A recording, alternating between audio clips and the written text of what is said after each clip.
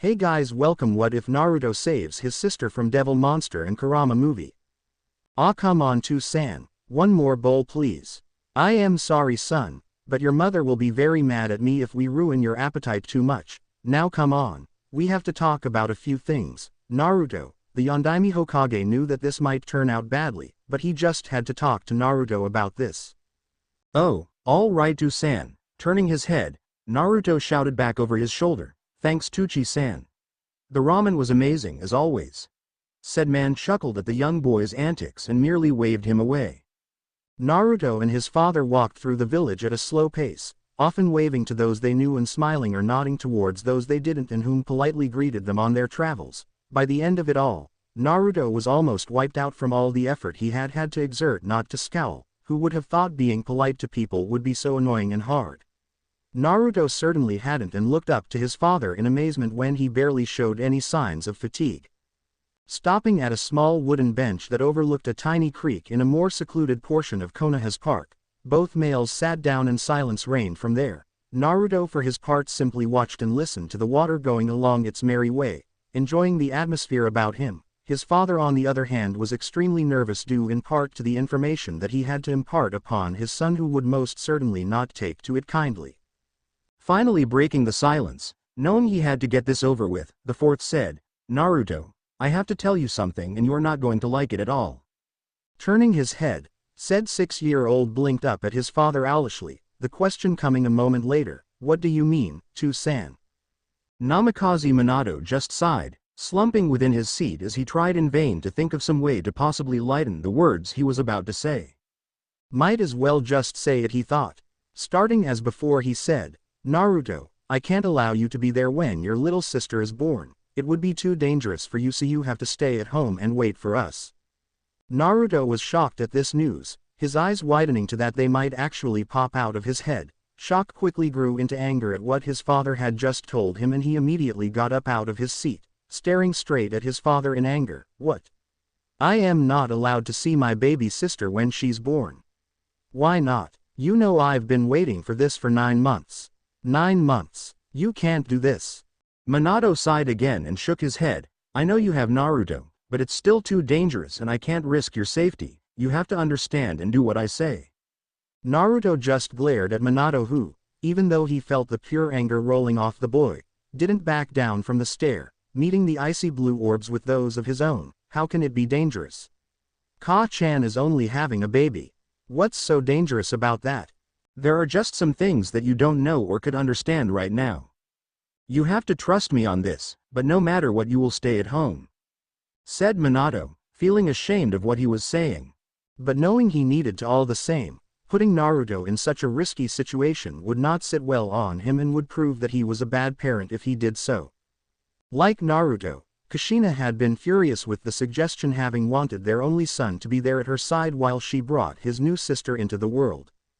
The great Yondaime Hokage, the deciding factor in the Third Great Shinobi War, and one of the strongest shinobi ever to grace the planet, had cowered in a corner the whole time, with his hands flashing before him rapidly to try and placate his red-faced, angry wife, who had cornered him like predator after its prey. After a thorough beating and one explanation later, Kushina had had to agree, albeit grudgingly, and had somewhat accepted the fact that they would be leaving their son behind at home. Compared to Kushina, Naruto was nowhere near as frightening for Minato, and he would prove it.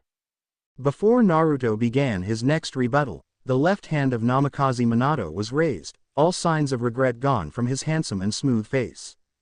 All replaced with the stern expression of the fourth Hokage. Naruto took in his now colder than ice gaze directed solely on him and gulped, instantly realizing that the blonde man was serious now and he would do well to shut up at this point. Before him was not his father but the leader of their village, the fourth Hokage, fourth ruler of Konohagakure no Sato.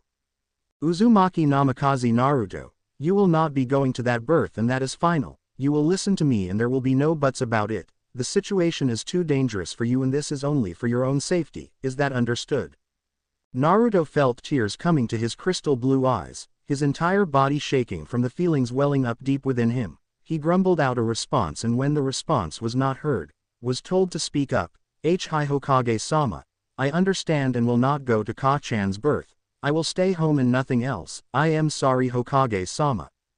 The hard face began to instantly melt away as Minato saw the hurt expression on his son's face. He quickly realized his mistake in transferring over to the Hokage glare and he sighed, hanging his head low in shame for causing his son's current condition. Reaching out, he flinched when he saw the quick jerk of Naruto's body as if trying to jerk away from something vile, and bile rose into his mouth. He needed to try and fix the situation fast.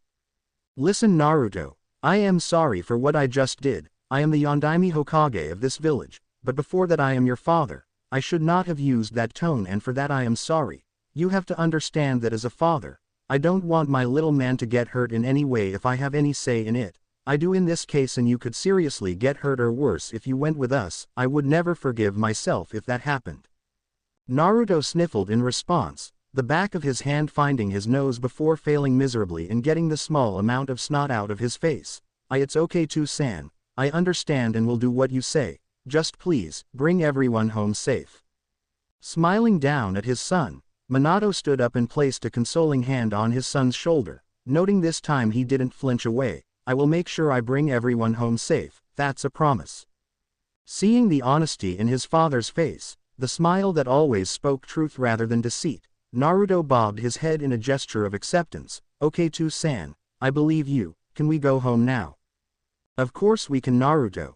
Taking Naruto's hand in his own, the Yondaime Hokage guided his only son out of the park, the hint of sadness still plaguing the boy's face. However, there was also a hint of acceptance, for, while both weren't thrilled with the decision, both knew it had to be done.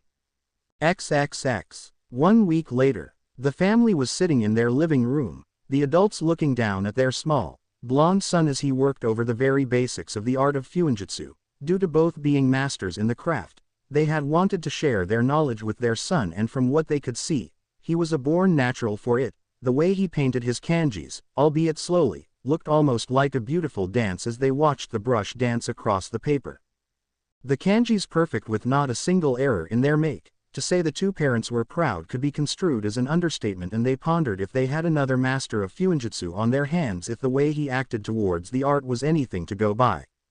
It was at that moment, while the three were just enjoying the atmosphere and good company, that a small breeze was felt coming from the open window on the house's south-facing side.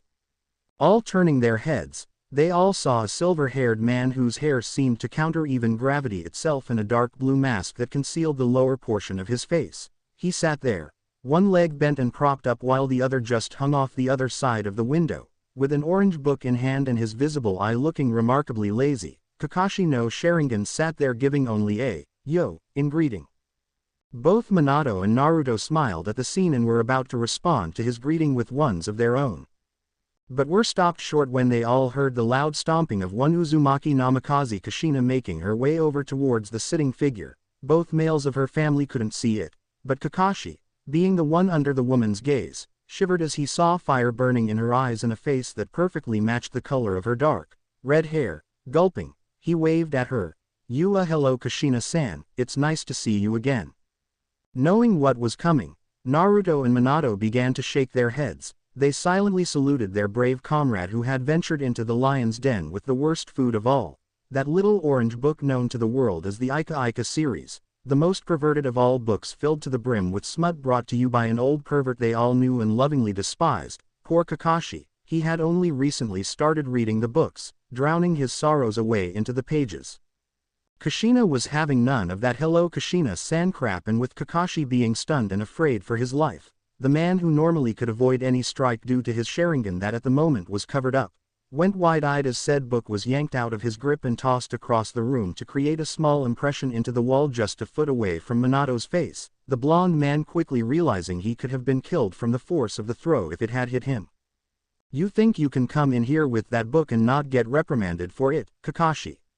You and that old pervert will rue the day you came into my life with such perverted smut. Now what do you have to say for yourself, mister? While this was going on, Naruto had turned and had initially been reaching for the orange book that had slid to the floor.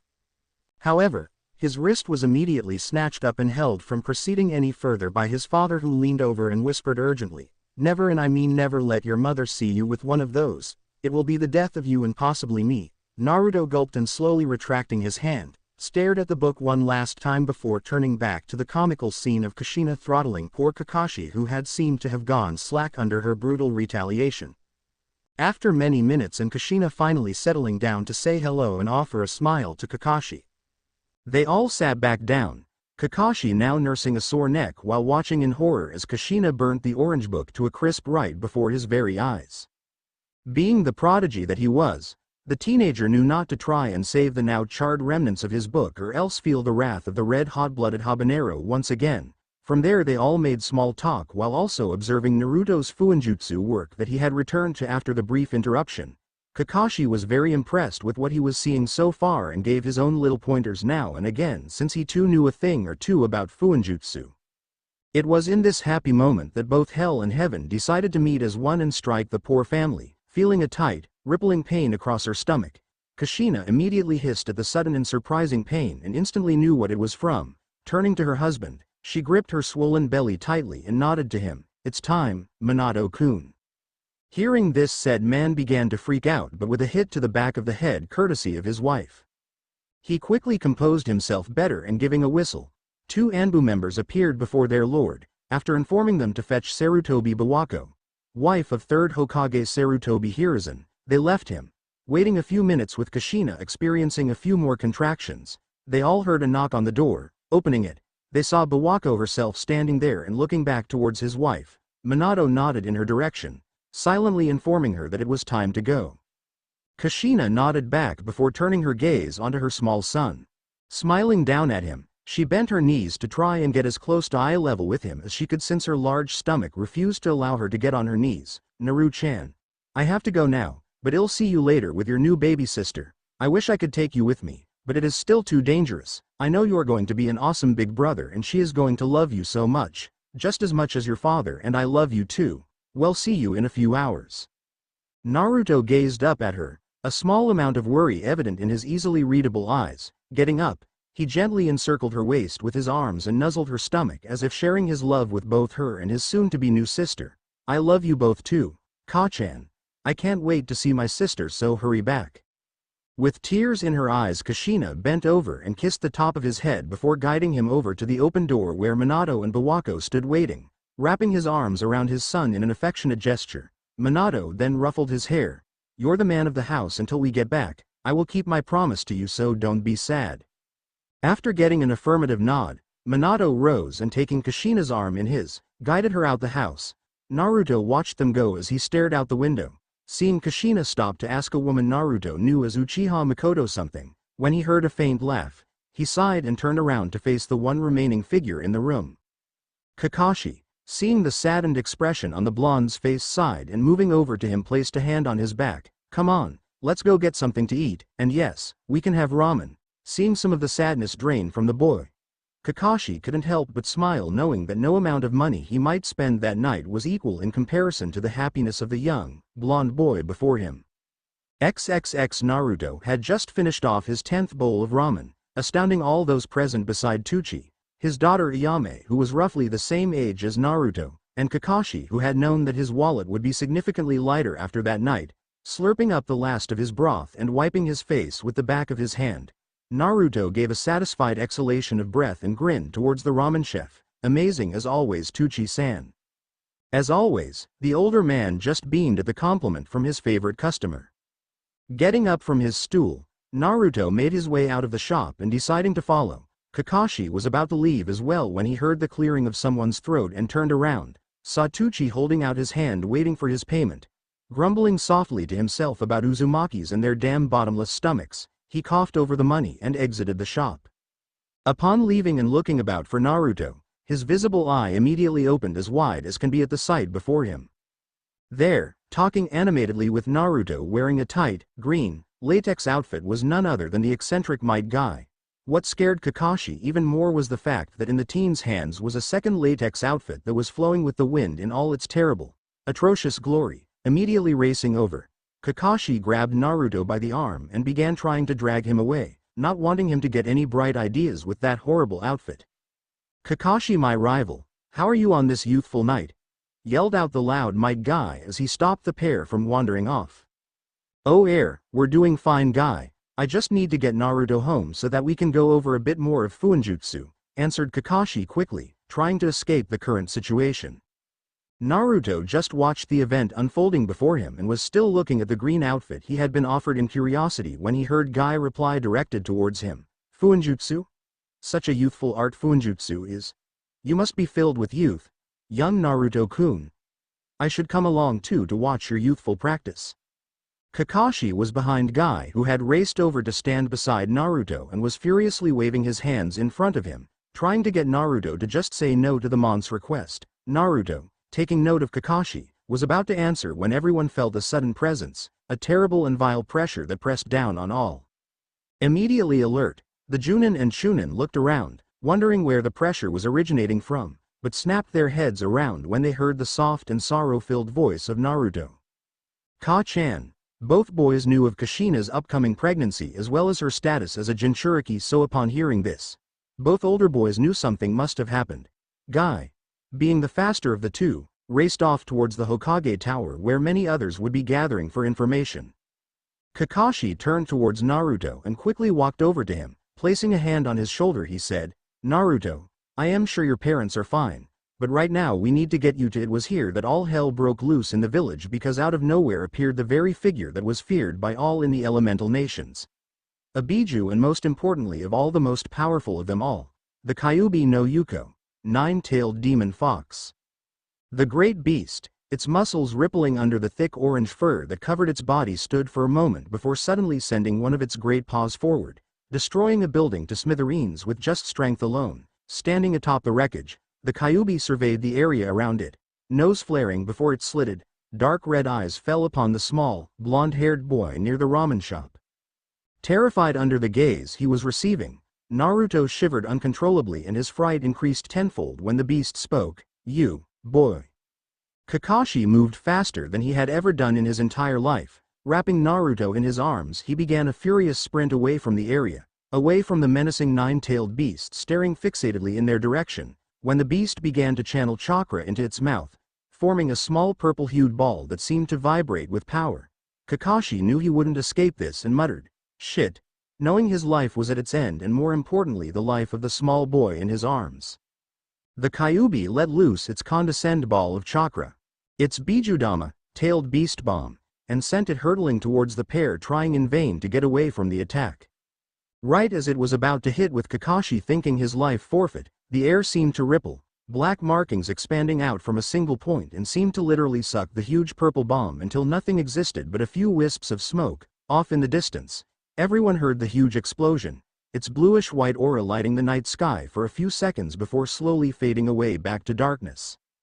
Naruto looked up, his face having been buried in Kakashi's flak jacket, and felt his body stiffen and his eyes go wide, for there, standing before them, with his white and red trimmed haori flowing about him, stood Namikaze Minato in all his splendid glory. The man looked first at the enraged Kyuubi before turning his head to glance back at his son. One lone tear escaped Minato's fire-lit face, and what Naruto heard next would deeply haunt him for the rest of his life. "I am sorry, Naruto, I couldn't keep my promise," and then giving his son one last, sorrow-filled look, he turned his gaze back onto the rage-filled beast before him. Right as he was about to attack the demon, a thick adamantine staff burst into existence and plowed into the side of the Kyuubi, sending it away and crashing into the forest beyond. A split second later, the third Hokage appeared in a flicker, accompanied by 4 of his personal Anbu. Minato smiled sadly to the older man and spoke up. "I am glad you could join us. I'll take care of everything now. Please protect the village." With a yellow flash he was gone, leaving behind grim-faced men. Turning to Kakashi, Hiruzen bellowed out, "Kakashi, get young Naruto back to his home and keep him safe. That is your mission and you will not fail." Kakashi saluted his superior smartly and, shifting his eyes to his young charge, felt a lump rise in his throat as he saw the scene. Naruto was on both knees, his arms limply hanging from his side as he stared at the place where his father had been just moments before. The look Minato had given had been permanently imprinted into his brain along with the words associated with it. 2 streams of tears cascaded down his face as he shook, sadness filling his soul to the brim, and anyone listening would have felt their hearts wrench as they heard the soft, almost inaudible words spoken, "To-san, Ka-chan." Kakashi moved over and gently lifted Naruto once again into his arms, From there he jumped atop the rooftops to the boy's home. Kakashi, who had always held the same indifferent and detached look after the loss of his two teammates, who never seemed to show any form of emotion, who always seemed to feel empty inside, now cried. He wept openly as he moved deeper into the village, feeling no shame in doing so. A river of tears flowing down from his exposed eye as he jumped from rooftop to rooftop. Ever since his father had died, ever since his two friends had died during the war, Kakashi had only found solace and love in life from his sensei's family. They were all he had left in this world. His friends were there of course, but for Kakashi, Minato had always been like a father after his own had passed away. If anything happened to them, he would almost certainly break apart from grief. Sprinting across the rooftops, Kakashi held the fourth's legacy. A boy that was much a son to the fourth as a brother for Kakashi, and he would be damned if he didn't protect him with his life.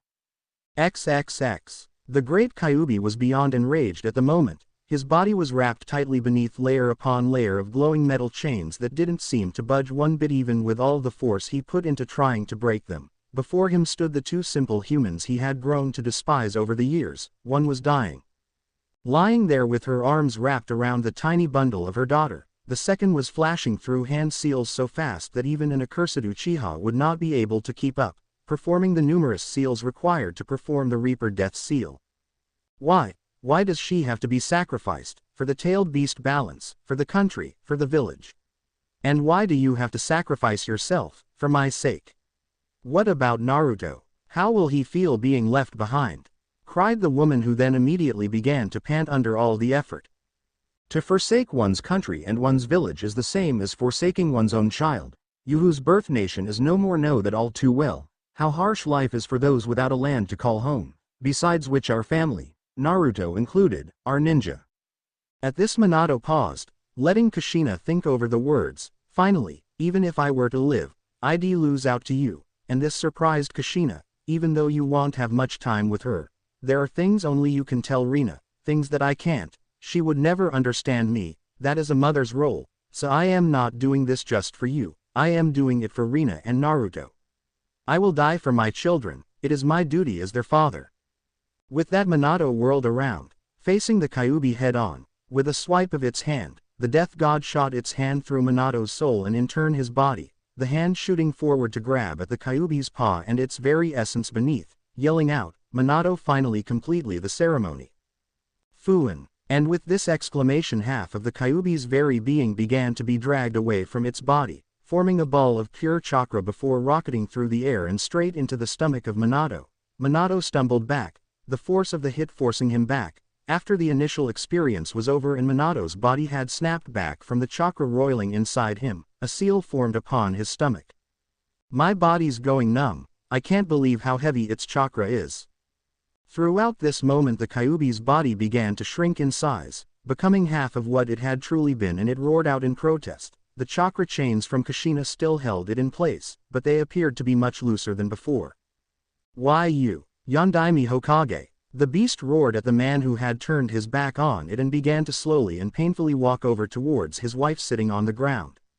All right, now for the 8-sign sealing, to seal the rest of 9 tails inside Rina. Dropping to his knees, he pushed his hand to the ground and summoning a small, pillow-clad pedestal surrounded on all sides by burning candles, took his daughter from Kushina and laid her down upon the small surface.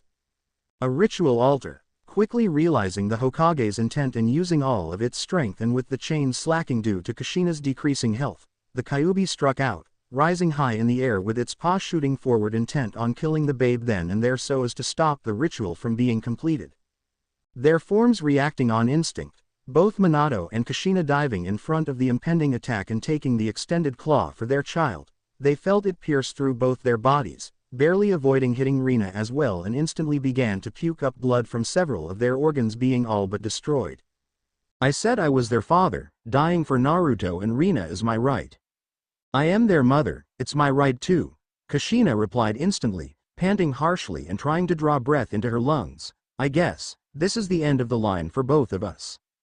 Minato nodded, grabbed her shoulder, forming a single seal with the other, intent on putting both their chakras into the seal. He finally responded once everything was complete.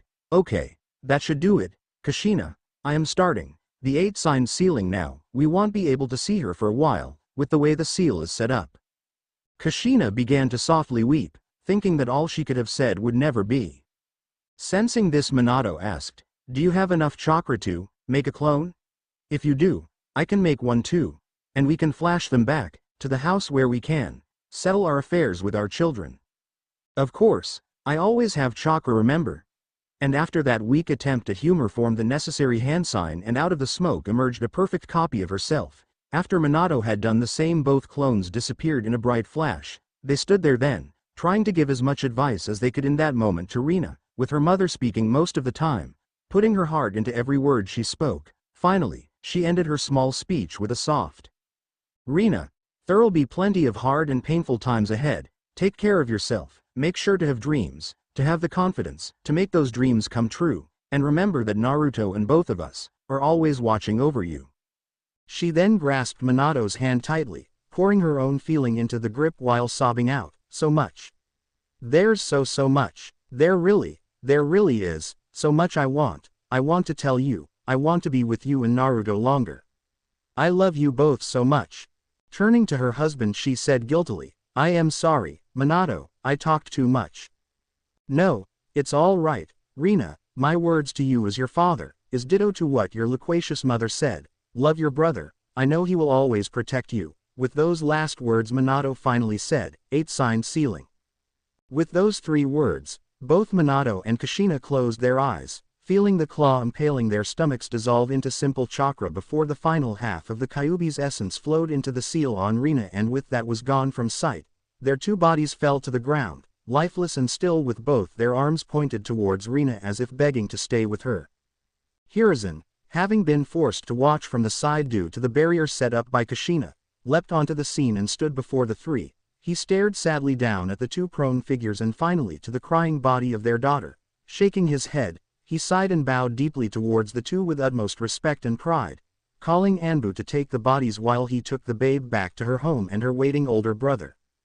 XXX. It was many hours later that Naruto finally awoke. His body and mind had taken a psychological beating, and within Kakashi's arms had blacked out from the inner turmoil.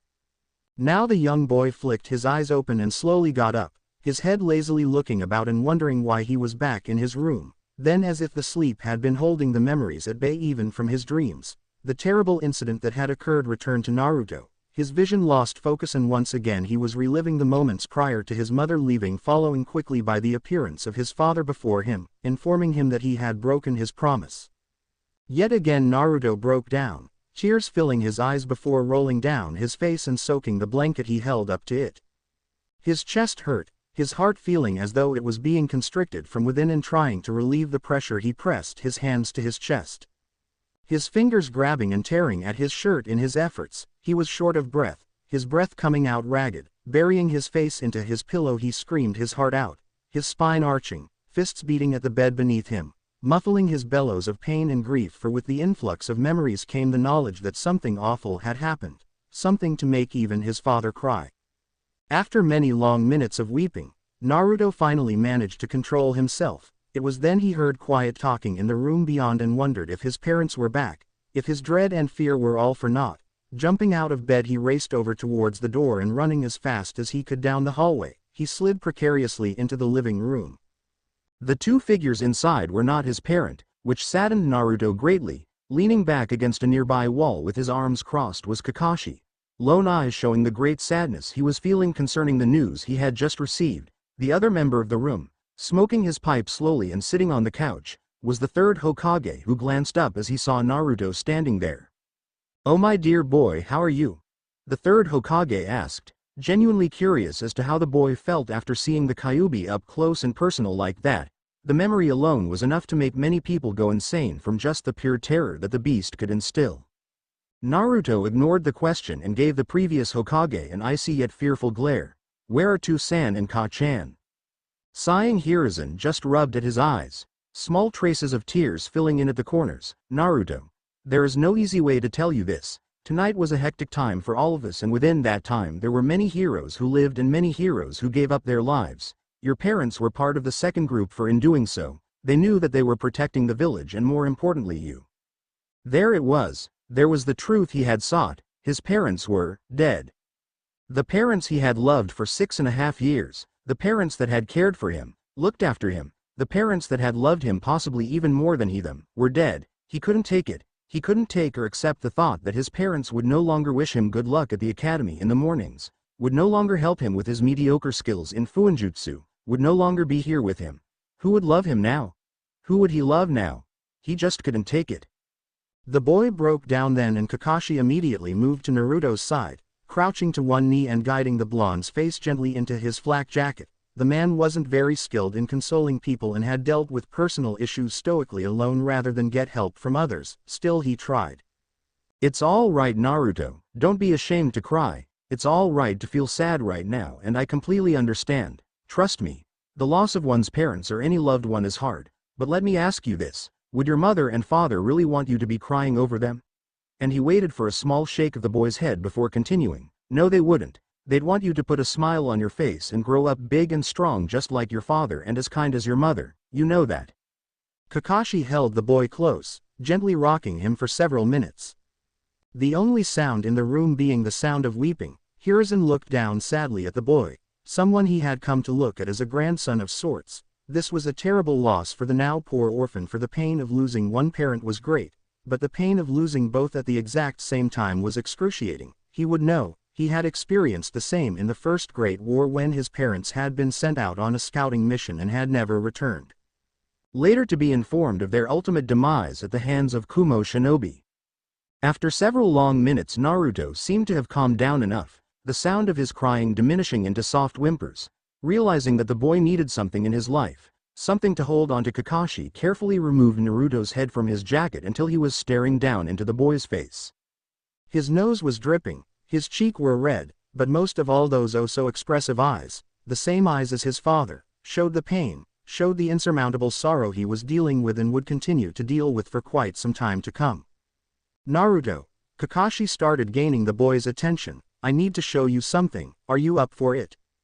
The blonde blinked at that, his overloaded mind barely comprehending the words. Finally, after the words had sunk in, Naruto nodded. Seeing this, Kakashi rose slowly, taking Naruto's hand in his own. From there all three, Kakashi, Naruto, and Hiruzen, moved down the small hallway and stopped just short of the guest room at the end of it. Placing a finger to his lips, Kakashi bid Naruto to be silent before he quietly opened the door, moving in with Naruto and Hiruzen trailing behind the masked man. The room was dark, bare besides a bed, closet, and what appeared to be a crib set in the far right corner. It was here Kakashi guided the boy, placing a hand on his back and pushing him towards the crib. When Naruto had gotten close enough, his height barely giving him enough to see over the edge, he suddenly gasped at what he saw. There before him, wrapped in a small blanket with her eyes closed but a contented smile adorning her lips, was a small baby quietly sleeping. Glancing sharply up at Kakashi, the man responded to the silent question. She's your sister, Naruto. Her name is Uzumaki Namikaze Rina. She looks just like Ka-chan. She has the red hair too, Naruto said, somewhat in a daze and seeming to just be rambling to himself. Needing to get a better look, wanting to get a better look, he carefully pulled himself up so that he was leaning over Rina, staring down at her with his big blue eyes. He couldn't take it. Seeing his sister there while their parents had died leaving them orphans made him just break down anew, and without meaning to the tears began to fall from his face onto Rina.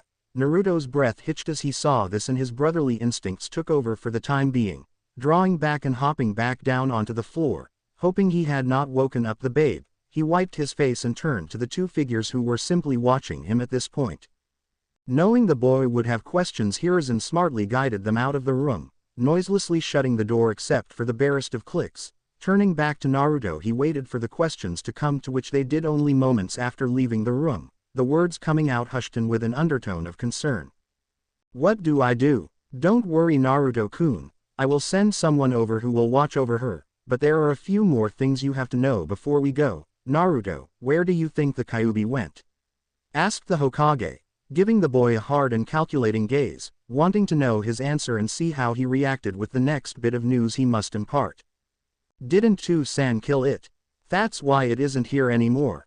Naruto questionably asked the Hokage more specifically. No, Naruto, your father did not kill the demon. There is just no possible way to actually destroy a demon. I know you're starting to learn about chakra, so I will just say simply it is a being made up entirely of chakra. One cannot kill something that technically is not living. No, the only way to get rid of a demon is to seal it somewhere where it won't hurt people. And where did To-san seal it? Naruto curiously asked, wanting to know what could possibly hold a demon. I am sorry, Naruto. Your father decided the only true place to seal the Kyuubi was within your sister. Since he didn't feel comfortable stealing someone else's child, and you knowing how he is, you can understand why he would give up his own child for this, but he did leave express wishes for her to be treated as a hero for the sacrifice. I will try my best to make sure his wishes come true. Naruto was stunned speechless, but the shock of it all quickly passed, and in its place remained the totally serious demeanor that marked the protective instincts of an older brother. And she is not the demon. Good heavens, no, Hiruzen hastily responded, not wanting him to get any ideas. She has it stored in a seal inside of her, but she is definitely not the demon. This is your sister, your one and only sister. This raises another point I have to make. The other villagers might not see her as such and only see the demon, so there may be attempts on her life. I will keep a squad of my men here 24/7 around your house so that she is given the protection needed. I will not allow her to come to harm. Neither will I. She is my little sister and I will protect her no matter what, replied Naruto firmly and without hesitance, the set of his jaws and the flash of his eyes showing his conviction. Clapping him on the shoulder with pride, Hiruzen smiled down at the blonde. That's the spirit, and if you want to protect her even better, you should focus on your schoolwork and growing up to be a fine young ninja. But remember this, and remember this well. Hiruzen's voice lowered significantly. No matter how strong you are, there are always those out there that are stronger still, so know that there is never a complete guarantee that even at your best it is enough. Train with the thought of always needing to improve. Never let your best truly be your best. Always train like that, for, with someone to protect, anyone no matter the situation can grow stronger because of it. There's nothing you can't accomplish if you do. It was after this that all decided to get some rest, and both giving the boy a hug, Kakashi and Hiruzen quickly departed the house, leaving behind two new orphans, young boy and his newly born baby sister. XXX. It had only been a week since the Kyuubi attack, and already life was very different for Naruto. The very first day after that terrible night, the house was plagued with attacks on an almost hourly rate. People demanding for the death of the demon child, and only with the help of the family's Anbu guard was Rina not hurt in all of this. While all of this was going on, Naruto had to deal with one attempted murder by the woman sent to take care of the family. Naruto had discovered her with a small knife concealed under a blanket and quickly called on Anbu to stop the situation before it had even started. All the property and belongings of the now deceased parents had gone to Naruto and his sister. Going through all the rooms, Naruto had then discovered two envelopes neatly beside one another on his parents' bed. Upon reading his father's letter, he had begun to cry, and upon the second from his mother he had broken down in both happiness and sorrow. Dear Naruto, if you are reading this, then I did not survive the fight against the Kyuubi as I thought. I managed to use the last bit of my chakra to form a clone to write this letter, so please pay attention to what I have to say. I sit here writing, thinking about your beautiful mother clutching our angelic daughter and your sister, and know that I would happily give my life for them. It is the job of a father to protect his family, and if he has to make the ultimate sacrifice for them, he would gladly do so. Under the circumstances I have done just that, and my only regret is leaving you behind without your parents. Know that I am extremely sorry that I had to leave you in such a way, but remember that family and friends are everything. Do not go through life fearing, but be brave and strive to protect those you love and cherish. I know life will be hard for you right now, but you have to be a strong man and fight through it all. I know you can. I believe in you. Now with what I am doing, I will be leaving your sister holding a great burden on her shoulders. Please tell her that I love and loved her with all my breaking heart as I write this letter. If there were any other way to rid us of the Kyuubi, I would have gladly done so. Since there is not, I have to simply ask this. How could I sacrifice someone else's child when I cannot do so with my own? It would be barbaric for me to do so, and I cannot stand that, so I sealed the Kyuubi within her, believing that, after looking after you for these 6 long years, she would be able to handle it herself, and with you to help I am sure she will. Both you and her mean the world to me, and I could not live with myself if something bad were to happen to the both of you. That is why I warn you now. The night of the Kyuubi attack was no coincidence. There was a man within the shadows of it all. But do not go telling this to anyone besides the current Hokage. He had on a mask with an orange spiral, and surprising of all, he had the Sharingan within the lone eye hold on the mask. I know it may sound preposterous and confusing to you, but tell the Hokage that I believe the masked man behind summoning the Kyuubi into our village was none other than Uchiha Madara. Be wary in the future, for he might come to strike again and regain possession of the Kyuubi, putting Rina in grave danger. That is why you must practice hard and become the best ninja you can possibly be. I believe in you as I always have, and believe you will rise to the occasion and protect your sister. There is so much more I wish to tell you, Naruto, about how proud I am to be your father, about how you mean so much to me, but I am running out of chakra and can't write it all down. Grow up big and strong. Your mother and I will be watching over both you and Rina for so long as you may live, and will gladly open our arms out to you when you come to us so that we can once again be a family. I love you, Naruto, and I will love you always. P.S. Attached to this letter is another I wrote for Rina, so please give it to her when the time is right. Also, there is a book on the bookshelf labeled The Tales of the Utterly Gutsy Ninja. It has instructions within that will lead the way to our secret room. Use it well. With a loving and broken heart, your father, Namikaze Minato. Yondaime Hokage no Konohagakure no Sato. Batting at his eyes, trying to halt the flow of tears threatening to overwhelm him, Naruto then moved to the letter written by his mother. Naru-chan, I so wish I did not have to write this letter. As your father, I managed to scrounge up enough chakra to make a clone to write this, but a clone can still cry, and I am doing so every moment I write this letter to you. Naruto, I love you so much.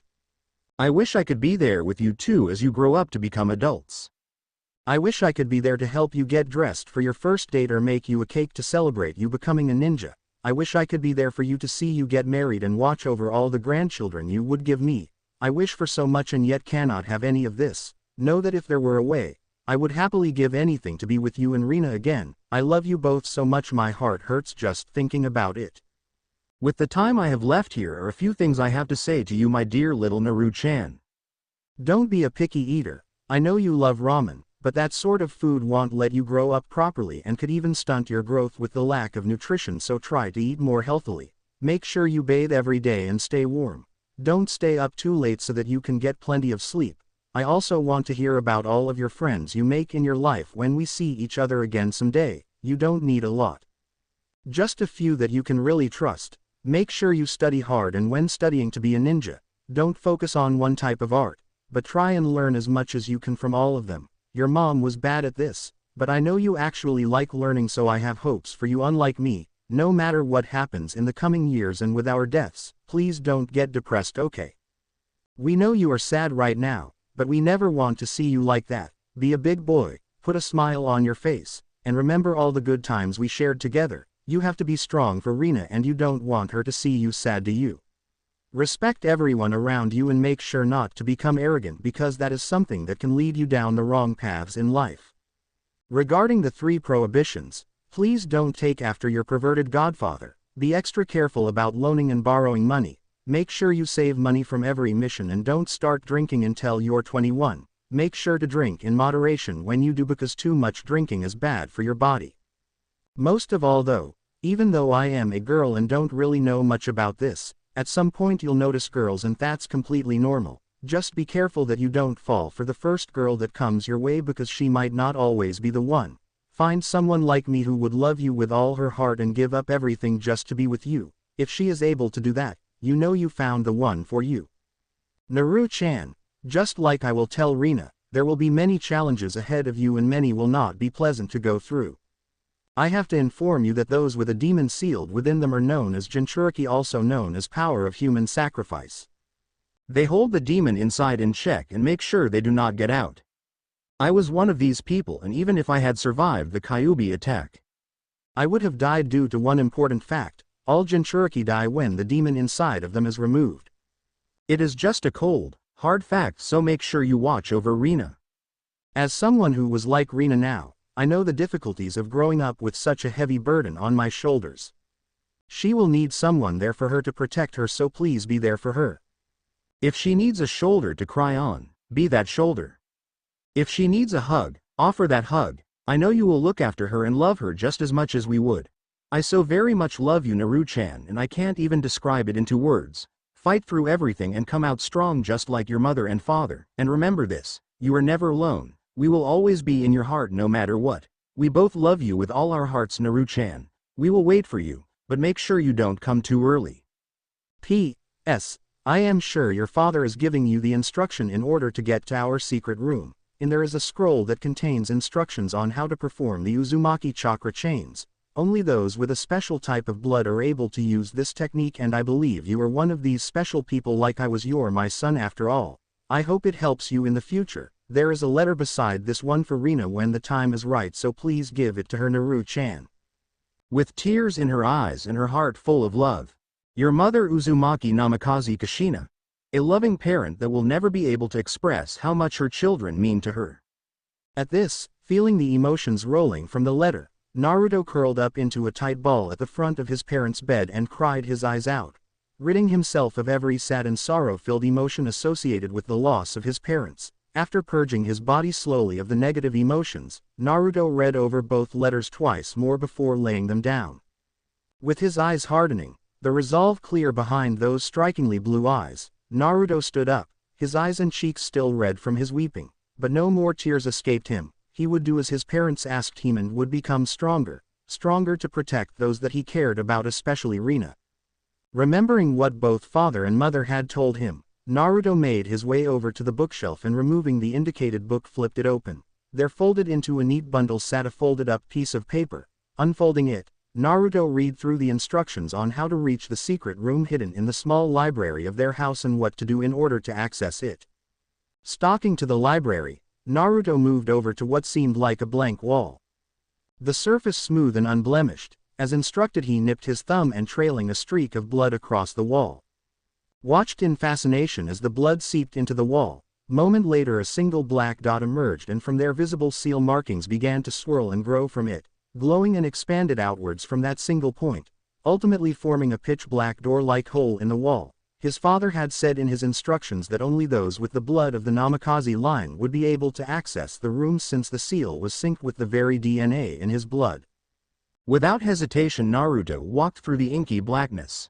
Feeling almost weightless in the space, after a few moments of floating, Naruto felt his feet hit solid ground. Blinking away the fuzziness, he turned his head this way and that, seeing candles lit and giving off soft glows of light to illuminate the large room. On one wall completely covered with a bookshelf that stretched from corner to corner, Naruto saw books. Each shelf was packed to the very brink, with some areas having books squeezed in wherever possible, the paper in some indicating the many years they had endured.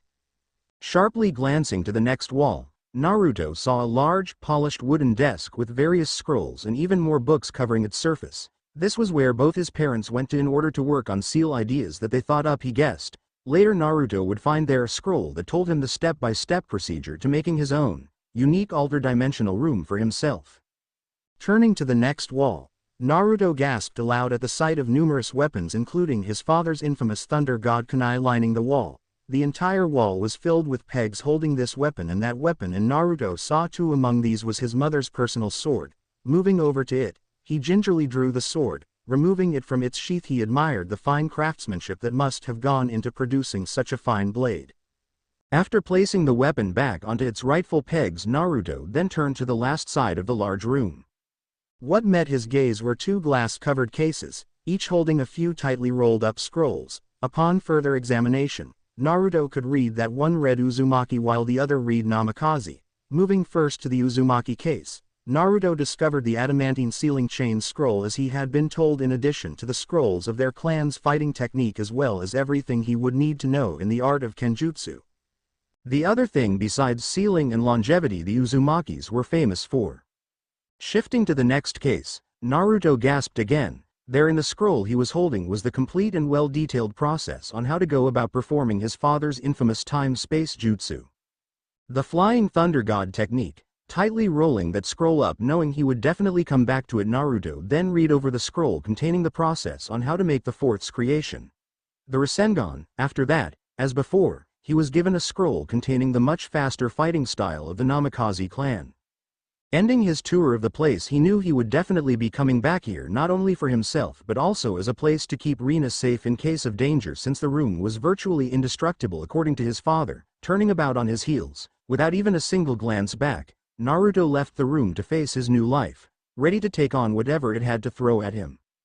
XXX Naruto now had a new purpose in life. Every day he would go to the academy and learn what he didn't already know with clear attentiveness before racing home to his sister. When not being able to attend to her, Rina was now being watched over by a family friend, Uchiha Mikoto, who upon each visit brought along her young son, Sasuke, who bubbled over in laughter whenever he saw Naruto.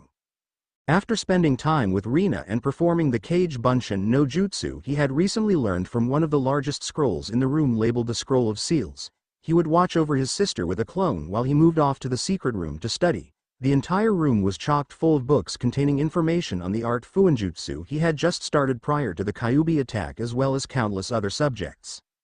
Spending 3 hours in there, busily reading over the dusty manuals and numerous scrolls and books. He would then head outside the house and perform the various katas of his parents' fighting techniques, wanting to learn them both in order to pay respect to his fallen heroes and parents. After this, for the last 2 hours until nightfall, he would practice his katana and throwing skills, and aided by both the Kenjutsu scroll as well as the occasional interference courtesy from one of the Anbu set to watching over his family. Naruto began to grow in his skills with weapons. He had refrained from using his father's special kunai for the time being and instead stuck with his mother's sword. The sword was a thing of beauty and was how his mother had gained the name of Red Hot-Blooded Habanero in conjunction with her dark, red hair flowing out behind her as she entered the battlefield. Washing up after his intense day, Naruto would then spend his free time cooking dinner for Rina and himself, playing with her for a time after before sending her off to bed. When she had grown older, she would always pouted at this and always managed to convince him to let her sleep with him in the master bedroom, which he had taken over after his parents had passed away. How could he say no when she gave him that adorable and heart-melting puppy dog look? He could never say no to her. This schedule continued on for many years and Naruto easily graduated the academy at the age of 11, nearly 12, and then 6 months later passed the Chunin exams held in Sanagakure village hidden in the sand, with his team, and was the only one among them to be promoted to the rank of Chunin for that first run.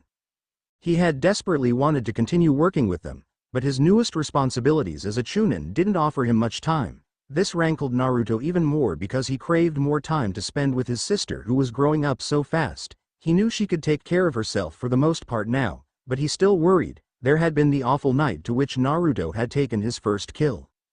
3 years prior, Naruto was walking back in from a longer than usual workout outside, his mother's katana now firmly strapped to his back so as to give him maximum movement, readying the stove and hoping Rina wouldn't be mad at him for starting dinner so late. He almost didn't notice the lack of the usual Ni-san that he often heard from his little sister.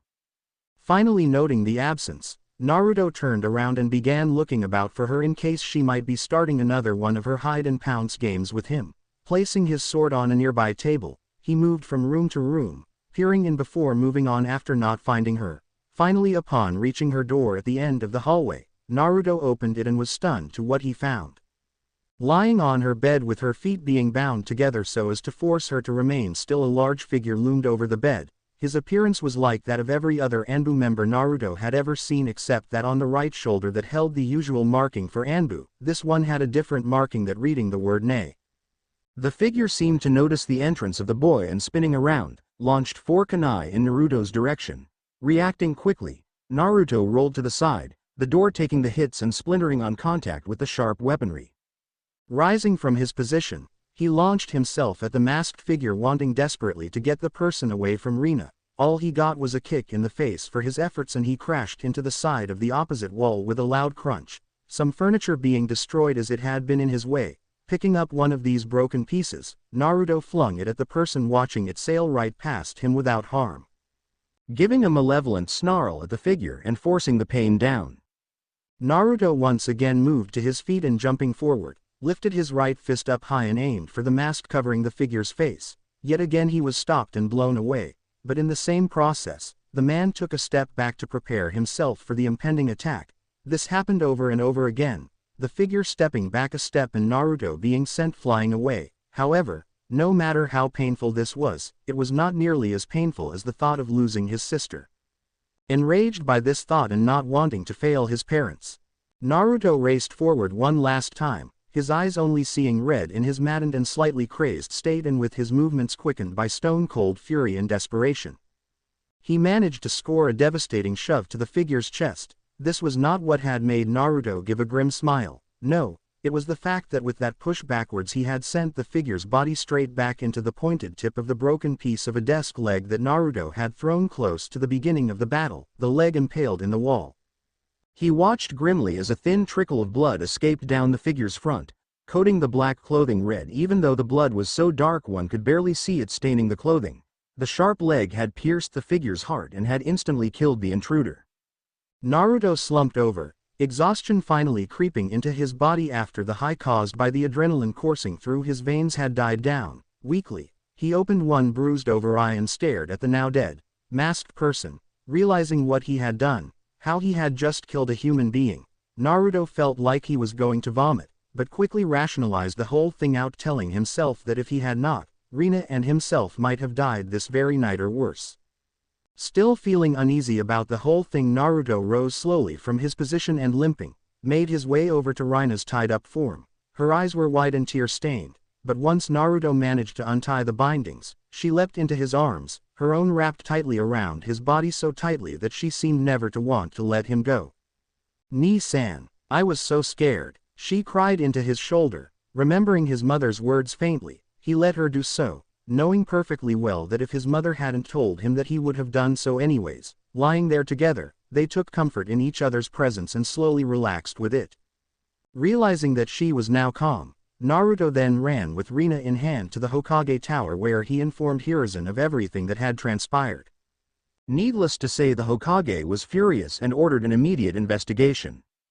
After being informed that the team watching the house had been found dead, their bodies left in some nearby bushes, the Hokage then asked if Naruto remembered anything about his attacker whose body had not been found at the scene of the crime. Upon being informed of the Nei sign he had seen, Hiruzen growled something out under his breath before telling Naruto that he and his sister would stay in his home for the time being until all of this had been sorted out. Bowing in thanks for his kindness, the two made their way home to pack up a few belongings and clothes. Once done, they left and with the Hokage guiding them, made their way to his home where they settled in, waiting for 2 long weeks before they were allowed to return to their home. XXX After that night, Naruto had worried for his sister on a daily basis. Knowing the way the villagers spoke about her and even him on occasion, calling him the brother of that demon child, many didn't know how to feel on the situation. For one, both children were that of both Uzumaki Kushina and their late Yondaime Hokage, Namikaze Minato, but as well one of them held the demon that had attacked and killed so many of their loved ones. Some decided to look at their family past the demon, but many others didn't and cursed the entire family, believing it had been corrupted by the demon. It was at the tender age of 12, almost 13, that Naruto finally thanked Kami that he had gone over every facet of Konoha's legal system, and of course all thanks were to be given to his clones. 6 months later, as the only current, eligible person to take the mantle of Uzumaki and Namikaze within Konoha, Naruto had found himself one day in the Grand Council room doing his duty as the head of both clans. Many didn't think much of him, thinking he was the brother of the demon or he was just some snot-nosed upstart that didn't know one end of a kunai to the other. Of course, these many comments usually came from the civilian side of the council as well as an occasional remark from one of the aging elders. The shinobi side had great respect for the boy, both as the son of their former Yondaime Hokage as well as personally for his own skills. He was shaping up to being one of the best chunin they had within the village, and there were even talks of a junin promotion after having only become a chunin 6 months prior. All he seemed to need was experience, and he received plenty with the many missions he had led over that 6-month period. Naruto of course didn't really care much for his rank personally and simply did what had to be done in order to strengthen himself and protect his sister. It had even gotten to the point where Naruto barely saw anyone but Rina except for the occasional visit by the Hokage, Uchiha Makoto, who seemed to want to help her best friend's children as much as she possibly could, as well as Kakashi, who tried to stay in touch, but was always busy with Anbu.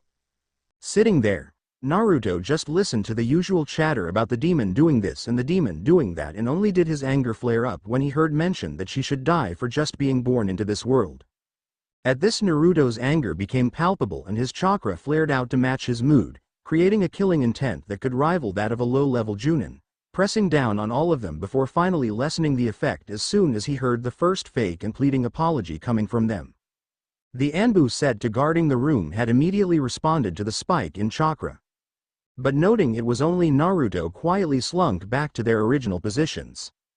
The shinobi side merely smiled over at the boy that looked at them, all realizing what he was going through. None of the clan heads, while losing many from their clan in the Kyuubi attack, faulted Rina for any of it and did not see her as the demon many mistook her to be. They all reasonably saw a scared girl who was being accused of something she had had no control over since she had been just a babe at the time. Naruto greatly appreciated this and often voiced his thanks in hushed whispers. Given shakes of the head in return telling him it was no matter. Even the ever-stern Hyuga Hiyashi, clan head of the Hyuga clan, had grown a soft spot for the girl and his daughter had quickly become attached to her, almost seeing her as a sister of sorts. When the Hokage had entered and everyone had risen in respect for the older man, the council meeting was started. Yagato Kisu, a large and bulky businessman who had control over many of the stores in Konoha, raised his voice to start it off. Hokage-sama, we are here today to discuss the enrollment of the girl earlier this week. We do not believe she should be allowed to be entered and most importantly should stay home so that she does not corrupt anyone else around her. Hiruzen had been about to defend the girl personally, but when a large killing intent coming from his right caught his attention he sighed and sat back, inwardly smiling at the fact that Naruto's intent was progressing well to the point where he too could feel the effect on him to a lesser degree. Councilman Yagato, pray tell what do you mean by your comment concerning the corruption done by Uzumaki Namikaze Rina? I must not have heard you correctly since you seem to have been implying that she has corrupted those around her. Might I ask why you think she is able to corrupt people? Is there a reason you think such? Do tell. During this whole process Naruto had yet to relinquish his killing intent and some were feeling the effects.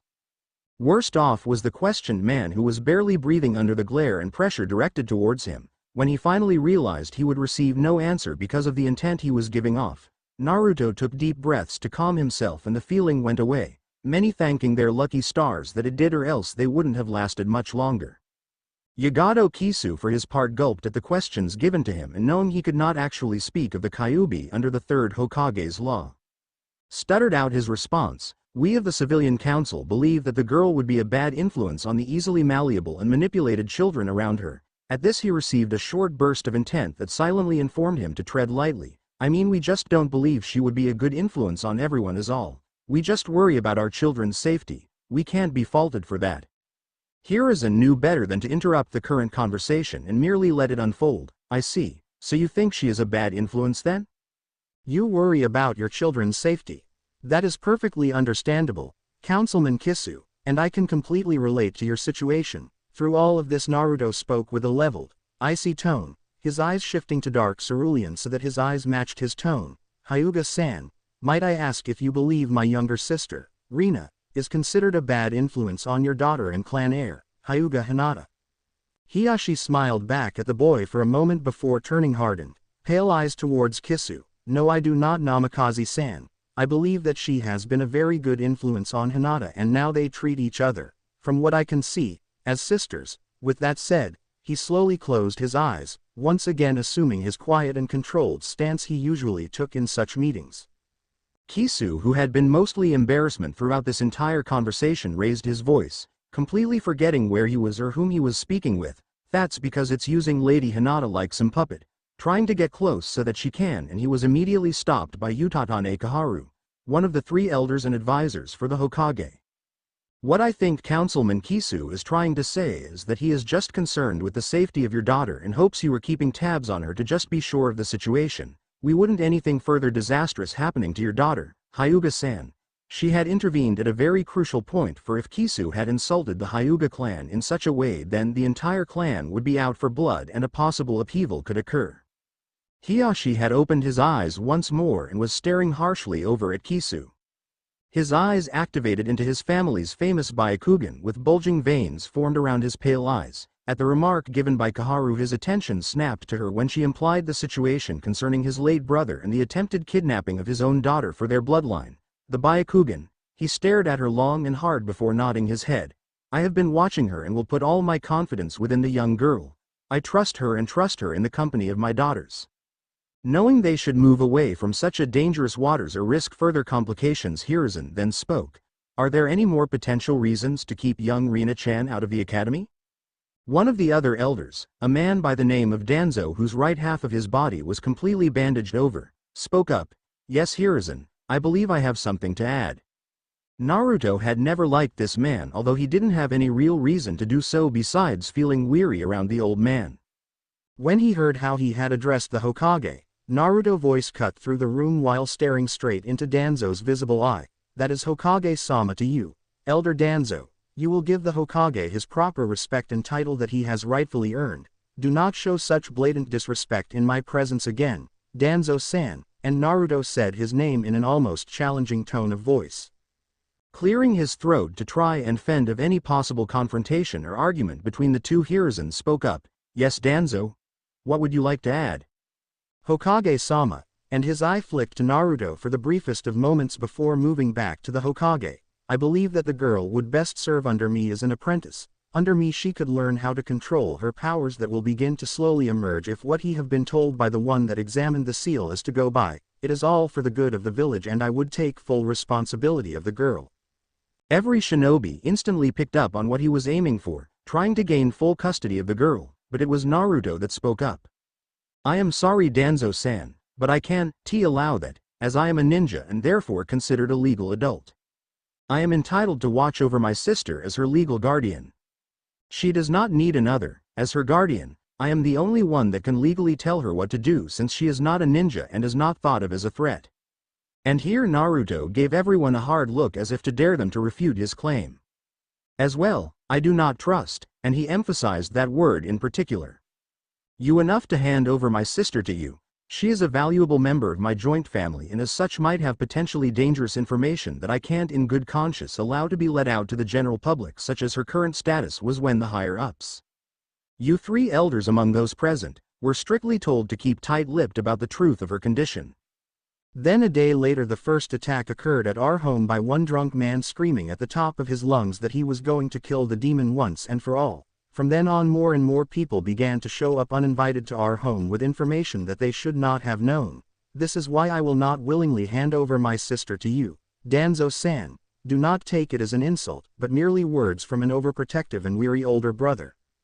The shinobi sighed and even the Hokage to a lesser extent smirked at the way Naruto had tactfully handled the situation. He had insulted the man, accused him or the other elders of leaking the information, had informed all that they had no control or authority over Rina, and had said it all while keeping cool and level-headed in the current situation. Danzo remained silent after this, and seeing this the Hokage went on. Very well, Danzo will not teach young Rina-chan. She will attend the academy until she reaches the age to attempt the genin exam and if passed, will move on to become a genin of the leaf. At this there were many outraged cries, comments such as don't let the thing near out children or she should be controlled and not allowed to walk freely were among the many shouted out by the civilian representatives.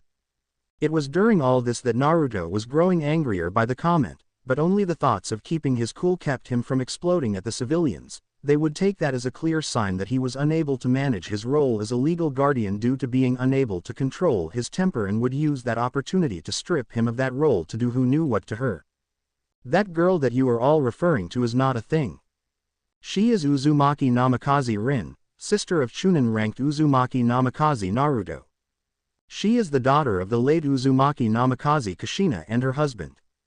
Our late Yondaime Hokage, Namikaze Minato. She is a young human girl who has feelings and should be treated as such. I implore you to keep that in mind, civilians, or else there will be hell to pay. Naruto had seen the obvious reaction at being insulted by being labeled as simple civilians, but all had bitten back angry retorts knowing that Naruto never went back on his word and suffice to say would carry out his threat if need be.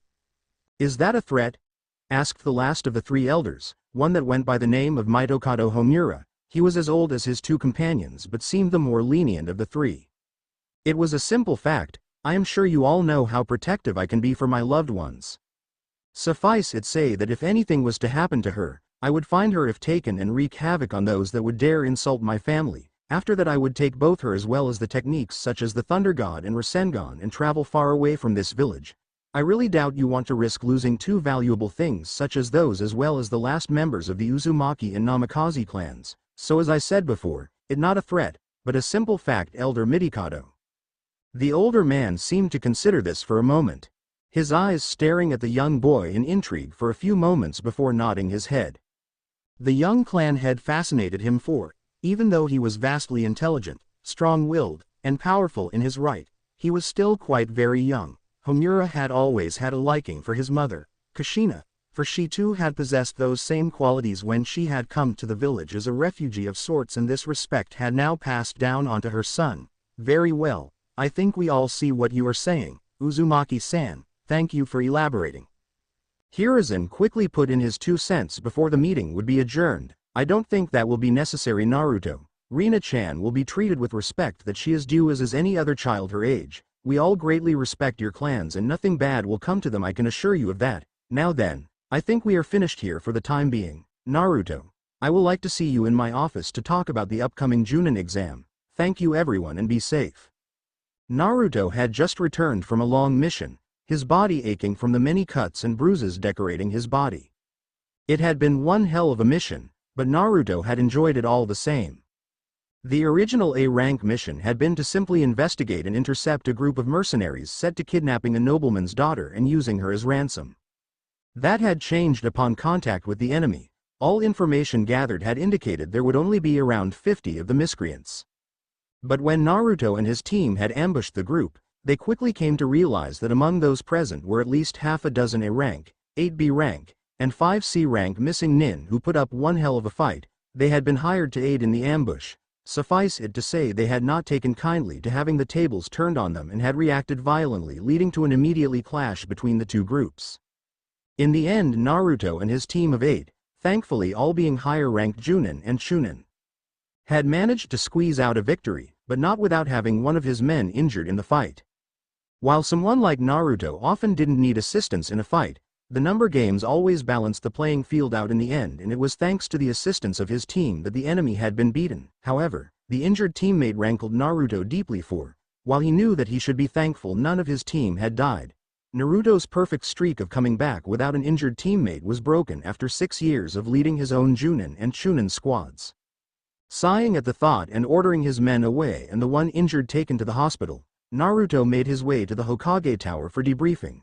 Moving through the brightly lit and curving hallway, Naruto stopped in front of a mirror, his eyes drifting up and down his form to take in his appearance. He almost looked like an exact replica of his father, Minato, from the chiseled yet slightly rounded face with golden locks hanging from either side of his face. He was tall, standing at a near 61 with a lean, fighter's frame that seemed to be built for speed rather than strength. He now wore a standard green flak jacket zipped halfway up with a solid black muscle shirt underneath whose sleeves covered 3/4 of his arms before leading to his hands that were covered with the standard Junin plated gloves. Below this, Naruto wore a pair of solid black Junin pants with various pockets for storage. His left thigh was wrapped with a few layers of bandages, while on his right was a pouch that held his explosive tags and kunai, which were exact copies to his father. Near his back pockets were 2 additional pouches, one holding regular kunai while the other shuriken. Just above the sandals on both legs was an additional thin layer of bandage tape wrapped about his legs. As well, Naruto had a red and black trimmed haori at home just as his father had, but rarely wore it unless the mood hit him or the situation was deemed fit to wear it. He hated having the thing repaired every time it got caught or torn in battle. In his younger days, Naruto had always sported a brightly colored orange shirt, but over the years he had come to realize that the color was a dead giveaway when stealth was required on missions. Naturally he had done away with it, but his love of the color had not waned, and every morning he would wrap an orange kerchief around his upper arm in representation of those long-gone, innocent years he had had before finally accepting the true life of a shinobi. Approaching the Hokage's door, he eyed the 2 guards on either side, both of whom stepped aside quickly without a word of protest or request for identification lest they face the wrath of Konoha's own Yellow Wraith, S-rank ninja in all known bingo books. At the tender age of 15, after countless hours of research and studying, Naruto had finally done something no one in written history had ever done before, having wanted to refrain from using his father's ingenious creation, Hiraishin, and desiring to be known for his own achievements rather than someone else's. Naruto had concocted a seal array that was solely his and his alone. The seal had been vastly complicated to create, drawing on layer upon layer of various seals to support itself and the ability it offered someone. The entire premise of the experiment based on one thing and one thing only, speed. It had taken months to create with many failed experiments in between start and finish, but it had been all worth it to Naruto when the final product was constructed. Implanting his new seal formula into his own sandals, Naruto was now able to magnify his speed to an almost unheard level, matching a speed just below that of the flying thunder god itself. While it indeed was not as fast as his father's creation, it in turn gave Naruto more perks when it came to fighting. Instead of being forced to move in a basic straight line in between points as the flying thunder god made the user do, Naruto's seal gave him the ability to direct and redirect his movements as though he were simply running extremely fast. Something he was basically doing. This made for a much more convenient way of fighting than having to worry about planting his seals down this way and that. So fast was the speed he moved at that the only thing the enemy saw was a bright yellow afterimage of Naruto when he applied his seal, giving him the moniker of Yellow Wraith and ultimately giving his technique the name Flash Step. Although it used up a considerable more amount of chakra than the flying thunder god, for the seals would constantly have to be infused with chakra for them to work. He had chakra aplenty, and Naruto's reputation had soared to a title only gained by the Yellow Flash himself, a flea on sight status. Stepping into the office, Naruto took in the sight before him. Sitting in his chair behind his paper-loaded desk as was custom, the third Hokage sat. Before he had walked in, the woman, her ruby eyes flashing with a smile set on her equally matching lips, had been talking animatedly with their leader. Upon his entry, she had stopped and had turned to face the newest of the room's occupants. Seeing who had entered, the woman, her wild, black hair covering her entire face as she moved, bowed her head low towards him in greeting. "Namikaze-san." Naruto scowled at this, personally having never enjoyed formalities and with his rank of S-class, who were few and far between in the lands of the elemental nations, had been given much more respect than before. He was on an equal level with the famous Densetsu no Sannin. One of those Sannin, Jiraiya the Great Toad Sage, was even his godfather and had personally trained with Naruto when he visited the village and didn't have to tend to his large spy network. From this to being the son of the Yellow Flash and red hot-blooded habanero made him quite well known. He was as well thought of as a son by one of the other Sannin. Senju Tsunade, one of the greatest medical ninja to ever grace the land, surrogate grandson to the third Hokage, and little brother to Kakashi no Sharingan. With all of this, Naruto seemed to have many connections and was famous throughout the land. So of course Yuhi Kurenai, the woman in the Hokage's office, had given respect to him, although it was mostly due to the fact the Hokage was right there. Both were close friends and had known each other for a long time. Waving his hand in a gesture to signify for her to cease such actions and a small smile replacing the previous scowl, Naruto responded, "Please don't do that, Kurenai, you know how much I hate formalities." Kurenai darted her gaze towards the Hokage, which got Naruto's eyes rolling. "Like he cares what anyone calls me, isn't that right, you old coot?" Hiruzen growled at the boy's impudence. Chuckling, Kurenai smirked at the blonde. "Very well, Naruto." She turned to look back at the Hokage. "Please excuse me, Hokage-sama, I should get going. I have plans this evening that must be taken care of." "Oh, of course, Kurenai-chan. You are excused, and I hope you find your new Junin rank to your satisfaction. Come to Naruto, myself, or any of your other Junin for advice if you need it.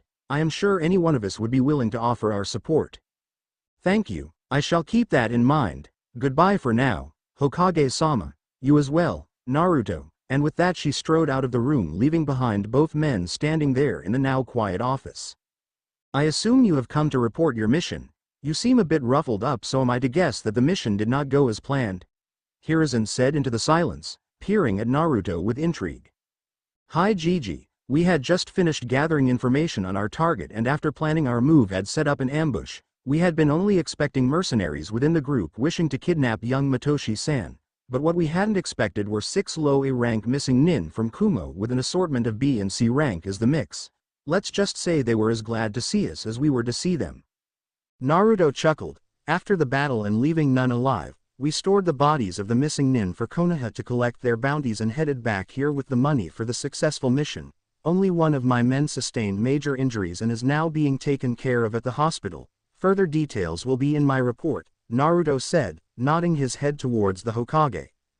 "You say there is someone from your team in the hospital? Well, looks like your streak is gone now. It is a shame, but at least no one was killed. Hiruzen teased, causing Naruto to bristle. Yes, well, what's happened has happened and nothing we do can change the past, no matter how much you would like to. Sensing the mood shift, Hiruzen cleared his throat to draw Naruto's attention back to the present for the time being. Yes, well, congratulate your team for me. You all did a superb job from what I can see and will receive compensation for the addition of so many high-ranked ninja. Thank you for informing me, Naruto, and if you would stop by in 2 days, I wish to discuss something with you that might change your life for the better. Curious at that final statement, Naruto bid the Hokage good day before simply disappearing out the open window, heading in the direction of his home. Upon arriving, he set his sword down on the nearest table and stripped away his flak jacket. With a heavy sigh, he catapulted onto the couch and there lay face down, weariness starting to overcome his body. Yet sleep was never to be for Naruto, for as his eyes closed and his conscience began to slowly drift away, the front door of the house opened and with a loud bang closed a split second later. Opening his eyes so that they formed slits, Naruto saw a red-haired girl pass through his vision, seeming not to be able to sense him due in part to his body unconsciously keeping his chakra levels as low as possible out of reflex. Groaning softly to himself, he dragged his body into a sitting position before raising his voice. And here I don't get a hug or a welcome home. I am heartbroken, Rina-chan. Naruto grinned as he heard a loud squeal coming from the kitchen and 5 seconds later was properly glomped as Rina raced over and tackled her brother, too tired to do much but hug her in return. Naruto smiled down at her bright and happy face. Welcome home, Ni-san. I missed you, exclaimed Rina, burrowing her face into his chest as if wanting to stay there for eternity. He was her only family and the bond between them could only ever be broken by death itself. Giving her one last squeeze before grunting and pulling away from her, she only then noticed how tired he looked. Oh, I am sorry, Ni-san, you look awful. Thanks for pointing that out. I probably feel worse than I look, and here Naruto grinned, his eyes glinting with amusement. Anyways, how's the class dead last doing Still failing those tests? This was an inside joke between the two and had been going on for nigh 6 years now. 6 years prior, 6-year-old Rina was cold. She could feel cold water rushing about her ankles as she stood there in the dark, musky sewer-like room. Before her was an immense gate, stretching for as high as the eye could see. Set in between the side edges of the 2 caged doors laid a simple piece of paper with the kanji for seal written upon it. Walking slowly over, feeling some sort of malicious force exuding from the cage, Rina stopped stock still as the greatest figure she had ever seen came into existence right before her very eyes. The figure, in the shape of an orange-furred fox, had red slitted eyes that were filled with complete and utter hatred. Behind it, swirling and shifting about, were 9 tails, each seeming to have a life of its own. Within a moment of stopping, Rina saw the great beast rise up on its haunches. 9 tails splayed out behind it with equal spacing in between each one, before it launched itself at her and the caged doors, releasing an ear-splitting roar that shook the very room around her, causing cracks to form in the sewer walls, its malice-filled eyes staring fixatedly upon Rina as it charged. Rina couldn't move, she couldn't breathe, and what made matters worse was that the caged doors seemed to just disappear, leaving only open space between her and the running fox. She was scared witless at the spectacle and feared that she would never again see her amazing older brother again. An image of her brother flashed through her mind and stayed there just as the great maw opened wide, biting down with a snap. Then all she saw was black. Naruto had awoken as soon as he had heard the screams of alarm. Reaching under the pillow for his kunai, he darted swiftly out of the room. His heart was beating so fast, thinking that there was yet another attack on his poor sister, but when he came to her room and saw her thrashing about, his worry diminished ever so slightly. Moving over to her and placing his hands on her, he tried to shake her away and rid her of her nightmares to no avail. Shaking her more urgently, his worry increasing, he finally saw her lids snap open and Naruto had to step involuntarily back at what he saw. Dark blue eyes had come together to meet violet and Naruto had seen the pure and utter fear written in those orbs staring back at him. Ni-san? He heard Rina ask and instantly he was at her side again, hands reaching out to clasp her own in his. Yeah, it's me, Rina, don't worry, I am here. I was so scared, it was so dark, I thought I had lost you forever, and with that statement she broke down. Naruto quickly moved in to let his arms ensnare her, propping her head up against his chest as he lay there, letting her cry her fears out. When at least she had become still, not a single sob being uttered by the small girl, then did Naruto ask. What was your nightmare about, Rina-chan? Rina seemed to hesitate at this, her voice failing as she once again seemed to relive that horrifying image of being eaten by the large fox. It was so scary. I was in this dark and wet place. I didn't know where I was and there was this big cage in front of me. When I looked in, all I could see was a big angry fox staring at me. It ran towards me and I was so scared I couldn't move. Then it ate me and everything went black. Naruto tried to suppress the growing knot in his stomach, his mind racing at the very idea of Rina seeing. Rina, what color fur did the fox have? I think it had orange fur, Nissan, and it had 9 tails behind it. Naruto's body instantly tightened, his breathing becoming labored as he tried to fight down the growing anxiety and worry that was beginning to invade his body. Rina seemed to pick up on his change in temperament and gazing up at him asked, "What's wrong?" Breathing deeply so as to try and calm his rapidly beating heart and push down the nausea that was rolling through his stomach, Naruto wondered what he should do. Should he tell her the truth? Was she too young to be told the truth and truly understand? What would happen if he did? All these questions came at Naruto in one great gigantic wall of thoughts and he felt himself drowning under the pressure of making the right decision. Only the light touch of Rina's hand on his arm dragged him out of that waiting tsunami of worry and doubt. It was always Rina, Naruto thought before he sighed and propped himself further against the backboard of the bed. Rina-chan, please listen to me and do not interrupt. What I am about to tell you is extremely important and cannot be spoken aloud unless you truly and utterly trust someone. You may speak about this if you want to, but if someone else were to, there would be severe consequences for that person. Do you understand me? This is an S-rank secret and it's top secret. I understand, Ni-san. All right, just remember what I said and don't interrupt no matter what. Pausing to run a hand through his hair, he finally began. When you were born, something very terrible and sad happened. Something that would lead to a great many people becoming angry and still remaining angry even up to this day.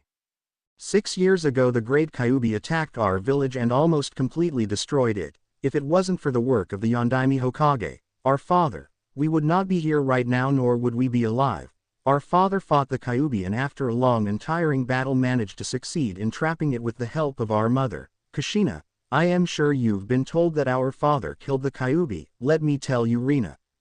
Here his voice dropped significantly. There is no possible way to kill a demon, and so what people do is seal the demon into something that can hold the great power and might of that beast. There are a couple pots and jars that have the power to hold the creatures, but the strongest one of all, the most sought after and used sealing object in all the lands, is a human sacrifice. And so, wanting to protect his village and family, our father sealed the Kyuubi into a babe born just that day. Naruto paused and looked deeply into Rina's eyes, wanting to impart this very important knowledge upon her without any misunderstanding. Now, and I want you to listen carefully to me, Rina, our father couldn't bring himself to use someone else's child and believed that it would be despicable to do so. So as a sacrifice he used his own to store the demon. On the night of our parents' death and the defeat of the Kyuubi, you, Rina, became the vessel that holds the demon. There is a seal on you that keeps the beast in check. This is why you probably hear things like demon brat or have been told to just go die. People are mad at the Kyuubi for killing their loved ones and want revenge. At hearing this, Rina began to shake violently, a painful sob retching from her throat as she cried uncontrollably. Naruto stopped his lecture there, content with just letting Rina go over the information in her head and come to her own conclusions. It was the next 3 words that stunned Naruto to the core and made him want to vomit. I am a monster. The words coming out so matter-of-factly, so convinced that it was the truth that Naruto furiously shook his head and grabbed at Rina, forced her to look up at him and into his eyes. No, you are not a monster, Rina. You are definitely nothing like that. The beast was stored in the seal on you. It's like a holder for a kunai. The holder holds the kunai, but is not the kunai itself. You are what keeps the Kyuubi locked in its prison. You could never be a monster, Rina-chan. I could actually describe how this description of a Jinchuriki is actually incorrect, but she is a child and might not understand. But, Tu-san and Ka-chan are dead because of me. I was the reason you got left behind, Ni-san. If it wasn't for me, you would be happy, you wouldn't be alone. Naruto's eyes snapped down at that, his entire body going numb from the shock of her words. For many precious moments he just sat there, staring down at his sister who was crying softly into his chest. Reaching up with a free hand, Naruto began to lightly stroke the back of his sister's hair, his fingertips gliding across the glorious strands of red hair and occasionally parting them like rocks with the ocean waves.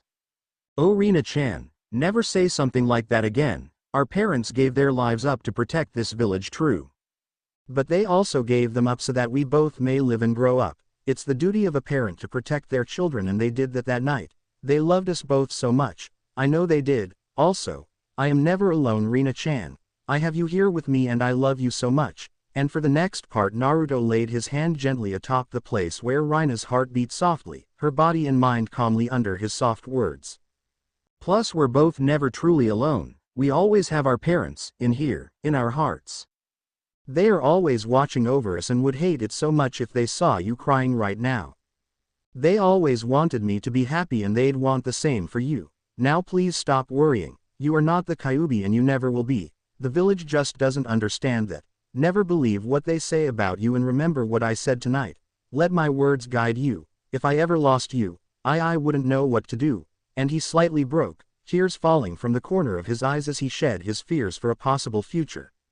Rina gave him a soft smile and buried her head further into his chest, squeezing her arms a bit more tightly around him to show him the same comfort he had shared with her. It's okay, Ni-san, I am not going anywhere, she said, lifting her head up to plant a soft kiss on his cheek. Naruto chuckled dryly. All right, I am better now. You can stop giving me the death grip, he teased lightly. How about a change of topic? How were the last few days at the academy? You learn a lot. Rina bobbed her head at the question and smiled warmly, wiping away her tears. Yeah, I did. I don't like learning boring stuff, but Hinata-chan is there so it makes it fun. She exclaimed jovially. Oh, that's right. You're spending a lot of time with her. I totally forgot. How is she? Is she fun? Heck yeah, she is. She's so much fun and we have a lot in common and her eyes are to die for. And whoa there, slow down, I get the picture. Seems you really are having fun, although now we have to talk about something that isn't so fun, Naruto said, his happy mood slowly diminishing at the thought.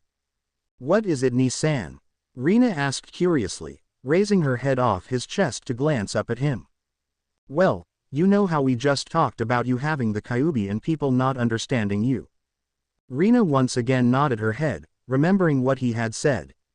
Yes, well, we both know you're smart, very very smart in fact, but there are factors that you have to understand, Naruto informed hesitantly. What factors? Rina asked, rather confused at the moment since her brother wasn't making much sense at all right now. Well, a lot of people see you as the Kyuubi and so are very scared. Remember all the attacks that still occasionally happen. That's what I am talking about, Rina-chan. I don't want you to get hurt since you're outside of the house a lot more now without supervision around you. Something bad could happen. Rina shook her head and gently rubbed his forearm in order to placate Naruto's growing ire and anger. It's all right, I won't get hurt, I promise, and I never break my promises.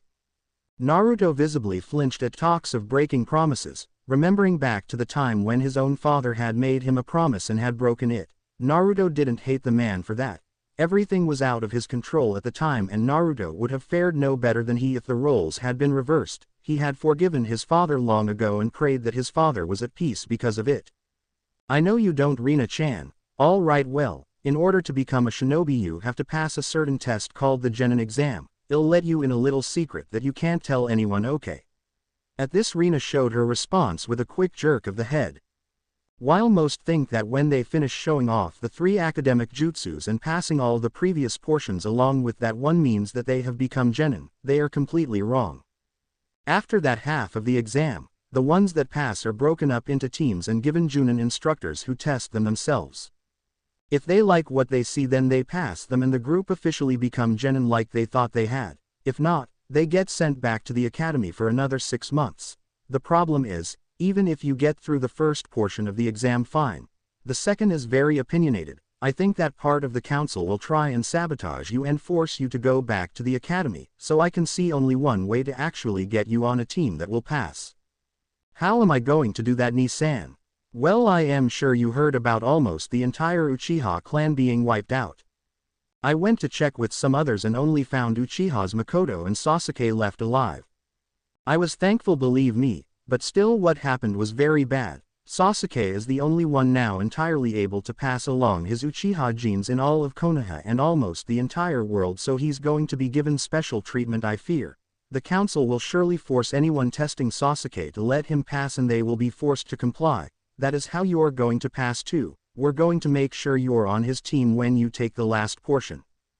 Naruto knew this was a terrible plan. He knew this was a very bad plan, but there wasn't much he could do to control the bias and contempt the rest of the village held for Rina. While he might have been able to if he were here, most of the time he wasn't, so this was the only feasible way he could think of to get around it. Rina tilted her head in confusion. How are we going to do that, Ni-san? Simple really. There is a standard protocol that when making the teams they're as balanced as possible. Because of that the Rookie of the Year, which undoubtedly will be Sasuke from what I've seen and heard, and the so-called dead last will be put on the same team with another person. Understanding finally began to dawn on Rina, but there was still a tinge of confusion in her violet-hued eyes. But, how am I going to be the dead last if that's what you want me to be? I am not dumb. Naruto sighed and rubbed a hand over his face. That's the bad part of the plan. In order for this to work you have to act dumber than you actually are and can't do as well as the others in all facets of the shinobi arts. I don't mean outright fail, but fail enough so you're at the bottom of the class. This will be very difficult and I don't want you to do this at all but, and Naruto looked down remorsefully. It's the only way for me to become a ninja, Rina finished for him. Yeah, the only way I can think of. All right then, Rina seemed to cheer up. It'll just have to be the best dead last the academy has ever seen. Rine yelled out, her playful mood coming out and ready for the challenge. You sure you want to do this? You'll be looked down on and mocked a lot? Well, that's not something new, is it? Rine countered, causing Naruto to sigh once again. I am sorry that it has to be this way, Rina. I'd have give anything for you not to do this, Naruto said sadly, eyes downcast in sorrow. It's okay, Ni-san. I know you and you're only looking out for me. I'll do it and then become a ninja and then show everyone what Uzumaki Namikaze Rina can really do. I'll become the best ninja ever. Naruto chuckled at this and ruffled the top of her head, the fiery red hair billowing out around his hand. That's the spirit, come on. Enough of this serious talk, let's go get you some ice cream. Rina cheered at this and jumping out of bed, scurried out the door and out of sight, ice cream being one of her few vices. Naruto for his part just shook his head in amusement and climbing out of the bed as well, made his way out the door and into the kitchen, glad that Rina may have a shot at becoming a ninja after all. Back to the present class is going just fine, Ni-san. It's really hard not to do everything right. I have to use my left hand when throwing stuff and purposely have to fill in the wrong answer on the written tests. It's so hard, she said, flopping down on the other side of the couch. Naruto snorted at this and slowly got up, some of his joints cracking from the effort, but he just ignored their protests and made his way over to the kitchen to prepare lunch. Well, glad that the plan is actually working. The Genin exam is in a few days, right? Hi, it is, and that's going to be just the worst. It would be so much easier just to do everything right. Yeah, I know, but then you'd have to do everything you've done in the last 6 months all over again and that would be even more of a drag, wouldn't it? Naruto pointed at, dipping a spoon into a leftover bowl of soup before frowning at the coldness of it and put in the microwave to heat up. I guess you're right as always, Ni-san. So when do you get back from your mission? Did you come straight home? No, I came in about an hour ago and had to debrief Gigi. I have to go back in 2 days to talk about something though, Naruto replied, grabbing up a napkin and setting it down on the table as he waited for his soup. Do you know what he wants to talk about? Asked Rina as she came to sit at the table. Not a clue, but I'll let you know unless it's really important. All right, you better. Now let me tell you what happened at school today. It was so funny. And with that Rina and Naruto began to talk as Naruto ate his soup, both comfortable in the other's presence and quite willing to share some of their latest stories together. XXX 2 days later found Naruto casually walking into the Hokage's office, the heels of his sandals clipping the carpeted flooring to make his presence known before stopping just short of the desk. Hiruzen looked up from his reading and smiled warmly up at the tall man standing before him. Ah, Naruto-kun, I see you're as punctual as ever. I am so glad you didn't take after Kakashi in that regard. I am glad as well. I couldn't handle being shot death glares from everyone at being late and making them wait 2 hours for me to show up, Naruto replied jokingly. Yes, well be that as it may, we have something to discuss. Please sit, the Hokage bade him, gesturing with a hand to one of the 2 chairs in front of his desk. When Naruto instantly complied, the Hokage then went on. I have a proposition for you that may interest you greatly if I can manage it, Naruto, something that will benefit a great many people. At this Naruto raised a single brow in curiosity, but did not say anything in reply. As you know, you have great weight and support among many of the land's greatest ninja as well as are known to be an equal to many of those same people. You are the prince of Whirlpool Country and clan head of both the Uzumaki and Namikaze clans as well as being one of only 2 survivors known of said clans. You hold many powerful techniques at your disposal, which would be catastrophic to the village if handed over to an enemy. As you can see, you probably have almost as much weight as I do and this will give us an advantage in the next coming days. Hiruzen paused, letting Naruto have some time to think over what he had said. Finally, leaning over his desk, he continued with a simple question: what if I was to suggest that you be given a position of Junin sensei to a group of genin? Naruto frowned. You know my skills are much more needed out in battle than watching kids Gigi. Yes, I know and agree with you except on one point. While your skills are very impressive as they ought for an S-rank ninja, they would best be served watching the genin I have in mind. Naruto cocked his head, the confusion evident in his sky-blue eyes. And why is that? That is because I want you to be a Junin sensei to Rina as well as Uchiha Sasuke. Naruto's attention was immediately caught at that, eyes wide in shock at the suggestion. Not only Rina but Sasuke as well. Yes, I know of your plan to fool everyone into thinking Rina is the dead last so that she will be paired up with Sasuke. I fully agree with your thoughts on the matter and so I've decided to use my power as Hokage to put them together after the exams and would do so even if she weren't considered the dead last of her class. He offered the blonde an amused chuckle. I think this situation is a win-win for all parties. Rina becomes a genin, you get to watch over her, and the council is appeased with the knowledge that an S-rank ninja will be watching over one of the last of the Uchiha as well as the holder for the Kyuubi. I think it a perfect situation. Naruto had to agree to this and gave the Hokage a sly grin. You've been thinking this up for a while now, haven't you? Either way I like it, but how do you know Rina will pass the exam? The Hokage gave Naruto an interested and slightly amused glance before explaining, that is simple, I will be there personally proctoring the final portion of the test alone. That way, since I presume she will be going for 50% on the previous 2 portions, doing all 3 academic jutsus perfectly will just give her enough to pass the test. She won't have to worry about keeping up her dead last status in front of me. Naruto slowly rose from his seat, standing tall before bowing to the old man.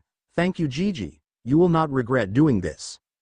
Hiruzen snorted and waved his hand in front of the man as a show of blowing the comment off. I know I want and it's the least I can do for what has happened. Now then be off with you. Come back in a week to the main conference room to discuss the matter further. Oh, and when you can, I would like you to drop off your father's forbidden scroll.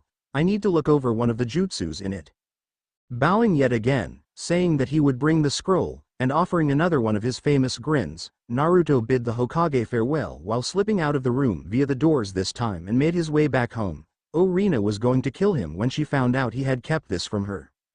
The academy a few days later. Good luck, Dobi. You're really going need it, although we all know you're going to fail yet again, said a certain raven-haired Uchiha Sasuke. Yeah, there's no way you can possibly pass with how badly you've done so far, said a pink-haired girl that went by the name of Haruno Sakura. It is interesting to point out that you would need a high grade in the 3rd part of the test as well to pass, Sakura-san. You did not do that well outside, replied a coat-wearing boy with dark black sunglasses covering his eyes, known to many as Aburame Shino. Shut up, Shino. Go be creepy and weird somewhere else. Sakura mocked weakly, fully aware that her skills weren't up to par in both throwing and hand-to-hand combat. Oh, shut up, forehead. If you scream too loudly, Sasuke-kun will leave us, replied another girl, her blonde ponytail reaching her back. This girl was Yamanaka Ino, the most popular girl at the academy, and was rightfully haughty as her title suggested. You shut your mouth and go snort somewhere, Ino pig, Sakura yelled back, quite annoyed with once again being made fun of because of her forehead. This was the scene that Rina thankfully walked out of as she made her way to the room that would hold part 3 of her final exam. She was very nervous. She would have to do the jutsus perfectly, but in a way that would still make her look like an idiot. What to do, she thought in her head as she opened the exam room door and stepped inside. Ah, hello Rina-chan, it's so good to see you again, came an elderly-sounding voice that Rina knew by heart. Snapping her head to the side, she saw before her in a Seiza position with a smile on his wrinkled face none other than the 3rd Hokage. Gigi. What are you doing here and where are the proctors? She asked happily, her violet eyes flashing with excitement and happiness at seeing her grandfather figure once again. Hiruzen chuckled at this before bidding her to stand before him, something she did readily. I am the proctor for the third part of this test. Let's just say I had a small conversation with Naruto a few days ago. I am here to make sure that you don't act like a fool like I know you have been and pass this exam without any funny business going on. Now then, shall we get to the test? We don't have a lot of time. Rina bobbed her head before waiting to be instructed on what to do. All right, first perform the henge no jutsu for me if you would. Rina nodded and flashed through the signs of dog, boar, ram, and gathering up her chakra easily transformed, a cloud of white smoke forming around her that settled moments later, eventually revealing her as a perfect replica of her older brother. When she released the jutsu, she heard a small applause coming from the Hokage. Oh, that is very good, Rina-chan. A perfect Naruto if I do say so myself. Now then, please perform the Kawarimi no Jutsu for me. Just as before but noticeably without the hand signs, Rina switched positions with the chair beside her and smiled up at the Hokage. Very well done, that's 2 down. Now for the last jutsu, perform the Bunshin no Jutsu if you will. Rina hesitated for a moment at this, raising her hand. Excuse me, Gigi, but Nisan explained to me that I just have too much chakra to be able to do the technique. He instead showed me the Kage Bunshin no Jutsu. The Hokage raised an eyebrow in surprise at that before smiling towards her. You know the Kage Bunshin no Jutsu? Well then, by all means use that instead. Nodding happily, she crossed her fingers to form a T and channeling chakra. A cloud of smoke formed around her. When it had cleared as before, there standing before the Hokage were 5 perfect clones surrounding Rina. That is most impressive indeed. You passed the third part of the test with flying colors. Congratulations, Rina-chan. The redhead beamed in happiness at the compliment. Dispelling her clones, she then leapt towards the Hokage, offering him a hug, which he readily accepted. Thanks for doing this, Gigi. It is no problem, my dear girl. Now please send in the next person, please. I believe it is Uchiha Sasuke. Rina scowled at the name before bowing to the old man and exiting the room. After informing Sasuke to go in and getting a malevolent sneer from the boy, Rina made her way over to the waiting area. There she sat, talking with Hinata before and after she had performed her own third test. Waiting for the scores to be posted, when they had both girls walked over and looked for their names. Fourth from the top, they both saw Hinata's name, but it took even less time to find Rina's name, which was posted at the very bottom of the list, just as she and Naruto had planned it out. Smiling in triumph while ignoring the snickers and mocking words of the others around her, she placed her hands behind her head and made her way out of the academy, saying goodbye to Hinata as she did so. Rina moved through the front lawn of the academy, her mind wandering to unimportant subjects as she made her way out. She hoped all of this was enough to get her on Sasuke's team. She didn't hate the boy personally, but she did hate his attitude. She remembered a time when he had been much nicer, almost carefree in his manner. But after the brutal massacre of nearly his entire family, that innocent and relaxed little boy died. In his place was born an avenger whose sole goal in life was to get revenge and restore his clan. If what she could read from his mood and words were any indication, sighing, she realized that not she even officially on his team yet, and he was annoying her. Grumbling to herself, she shook off any thoughts of Sasuke and went back to more important things like what type of ramen she was going to get at Ichiraku's.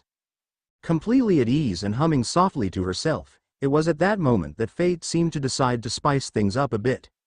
Rina, hearing someone calling her name from behind her, turned about and eyed the man approaching her. He was a tall but relatively lean man, silver hair dropping down to his shoulders, and a face that appeared to show something she just could not identify. This man was Mizuki, assistant to Haruka, who had been her sensei for the last few years of the academy. He had always given her that look as everyone else did, looking down at her and openly criticizing everything that she did.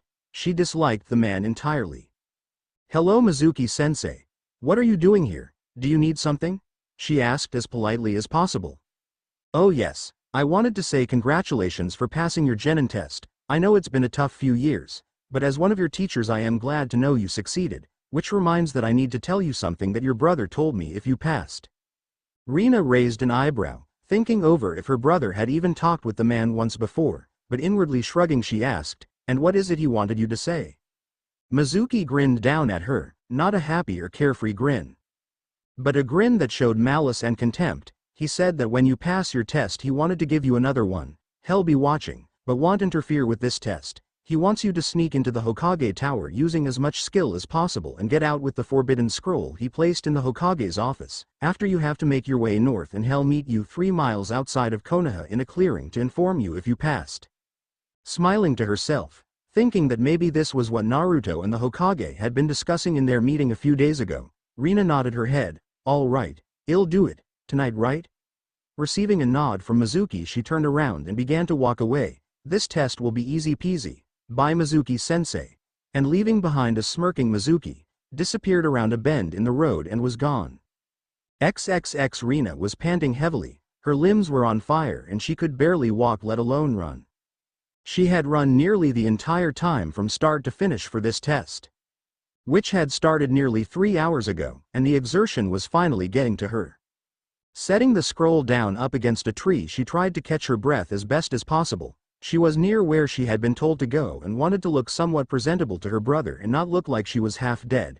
After a few more minutes of deep and steady breathing, Rina grabbed the scroll and grunting as she took up the dead weight once more, sprinted lightly the last 2 minutes and entered the large clearing that she guessed marked the finish line for her. Standing there in the middle with his arms crossed tightly over his chest was Mizuki, a wide and rancorous look appearing on his face when he spotted her coming out of the underbrush. Moving over to him and placing the large scroll down on the ground, she peered up at him and asked, "Where's Ni-san?" Mizuki chuckled at the question and just shook his head.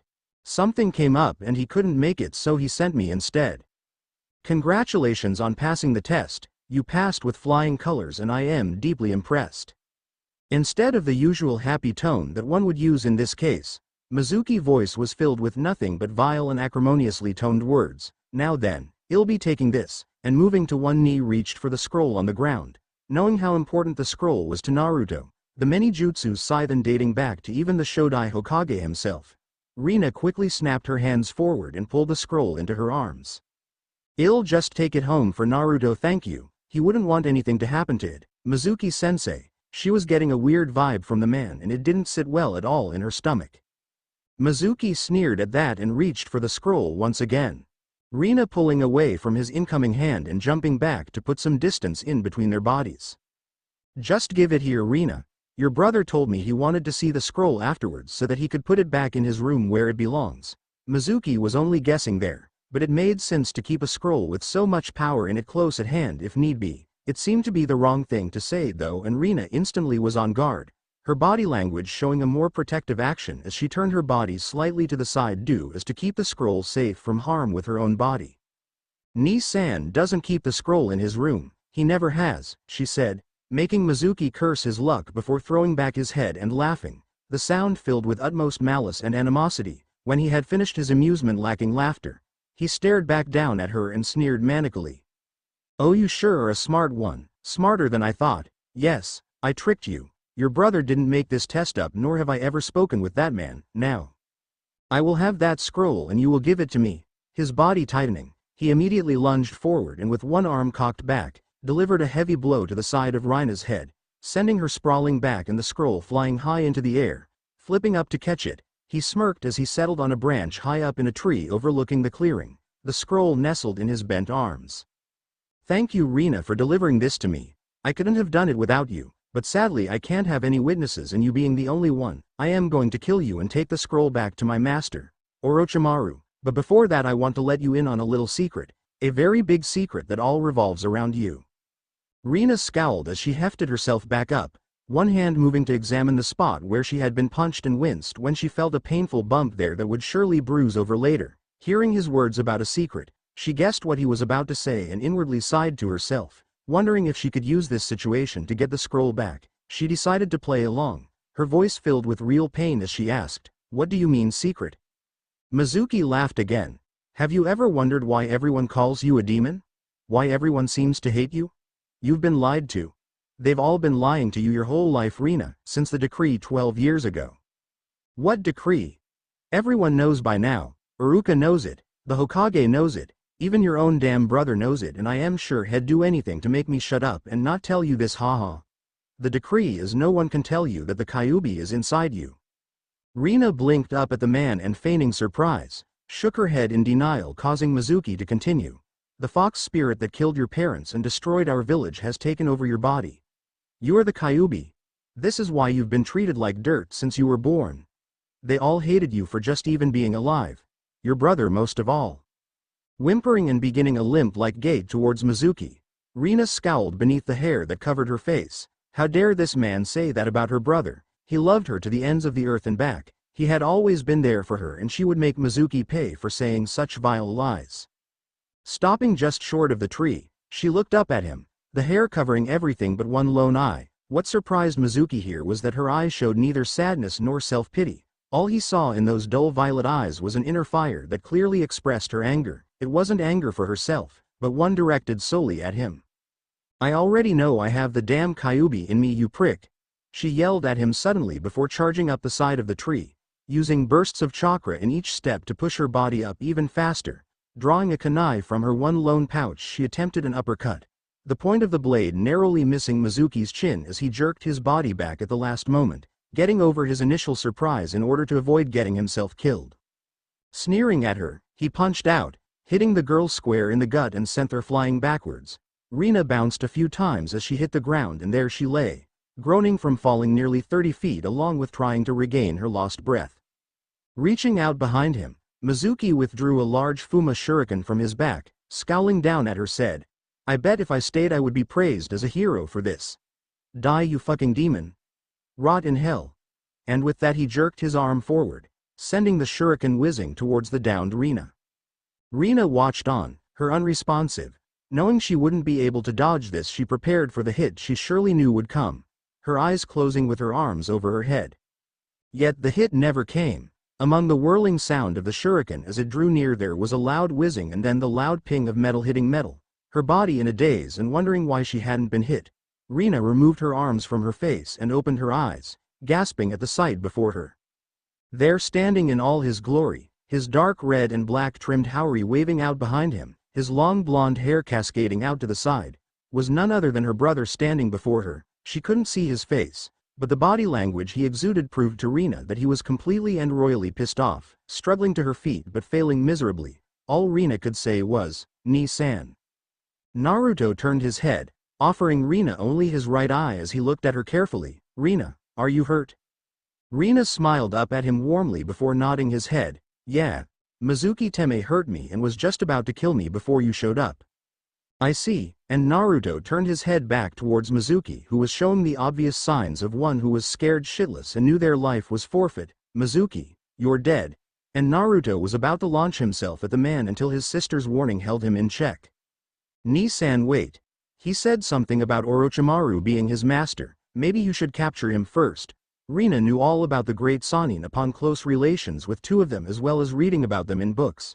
She knew who Orochimaru was and how dangerous the man could be. "Is that right? Well, Mizuki, it looks like you're alive for a bit longer. Count yourself lucky and thank my sister. I am not scared of you. I'll beat you and then become powerful just like Orochimaru-sama told me. You want capture me?" Mizuki launched himself at Naruto, a kunai in each hand. Naruto merely sighed at the attempt and shook his head at the man's folly. It all happened so fast to Rina as she stared at the scene before her. One moment Naruto was just there and then the next he was in front of Mizuki, a regular kunai drawn and buried to the hilt in the man's stomach. Mizuki hadn't known what had hit him, he hadn't even seen the blonde man move, and then all of a sudden there was an explosion of pain in his stomach. A fire that just wouldn't go out, coughing up blood. Mizuki hunched over towards Naruto, who of course stepped back and out of the way, letting the man fall face down into the ground. Holding back the desire to kill the man for hurting his sister, Naruto simply hit Mizuki on the back of his neck with the side of his hand, putting him out of his painful misery for the time being. Pursing his lips, he gave a shrill whistle which was answered instantly by the flashing forms of 4 Anbu members. "Make sure he gets back to T.I. He has possible information on Orochimaru that needs to be extracted. Oh, and tell Ibiki that he has my permission to do what he likes with him. There should be no holding back with this one." Scowling down at the figure, Naruto walked over Rina after picking up the discarded scroll. Crouching down, he grabbed her hand and gingerly lifted her up onto her feet. "Are you injured?" Rina shook her head and smiled up at her older brother. "No, not really. There's just gonna be some bruises, that's all." Nodding his head in acceptance, Naruto scooped her up in his arms bridal style much to his sister's chagrin and hopped up onto the nearest large tree branch, beginning the short trek home through the trees. "You didn't have to carry me, I could have walked home," said Rina with a half-protest since she hadn't really desired to walk the 3 miles back. Naruto chuckled, "I know, but it's the duty of a brother to annoy his sister and I thought now would be the time for it since you got into so much trouble." Rina yawned and not bothering to argue with him since she really did not have the strength at all to do so, simply curled up tighter into his embrace, pressing the side of her head into his strong chest and drifted off into a light sleep. "XXX Hokage-sama, are you really not going to do anything about this?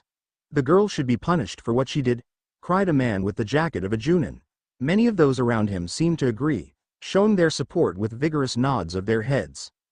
"Why should I? It's not like we lost the scroll and from what I can see it was all Mizuki that caused this." He simply tricked young Rina into believing this was one of Naruto's tests that he sometimes concocts. "I am sure you are all aware how some of those tests can be." There was a low rumble of amusement from many of the people standing in the packed Hokage office. "There is no reason to punish the girl and I will not allow it." A tall woman with the matching jacket of the many around her stepped forward asking, "Hokage-sama, how did Rina get the forbidden scroll? Shouldn't it have been locked up to keep it out of the hands of a person like Mizuki?" Hiruzen smiled before shaking his head. "It should have been, but as Naruto was so kind as to let me look over a jutsu from the scroll, it had been in my office when I went to the council meeting a few hours ago. That reminds me, I should return it to him before the night is out. Now then, I think the crisis has been diverted and all is well once again in the world. You may all return home and rest easy." And everyone did just that, none resting easier than the red-haired girl snuggled up under her blankets after a long and stress-filled day. XXX. A few days later the conference room was packed to the brink. There were countless Junin there all huddled up into groups as they chatted away with friends and coworkers. Many were wondering why they were there while some knew the exact reason and kept it a secret lest they ruin whatever the Hokage had to say in calling this meeting. One such group stood together, 3 men and 1 woman, pressed compactly together so as to be heard over the din of those around them. One man, a dark and full beard covering his jawline, a cigarette locked in between his lips, and a body exhibiting the strength of a bear, was talking excitedly with another man with whom had his hot eye tied backwards as that of a bandana and a wooden senbon sticking out of his mouth. The other man, dressed in a solid green latex jumpsuit, was vividly talking about how youthful his female partner was for finally making Junin after so long. For her part she just smiled at the compliment, barely knowing what the bowl-cut-haired man was talking about, and inwardly scowling at having been stuck speaking with him. Curse Asuma and Genma, she thought as she tried in vain to get out of conversing with Guy in the nicest way possible. It was then that the large oak wood doors opened, moving through the entrance with his hands clasped tightly behind his back and flanked by 2 of his advisors. The Hokage entered the room and the chatter within immediately ceased. Walking purposely to the raised platform at the front of the room, the 3rd Hokage sat down in a seiza position on his pillow, matching the many others that littered the ground throughout the conference room. Following his lead, all the room's occupants mimicked their Hokage and all stared up at him as they waited for him to speak. "Thank you for all coming here today. Today is a great day for the village, for yet again the time has come for new genin to be introduced into the shinobi world and new instructors to be selected to teach these young children. I will not force any of you to step forward, but I feel it would be an honor for many of you to pass on what you know down to the next generation.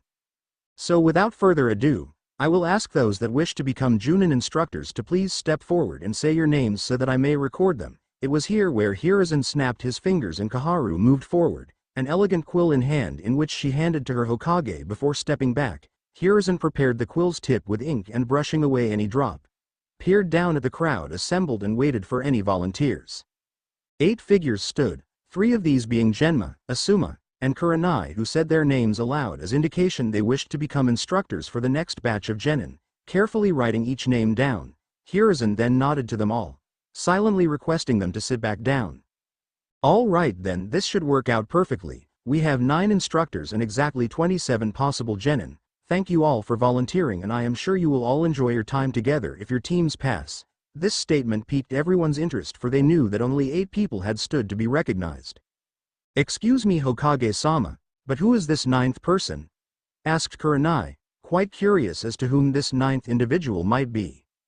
"Ah well, I believe he is running a little late after dealing with a few things, but and the Hokage stopped when a bright yellow light flashed beside him.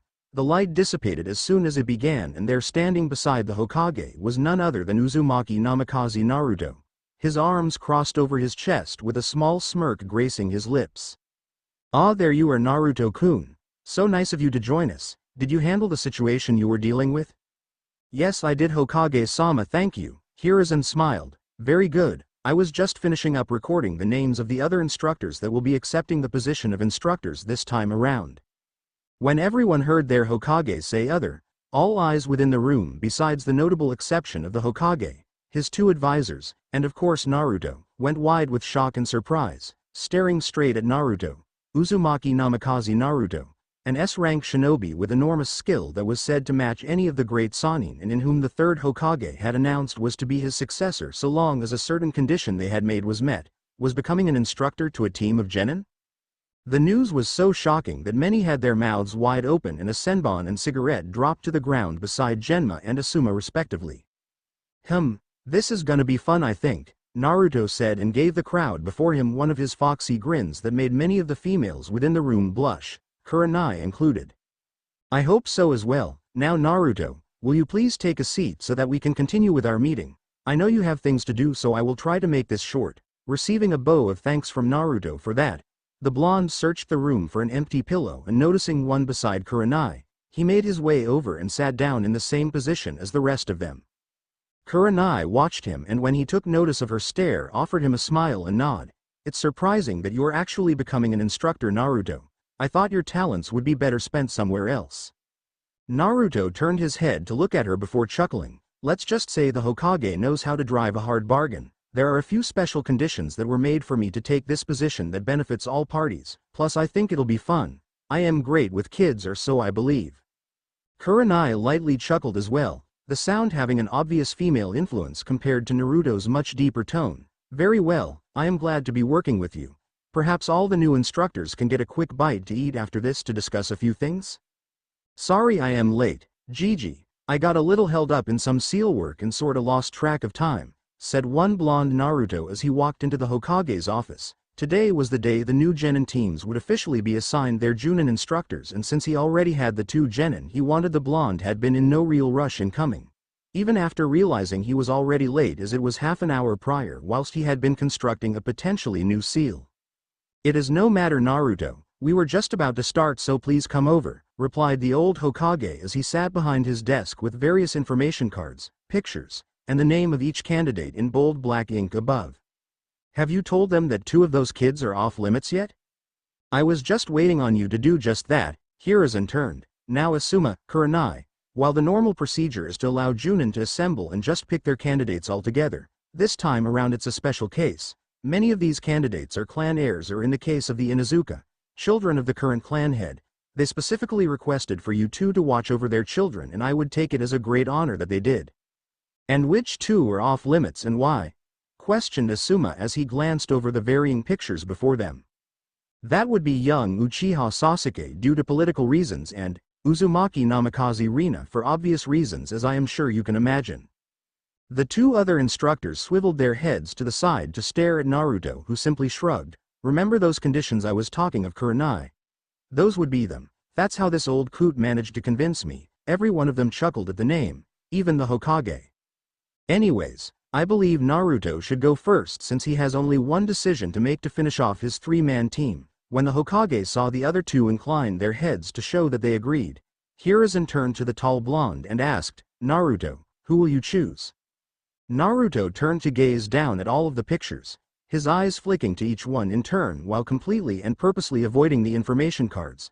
He stared at each face, examined each carefully as might a herder with his flock, and it was after a few HMMs that he finally made up his mind, giving his answer in the form of an explanation for the benefit of his peers.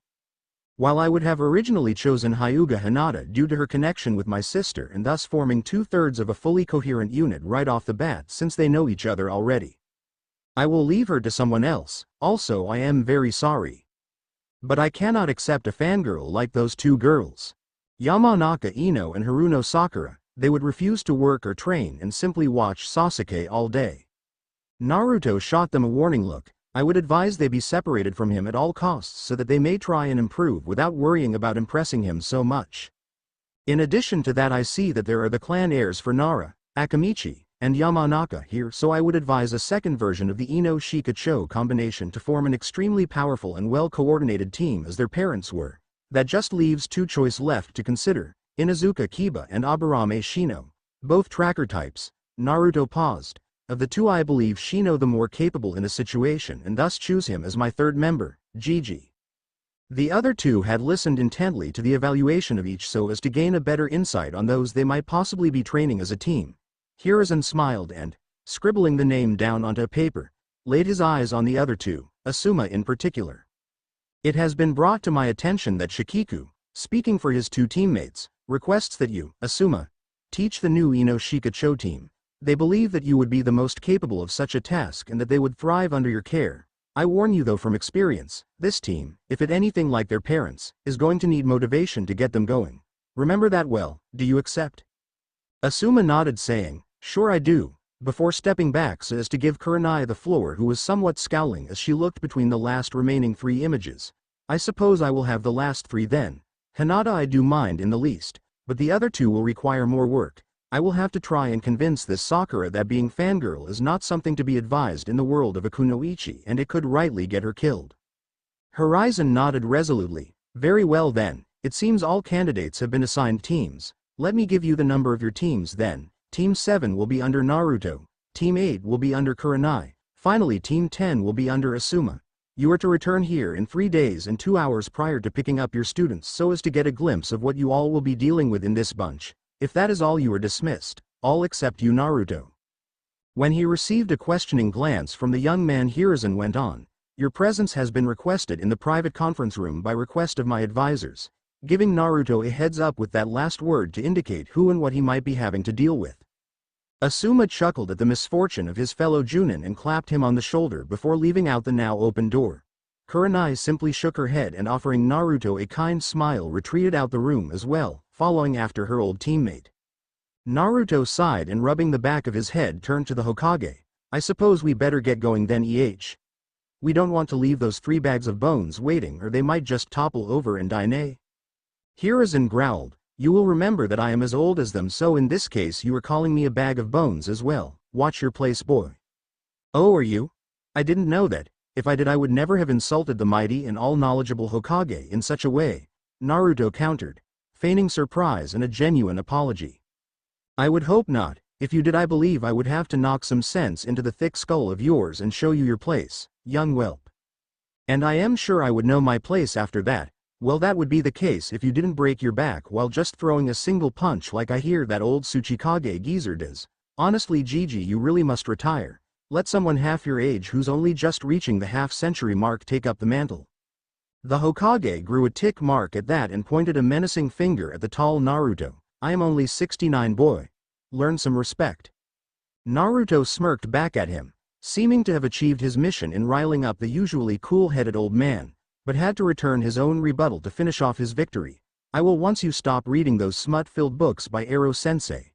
You're just a pervert and don't deserve respect for that. At this, the Hokage seemed to get a nosebleed, specifically remembering a scene he had been reading that morning that had involved 2 young women, some leather restraints, and a paddle. This friendly banter continued for the duration of their trip to the private conference room, but once approaching the entranceway, both men looked towards the other before assuming neutral and indifferent expressions. Once inside, Hiruzen moved to the unoccupied seat reserved for the Hokage between his advisors, while Naruto assumed a standing position in front of all 4. His posture assuming a non-imposing stance for the time being with his arms crossed over his chest. Uzumaki Namikaze Naruto, we have been expecting you, said Homura simply while glancing at the man in question. I assume you must know why you have been called here today? Well, if I had to guess, then I would think this concerns either Sasuke, my sister, or both. You are quite correct, we are here to discuss both in turn concerning them on your team, Homura continued. And what is it you want to discuss about them, Mitokata-san? It is simple, you will pass Sasuke and teach him everything you know, answered Kaharu, cutting in before her ex-teammate could speak. You have no choice in the matter. Training Sasuke and keeping your sister in check are your top priorities from this day forth, she added in a smug manner, Her lips formed into a superior smirk.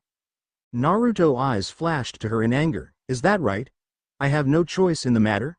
And why might that be?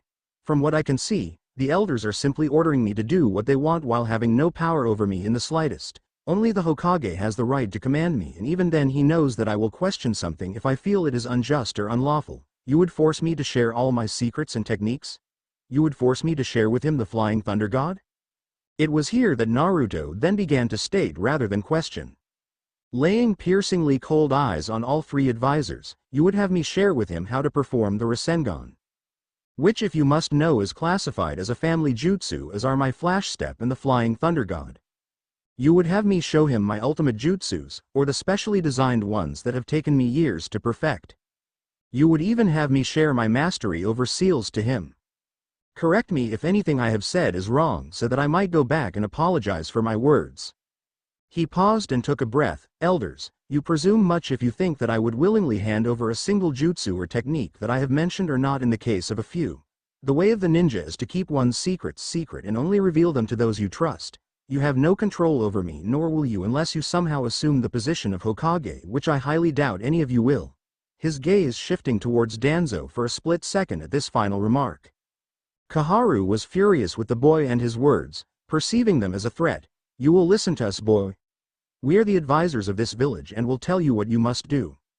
It was here that she felt the full force of a pissed-off Naruto. His power had increased over the many years, and with it had his ability to throw out his killing intent that, right at that moment, was pressured solely on the female elder.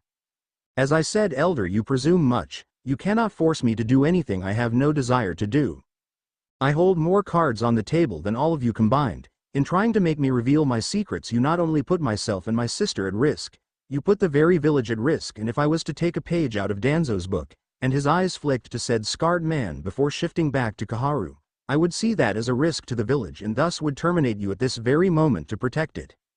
Here the pressure reduced marginally for a moment before utterly disappearing, leaving behind a gasping Koharu. However, I am not Danzo and will never be, so I suppose you need not worry about that at the moment. If my words or actions were unclear before, I will not teach Sasuke any of my techniques. If he gains my trust, then perhaps I will teach him one, but that is for me to decide and not you.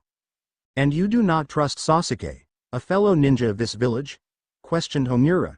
The question held no threatening tone behind it, only exhibiting the words of a curious man. At the present I do not, Mitokado-san. Currently Sasuke is exhibiting Avenger-like symptoms and his mind is solely on the death of his clan and killing Itachi. It would do no good in teaching him my personal techniques, for he would simply try and use them to kill his brother. I hold no hate or love for Itachi since I have had only the briefest encounters with the man, but I will not have my techniques used for vengeance or evil, so no, I do not trust Sasuke now, but in time, if he fixes himself, I can say I might eventually. Homura nodded his head, accepting the explanation and reasoning before settling back, but Koharu was still furious at being reprimanded by a mere boy to her and said, your parents would be ashamed. They would have done what was right for this village, and it was then, barely a second after yelling out, that she felt cold steel pressing up against her jugular. The sharpened edge of Naruto's sword urging her to cease speaking. Listen to me and listen well, Koharu. What I am doing is right for the village, no matter how much you wish to contradict it for your own selfish agenda. I can tolerate you criticizing me, however, and here he leaned down, his lips pressing so close to the back of her ear that she felt his hot breath cascading across her now chilled skin. I will not, and let me make myself clear, I will not tolerate you badmouthing anyone close to me. Especially my parents. They gave up their lives for your pitiful one, so you would best remember that. Do not insult those I find precious again, or this village will be in need of a new advisor. I hope I made myself perfectly clear. And pressing his blade further into her neck so that a single drop of her blood dribbled down the side of her throat, withdrew himself from behind her and teleported himself in front of the four once again. As ever, the Hokage was impressed with the sheer speed of the man, but clearing his throat as if to release the tension within the room said, yes, well, I think that issue is done with for now. We will move on to the next issue at hand, your sister. Naruto bowed his head at that before putting on a grim smile. I will watch over her and make sure nothing happens to her. She is much more than some of you envision her to be, and she is no mere tool to be handled, nor would I let her be treated in such way. However, if something happens concerning the Kyuubi within her, I will use that technique to nullify the effects and return her to normal. Hiruzen nodded before turning to the other three beside him. I think that is everything then. Like I said before, you are to be here 2 hours before picking up your students, which will be at noon that day. Kaharu, gaining her voice after several minutes of being speechless, cried out, and Uchiha Sasuke will pass his test. That is not up for debate. Naruto, who had turned to leave, looked back over his shoulder at this. The one eye they could all see being dark cerulean and looked so much like that of his father's that 3 of the people within the room shivered. I will test my team how I see fit. I will watch and examine each of the 3's skill equally and judge accordingly, and if I am satisfied, then they will all pass. I believe that sending Sasuke back alive to the academy is better than a dead Sasuke out in the field. I think you would all agree to that, and with that and a sweep of his cloak he was gone in a bright yellow flash. Kaharu HMPHED, raising her hand up to rub at the slightly bleeding spot where the sword had nicked her skin, insolent whelp, he should be put in prison for what he just did. Hiruzen chuckled, but we cannot do that, there would be a violent uproar and I will not lie about what happened here today to save face for you. He lightly scolded before removing himself from the conference room, quickly followed by Homura. Kaharu turned to the ever-silent elder and scowled, something must be done, if not, I fear Sasuke will leave in order to gain strength with someone who will so that he might kill Itachi. That brat must do what we say. Danzo turned to his fellow advisor, staring at her long and hard before finally speaking, it is true, the Sharingan must stay within the village. Sasuke cannot leave. Whether or not the solution is offering techniques to the boy is completely up for debate. If I must kill him and fertilize choice women with his seed, I shall. The Sharingan is too powerful a tool and cannot be allowed to fall into the hands of our enemies. He paused to consider something but shook his head as if getting rid of some idea. Either way we shall watch and wait. We cannot rush this, as I am sure you are aware. Agreed, Kaharu said before both she and Danzo left the room. XXX 1 week later, Rina walked through the halls of the academy, pondering over the identity of her Junin instructor. She remembered how her brother had told her that the students had really only gone through half the actual Genin test at this point, and wondered if she too would be one of the many that would actually be sent back another 6 months. For making it this far into the Genin exam and sticking to the plan these last few years, Naruto had decided to go out with her on a rare shopping spree and buy her anything she liked. While most girls would have taken advantage of this opportunity, using his generosity for their own materialistic gains, Rina didn't, and she only picked out what she thought she would need and nothing more. Rina now wore a beige-colored shirt that had various black rectangles that lined the edges. Beneath that she was dressed up in a solid black shirt along with a sash that encircled her waist, keeping her shirt from opening at the front. Under all of this she wore black leggings finished off with a matching, colored pair of sandals. She had no pouches around her thighs, but on the back of leggings there consisted of 2 pouches for both shuriken and kunai, as well a few explosive notes when needed. I don't think it necessary to describe any of the others for obvious reasons. Deep in thought and rounding a corner, she nearly crashed into Hinata and drew hastily to the side in order to avoid the imminent collision with the pale-eyed beauty. Whoops, sorry about that, Hinata-chan, I didn't see you there. Don't apologize. If it was anyone's fault, it was mine for not paying attention to where I was going. Since meeting Rina those many years ago and actually having a friend that wanted to play with her as well as somewhat mellow out her own father, Hinata had since lost some of the pressure that was put on her for being the clan heiress to the Hyuga clan. This resulted in that terrible stutter becoming almost non-existent unless put under greater stress than normal. Without that pressure, Hinata had grown up stronger than she would have, due in part to not having to try and impress an emotionless father that pushed her to the brink and rarely gave compliment for her effort. She was not as strong as her cousin, Neji, but she was getting there and drawing closer to him every day. Rina smiled at Hinata. How about we chalk it up to both our faults and move from there? How have your last few days been? Ready for your new team? My last few days have been great, thank you. I've been trying to improve my skills in how far I can extend my sight with the Byakugan. I don't want to be the weak link on my team. Same here, except for the eye part. I wonder who's gonna be on my team. Rina grinned wickedly. Let's both beg Kami above not to have those girls with us. It would be amazing if we were together though, exclaimed Rina, beaming towards Hinata at the idea. That would be amazing if we were, but you never know.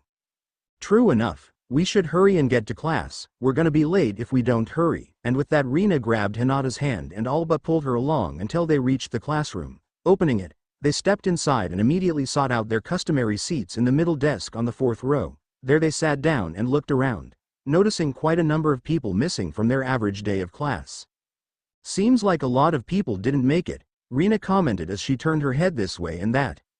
Yes, it does. I am glad we both passed though, flashing Rina a quick smile before the peace and tranquility was sorely evaporated with the arrival of two girls storming their way into the room. Just go back to your pigsty, pig. Sasuke-kun would never want someone that snorts all the time, cried the pink-haired Sakura. If I snort a lot then you would just blind him with that big billboard brow of yours. Honestly, it's so big I wonder how you support it, cried the blonde-haired Ino. At that comment both girls seemed to be approaching a breaking point, their foreheads clashing, their eyes on fire, fists raised up threateningly, but all stopped when Uchiha Sasuke walked in. He looked at the two girls pressed up against one another, scoffed, and simply walked to his usual seat by the window where he sat down and stared straight forward, not acknowledging anyone after that. This type of action had always confused Rina when concerning Sasuke. What on earth could he be thinking about so much on a daily basis? Sure, she knew that his entire clan had been nearly wiped out, but he still had his mother with him. Surely he didn't think of revenge that much, did he? That would drive someone mad constantly thinking about such things. Rina was momentarily startled out of her thoughts when the door opened once more and in walked their sensei, Amino Iruka. He had a thin scar running across his face, tan skin, and brown hair that was always tied up into a long, pineapple arrangement. He had been nice enough to Rina, way better than most would treat her, and she had learned more from him than all of her previous senseis combined. Hello everyone, starting today your status as students no longer exists. For now you are all shinobi of the village. Among you there are two others that you will be teamed up with to perform missions and work under a Junin instructor to improve on your skills.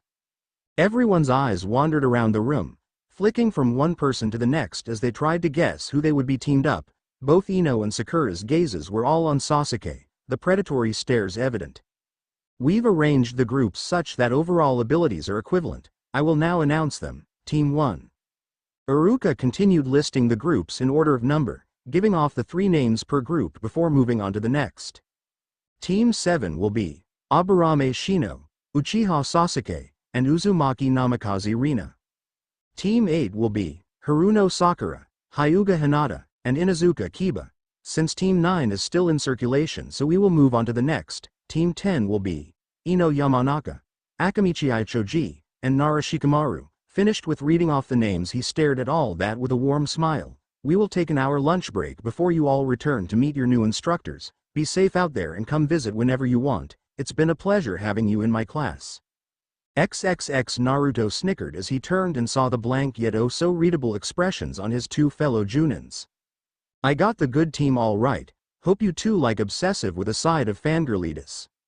They both looked at him and were obviously peeved, both pointing rather viciously. Asuma accusingly said, "You knew they were this bad, didn't you? You could have warned us, you know." "Ah, but then I wouldn't have gotten to see the looks on your faces. No hard feelings, nay?" Kurenai released a growl at that and all the time scowling, moved over and simply hit the man on the back of the head. "That's what you get, idiot." Naruto keeled over, clutching at the growing lump. "Atatata, you didn't have to do that, Kurenai. It was only a joke. I am sure they'll work out fine. They better or I'll flay you quick in one of my ultimate genjutsus." Naruto, not wanting to point out that most genjutsus didn't work on him because the large amount of chakra he possessed could burst out of him on command, simply nodded like a wise man should in the situation and kept quiet. "So that's the bunch, huh? A bit more uniqueness and variety if I have to say anything. Let's see what we can do here, said Asuma as he took a drag of his cigarette. Kurenai once again growled and snatched the cigarette from his mouth, throwing it out the Hokage's open window. "When will you learn that those things will kill you? When will you learn that they probably won't, since I use wind chakra around my lungs to circulate all the smoke out? I'd sooner die of old age than these things." Kurenai hmphed audibly and began to storm out of the room, but when she noticed no one was following her she turned her head and raised a single eyebrow in a threatening gesture. "You guys coming?" Both men looked at one another and gulping in unison did what any male under such a menacing glare would do, stumbling after the irate female as they all made their way to their favorite barbecue place. XXX Rina stood up from her seat as they were all dismissed for the time being. Looking to Hinata she frowned. "I would ask you to lunch, but I think you should go with your team. It would be a good bonding time." "I agree, while I don't like it, But that is if we can get Sakura-san away from Sasuke-san. Both girls looked over towards Sasuke, who had both Sakura and Ino hovering around him as though lions waiting for the prey to come out. When he didn't, both looked at one another before breaking out into argument, and a small bit of wrestling ensued. Change of plans. Sighing, her shoulders slumping and her head bent, Rina once again questioned how some people could possibly pass the genin test if they acted like that. Turning her head, she saw Shino and asked, "I think they'll be here a while, so I'll go with Hinata. Would you like to join us for lunch? It would be better there than here," and she trailed off, watching as Sakura viciously tugged at Ino's ponytail with a maniacal grin. "That would acceptable, thank you. I shall accompany you," and rising from his seat Shino followed Rina, Hinata, and Kiba out the classroom, leaving behind two panting and frazzled girls who were still fighting over who was allowed to even look at Sasuke. XXX. After lunch had ended and all genin candidates sat once more in their chairs, they all waited, talking quietly with one another to pass the time. After around 10 minutes had passed, they heard the door creak open and all looked over. There, standing at the doorway with his hot eye tied backwards and hands in pockets, was Genma. Team 1. I am Shiranui Genma, your new Junin instructor. Please follow me. This process continued until finally only 3 teams of 3 sat in the room. Being confined in the same room for any multitude of time would make some people antsy or bored. However, with this select group, they were all just simply annoyed, due in part to the 2 girls ranting and wailing, trying to impress Sasuke in any way possible. Rina personally actually felt sorry for the boy and what he had to deal with, but did not feel inclined to share her thoughts on that matter. When all in the room heard the telltale creaking of the door, they all instantly swiveled their heads around, all pleading in their minds that their team would get the hell out of this madhouse. However, all desperation on the looks of those looking at the open door instantly disappeared, and in its place was shock and amazement, none exhibiting more of each than that of Rina. Standing in the doorway with a hand in pocket and a brow raised as he stared at the room's occupants stood none other than Uzumaki Namikaze Naruto. Behind him, standing with obviously amused expressions, were the figures of both Asuma and Kurenai, watching the children while trying to stifle down their own fits of laughter at the scene. Sighing and rubbing at the back of his head at the reactions due to his presence, Naruto simply said, "Team 7, you're with me. Meet me up on the roof." Turning, he gave both fellow Junins a wink, and before everyone's eyes simply vanished suddenly in a yellow flash. It was at that moment that all heads turned creakingly towards the still shocked figure of Rina. All wanted to ask, but none seemed to be able to, until at long last Kiba broke the silence. "What the hell, Rina? Why didn't you tell us your brother was a Junin sensei?" Rina just shook her head from side to side slowly, muttering softly, "I didn't know, he never told me." At this the original silence in the room burst, and everyone began to vividly talk with another about the Naruto teaching a genin team. It was just insane to them. Shino was the first to rise from his team, and looking from Rina then to Sasuke said, "I believe it would be prudent to not keep our sensei waiting, especially given his reputation." The other 2 just nodded, and as one, the newly formed Team 7 made their way out of the room and headed towards the stairs. As they left, they heard a female voice followed by a deep male voice saying, "Team 8, I am Yuhu Kurenai, if you would follow me please." "Team 10, you're with me, let's get a move on." XXX. All 3 members of Team 7 made their way up the final set of stairs, all wondering if they really had gotten the Yellow Wraith as an instructor.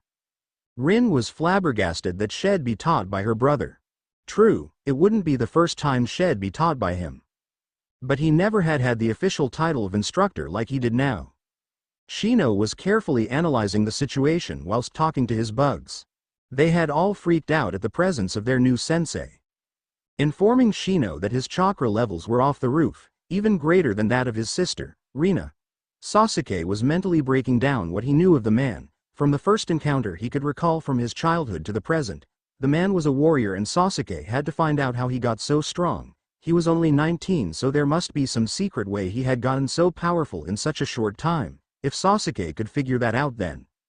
The 3 students made their way out of the building and onto the roof, all looking about until Rina spotted her brother relaxing and leaning up against the railing bordering the edge of the roof. As if sensing they had approached, he cocked his head up and pointed to the stairs before him. "Go ahead and sit."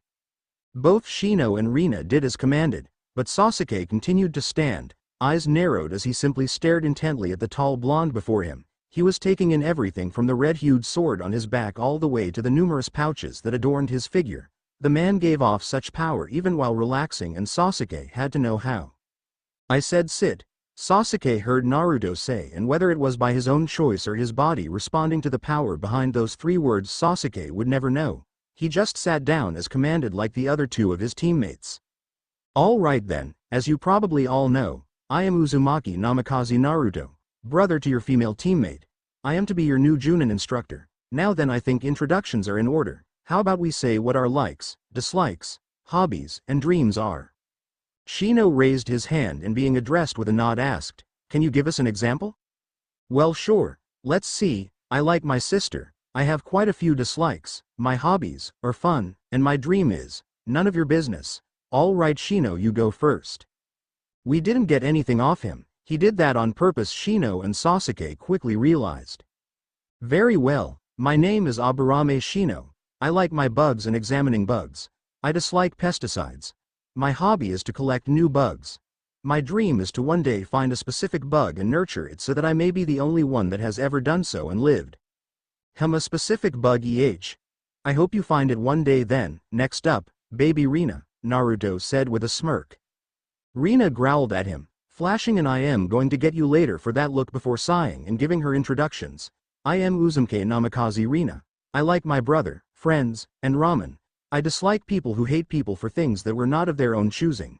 My hobbies are to train with my big brother and try to outbeat him in something. My dream is to one day be recognized by everyone, become a powerful kunoichi, and then whoop my brother's ass.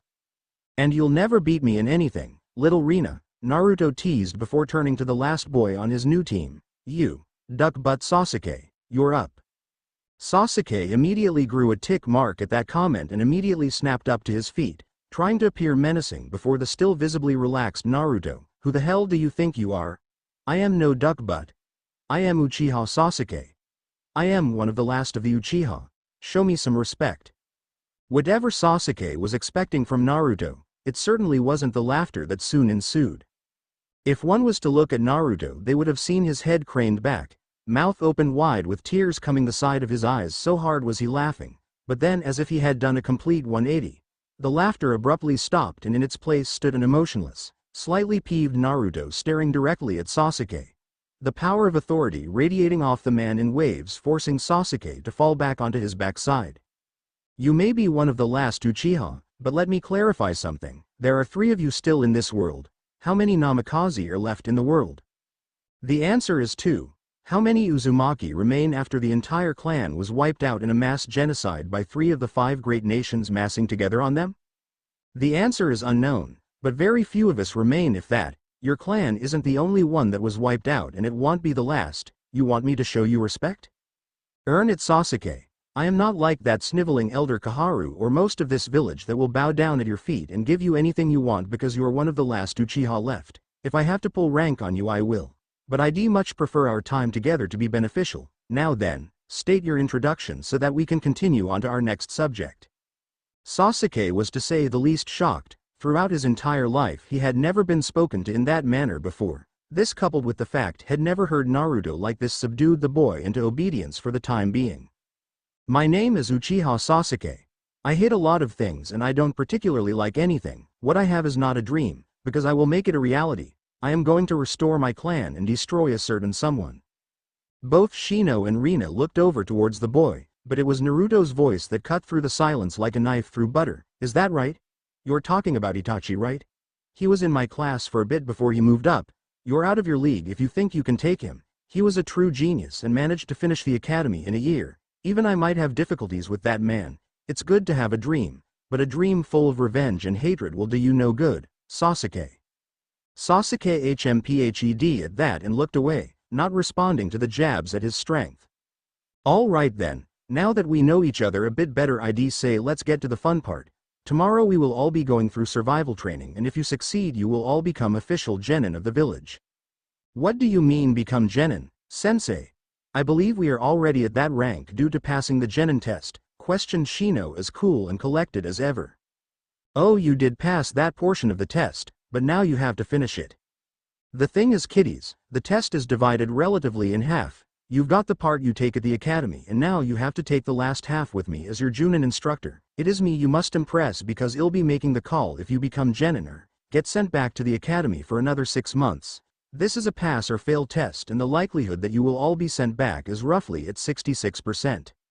Both Sasuke and Shino were shocked and that was saying something. Rina on the other hand didn't show an ounce of nervousness or even surprise as her other two companions had. She had already known it would come to this, but had not quite expected the Junin to actually be her brother. This would be interesting to say the least.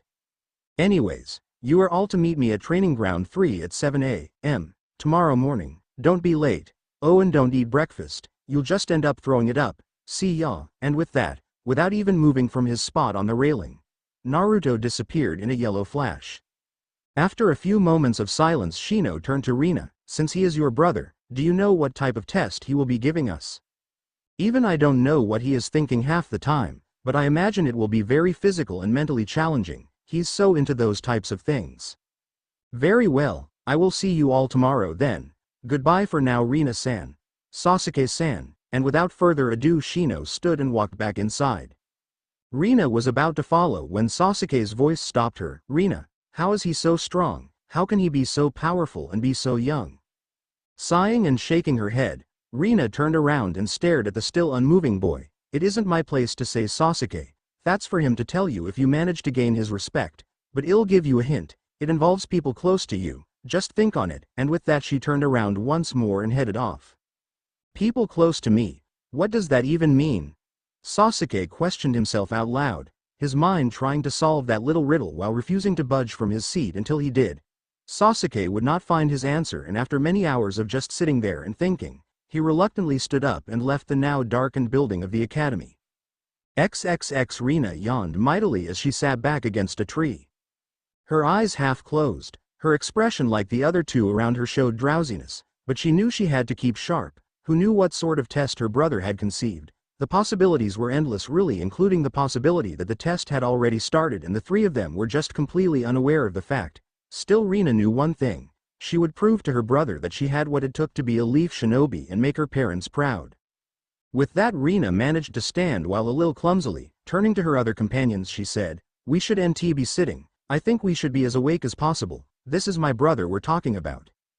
Both boys groaned, but seeing the logic in her words stood up alongside Rina. From there they moved to the center of the field and began a light workout consisting of push-ups, sit-ups, and a few jogs around the field to get their bodies warmed up and their minds as sharp as possible. It was just after they had finished that Naruto finally showed up, landing elegantly a few feet away with a smile upon his lips. "I see you guys are ready for today. I am glad. Most teams would have just lazed about and been unprepared at the start of the test being given to them. So then, who's ready for the test?" He was met with silence, but the eyes of each, despite Shino wearing glasses, showed their readiness and excitement. "Oh good, I can see that you're all serious about this. Very well then, let me give some details about the test." With that he withdrew 2 silver bells from one of his pockets, the rising sun glinting off the smooth metal as he dangled them for all three to see. "I'll be taking 1 out of the thirds in my father's books. Let's call it a tradition of sorts. You three are to try and retrieve these bells before the timer on this clock." And here he withdrew said clock from seemingly out of thin air, goes off. "But there are only 2 bells and 3 of us, sensei," Shino pointed out. "Hi, that's very true. Whoever gets a bell gets to eat lunch. However, the loser gets tied up and will be forced to watch as the other 2 eat, as well. Said loser will be sent back to the academy while I take the final 2 as my team." It was here that silence reigned until the audible growling of all 3 stomachs rumbled their opinions on that score. Naruto merely chuckled and shook his head. My, it seems none of you caught on. Caught on to what? Questioned Sasuke as he scowled at the tall blonde. "Well, for one thing, you 3 are obviously hungry. That in itself is bad, for as ninja you must be prepared at all times to go into battle. This means that you must constantly keep your bodies fueled with the correct nutrients. Without that fuel you can burn out way faster than you would if you had eaten. While it is a shinobi's job to listen to orders and follow them, it is also important to listen and discern what is being said underneath the words. For example, I advised, not ordered, you to not to eat breakfast on the grounds that you would likely throw up. If I had commanded, I would have preferred to see you ignore that command because it wouldn't be beneficial for your body. You have to see underneath and make decisions based on that. Of course, I am not saying to just ignore every command given to you, but you must discern if you should or should not follow the commands given to you. All three took in what he said to heart, knowing each word to be true. Seeing that they understood him, Naruto then went on. All right then, how about we start this test? It won't be easy, I assure you. To even be able to come close to snatching the bells, you must come at me with the intent to kill. Anything less and you will fail. Are there any questions? Receiving none, Naruto smiled and placing his hand on the clock, pressed down to start it. The test begins now. You have 1 hour. If you don't get these bells by 8, you all fail. Begin. With that, all three disappeared from sight, all three finding a hiding spot to observe and come up with a strategy in order to try and get a bell. At least they're that smart, thought Naruto as he moved to a nearby log, sitting down to wait it out until one of them made a move, although he sincerely hoped they would catch on to the main objective in this test. Naruto didn't have to wait long for the first of his genin to strike. Or more specifically, prepare his assault. Taking notice of the long trail of bugs heading sneakily up the side of his log, Naruto didn't show that he had noticed and merely sat there, waiting. When at last the first of Shino's bugs had found his hand, Naruto instantly shot a load of chakra towards it, easily filling its chakra capacity up and sending the small beetle scurrying away. As if now weary of Naruto, the other bugs stopped their approach and merely watched. Nice try, Shino, trying to drain me of my chakra, although you should know better if what I know about your family's bugs are to be believed. Emerging from behind a nearby tree, Shino observed the man still casually sitting and nodded. Yes, you are correct. My bugs have discerned you have a massive amount of chakra, far higher than any normal human being. That in itself is very interesting, but I have seen the flaw strategy to suck you dry. It is my assumption that it would have taken nearly a full day of constant absorption to get you to a level one could properly combat you. Chuckling, Naruto rose and without saying anything quickly darted forward, appearing in an instant behind the boy without even the use of his special sandals. Striking out at the middle of Shino's back with a closed fist, Naruto sent the boy flying away before he bounced to landing 10 feet away. This is something we must improve if you pass this test, Shino. While your family's techniques are very interesting and capable in a fight, you rely too heavily on that to keep your enemies at a distance. If an enemy were to do what I just did, you would be dead. You must improve on your skills when an opponent is close up. That way you will not be put at a disadvantage when put into a situation where the opponent excels at getting in close. Shino grimaced at the small amount of pain lacing his back, but nodded his head in a gesture of understanding. I will make sure to do as you recommended. I will withdraw for now, and withdrew quickly of that, running back off into the woods. Naruto stood there and reaching into a front pocket removed a short, rolled up scroll that held various seals he had been working on recently. Unrolling the parchment, Naruto tilted his head down to view his work, searching for any errors that he might have made in dealing with seals. Even the smallest mistake could mean the life of the one working with them. If I focus more on the relay seal within my palm to accept the chakra traveling between it and the transmitter, I could possibly have the ability to recollect my alter-dimensional room wherever I see fit. If I could do this, I could have the room at my disposal whenever I might need it. But how to alter the flow of chakra so that I don't drain my entire chakra supply trying to connect the seal on my palm with the one at the house? This is problematic indeed, thought Naruto, biting at his lower lip as he racked his brain for an answer to his dilemma. During all of this he had been half paying attention to the newest figure trying to approach him stealthily from behind. Knowing exactly who it was, Naruto had made sure to keep her always in radar, but did not give a hint that he knew she was there. Suddenly hearing the approach of various weapons, kunai and shuriken by the sound of it, Naruto lazily twisted to the side, spinning on his heels as to both dodge the incoming weaponry as well as to allow him to stare straight at the aggressor. Seeing Rina there, arm outstretched after her throw, Naruto sighed and rolling his scroll back up, placed the paper back in his pocket before smirking at his sister. You know, Rina, those weapons are very dangerous. We wouldn't want little Rina accidentally hurting herself now, would we? Naruto enjoyed teasing his sister. For one thing, she was easily frustrated because of how she looked up to him and wanted to prove to him that she was not weak. For another thing, she wanted to get out of both her father's and brother's shadows and strike out on her own to make a name for herself. She didn't want to be thought of as the little sister or the daughter of those two. She wanted to be known for her abilities and not someone else's. Naruto applauded her motivation and always tried to help her when she appeared she was in a funk or had asked him for assistance. Screw you, Nii-san. I'll show you how dangerous weapons can be. With that, Rina sprinted forward, legs pumping the ground beneath her as she swiftly closed the gap between them, It was interesting to note in Naruto's eyes that those of the Namame's line were always fast and half wondered if it was some sort of minor bloodline ability. He would have to examine that theory in the future, however. Now was not the time for such thoughts though, for as Rina neared, so too did her kunai. The blade be lining for his heart. Continuing to smirk, Naruto swept an arm forward in a small, upward jab, knocking her wrist away with his own as he forced the trajectory of the kunai way off target. When her eyes traveled up to follow the path of her weapon, Naruto struck, his fist rocketing forward and nailing Rina lightly in the chest, launching her backwards. Rina knew she had messed up by not keeping her guard up and, scowling in displeasure at her mistake, skidded lightly on her heels as she slowed her backward plunge until finally she stopped herself. My Rina, it almost looked like you were trying to kill me there, but I know you wouldn't do that to your big brother now, would you? You were the one that told us to come at you with the intent to kill. I was only following your orders, Ni-san. Rina smirked at the man and once again prepared herself. Knowing that she was outclassed in hand-to-hand combat due to Naruto's speed, agility, and vast experience in actual combat, Rina knew not to get in close with him for the time being if she wished to actually get a bell. Instead, she looked about and, noticing a nearby river flowing by the field, instantly darted for it. Naruto simply watched her while she moved and casually walked behind her, wondering what she might be up to.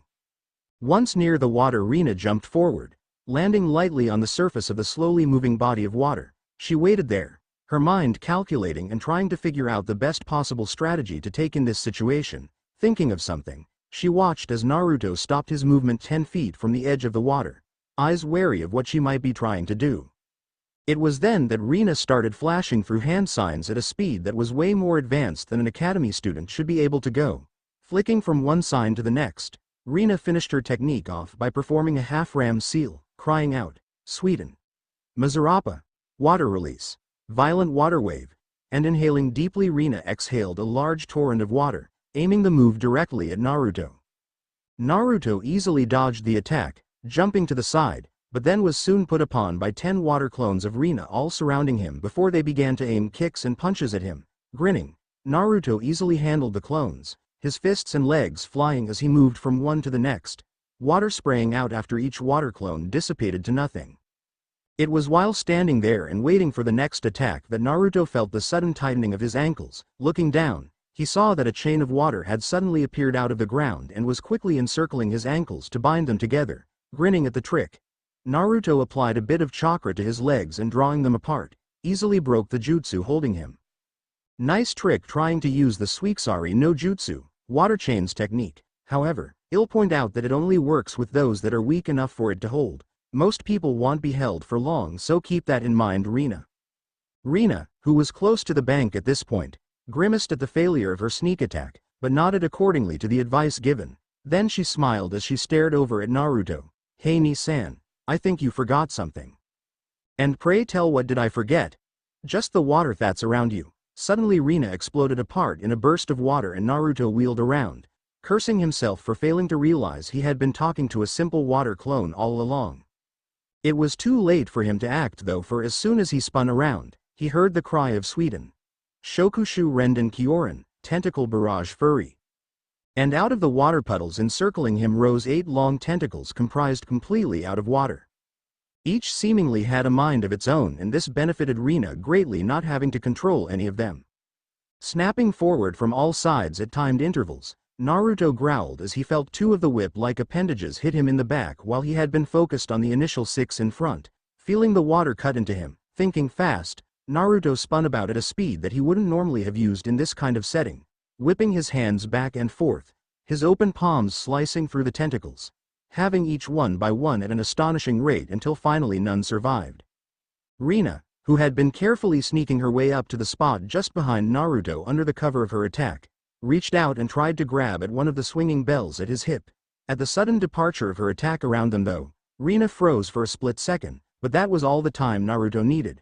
Flicking his hand down, he grabbed at Rina's wrist and, drawing her up, flung her from him, watching as she skidded across the grassy field a few feet away. Nice use of water, Rina, but you might want to reconsider your strategy. You won't be able to get a bell like that, Naruto informed the girl, keeping his face dead serious to show her that he wasn't teasing, but was being strictly truthful. Rina frowned at that and then, standing, she turned about and ran back into the woods, her mind coming up with a new strategy on the move. one that would hopefully work out. Naruto cracked his neck as he watched her go, flexing his body so that he could feel the small cuts lacing his back. Those damn things hurt, he thought bitterly to himself before turning about and heading back to his log. Before he could even reach it though, he was yet again attacked, this time by the black-haired Sasuke. Sasuke came in low, his hands on the ground as he spun about upside down, legs kicking out towards the lower half of Naruto's body. Naruto easily dodged the kick to the back of his legs by jumping into the air, performing an acrobatic twist. He landed gently, one hand on the ground while remaining in a crouched position. Rising, he scratched at the back of his head and sighed heavily. Am I ever going to get a break? You all attacking one after the next is sort of annoying, you do realize. Sasuke scowled at the man and without answering, charged again. His right foot coming up to which was smoothly blocked by the side of Naruto's left arm. Drawing his leg up, Sasuke performed a tight flip in midair and going with the move. Punched out with his left fist, nearly hitting Naruto square in the jaw before being caught with an open palm. Still not giving up and using the strength of Naruto's grip on his fist, Sasuke cleanly lashed out with his last remaining foot, and when that too was blocked, made for the bells dangling at Naruto's side with his free hand. Taking note of this, Naruto easily pushed outwards while drawing himself back, removing himself from the situation. Sasuke only getting a touch of one of the bells for his efforts and nothing more. My, you almost got one there, you're not half bad, for an academy student that is, drawled out Naruto. I am not like the others, I am far stronger, the ever-superior Sasuke shouted towards Naruto before he jumped back, flying through a long sequence of hand seals. Finishing, he yelled out, Kaden. Gokakyu no Jutsu, fire release, great fireball technique. And inhaling deeply, spit out a stream of fire that engulfed the area in front of him, Naruto included. The power behind the attack leveling a small crater in the ground. Sasuke smirked at the result of his attack, but that expression quickly dropped as he realized there was no body in the crater. Quickly turning this way and that, he began to wonder where is he, left, right, up, no. It was when Sasuke felt hands grasping at his ankles that he knew he hadn't thought of everywhere to look, and before he could make up for his error, his body was soon being rapidly yanked down into the ground, leaving his head sticking out in order to allow him to breathe. Naruto slowly seemed to grow out of the ground and smirking down at Sasuke, crouched and flicked him on the forehead. Doten. Shinju Zanshu no Jutsu, suicidal beheading. Always keep aware of your surroundings and expect the unexpected, Sasuke. You'll die if you don't. Never wait to see if your attack actually hit, but move and strike out as though it hadn't. Waiting too long leaves you vulnerable to a counterattack by your opponent. Oh, and I won't go into too much detail, but don't underestimate your teammates. Arrogance and thinking yourself superior to those around you won't get you far in life. You still have to kill Itachi, right? And with a smug grin, Naruto moved away from the nearly buried boy, disappearing into the trees. XXX. It was this that Rina walked into as she was searching for her other teammates, grinning down at the trapped boy. She raised an eyebrow for his predicament before bursting out into a fit of giggles. You seem a little trapped, Sasuke. Need a little help? Sasuke growled at the comment, but had to concede that he was in fact trapped and would need help in getting out. Get me out of here already, I need to get payback for what that jerk did to me. Rina sighed and using her Suiton abilities, turned the ground around Sasuke into mud. Reaching down, she managed to find one of the boy's hands under all the heavy mud and heaving. Rina began to drag Sasuke out of the pit and onto dry land. After a while Sasuke rose from the ground and grimacing, began to try in vain to get some of the mud off his clothing. Watching all of this and seeing the sheer stubbornness of the boy, Rina sighed yet again and tried to explain the situation as best as she could. Sasuke, I don't know if you've realized this yet, but we can't win against my brother. He's an S-rank ninja, for crying out loud, and that rank isn't handed out to just anyone you know. How are Genin supposed to beat him and get the bells? That's just impossible. I think that's the point he's trying to get across to us. And here Rina paused to let the words sink in before continuing on. If we go at him separately we won't be able to win. However, if we go at him together we might have a really small shot at getting the bells. I am not saying it will easy, but it's possible. We only have maybe 20 minutes left before the timer goes off and we need to hurry. Sasuke clearly saw the reasoning behind Rina's theory on the test and, even though he didn't want to, decided the best way to get one step closer to Itachi would be getting through this test. Fine. How do we do this? We first have to find Shino, he's essential to his plan. Sasuke nodded, and following after Rina, the pair hurriedly made their way through the forest in search of their lost companion. XXX Naruto yawned mightily as he sat back against the log. His body as relaxed as can be, and he wondered if they had somehow figured out what this entire test was about. He sure hoped so. This team would be fabulous if he could get the kinks out, of course. During all of this musing, Naruto easily sensed the three behind some of the trees bordering the edge of the field. They were good at hiding, true, but in the presence of someone like Naruto they just weren't good enough. He knew they only had less than 5 minutes left, and they would have to hurry this up if they even wanted a shot at getting the bells. Knowing that something was to come, Naruto yawned one last time and, rising from seat, stood to his full height. Scanning the trees, Naruto suddenly heard a buzzing beneath his feet. Looking down, he could see countless bugs beginning to dig their way out of the dirt, and every time one did, it would instantly spring aloft into the air and start attacking Naruto's skin. Naruto growled at this, swatting at the bugs and trying not to harm them as much as possible. During all of this, little did he know that with the use of the bugs, Shino was essentially jamming Naruto's sensory abilities. Judging it was time, Shino communicated with his beetles that then communicated with each of their kin on the arms of Shino's teammates through the release of chemicals. Taking the signal, both moved in quickly, sprinting across the field towards the figure of Naruto, swatting and beating at the air to get the bugs away. Looking towards one another, they both nodded before Rina flashed through various seals and yelled out Suiten. Mazarapa, violent water wave. Sending a torrent of water in the direction of the ground beneath Naruto's feet. A moment later Sasuke used a fireball and, firing it at the same place, the two jutsus collided, sending a cloud of steam high into the air. Naruto instantly stopped his frantic beating of the air and was on guard the moment he saw the two jutsus being launched in his direction. When he had been expecting both attacks to aim for him, he had not expected them to be aimed to collide near him, and was initially blinded by the hot steam gushing out in all directions. He heard the sudden whizzing of kunai as they passed through the steam coming at him in all haste. Ducking beneath where he expected the kunai to be level-wise, he was glad that he had, as they flew right above and narrowly missed him. Another salvo of missiles came straight at him next, this time from above and rolling away and out of the cloud of steam. Naruto looked around. What he saw startled him. Standing there in front of him were all three of his genin, just staring at him in a group. Rina beaming, Sasuke smirking, and Shino looking as collected as ever, but if one was to look carefully, they would see an ever so slight curve out of the corner of his lips. Blinking in confusion, he reached down to his side, and feeling the absence of the bells there, he gave the group a questioning look. At this, a cloud of insects came out of the steam, descended upon Shino's hand and parted, revealing the pair of silver bells. Naruto knew instantly what they had done. They made me believe that the bugs were just an annoyance and a distraction, convincing me to focus on the two jutsus being thrown at me. With the steam and my focus on high for any incoming attacks, I never noticed the bugs chewing at the bell strings and flying away with them. These kids are good. So looks like you got the bells. Who gets one? Naruto questioned, hoping that coming so far they wouldn't make a big mistake.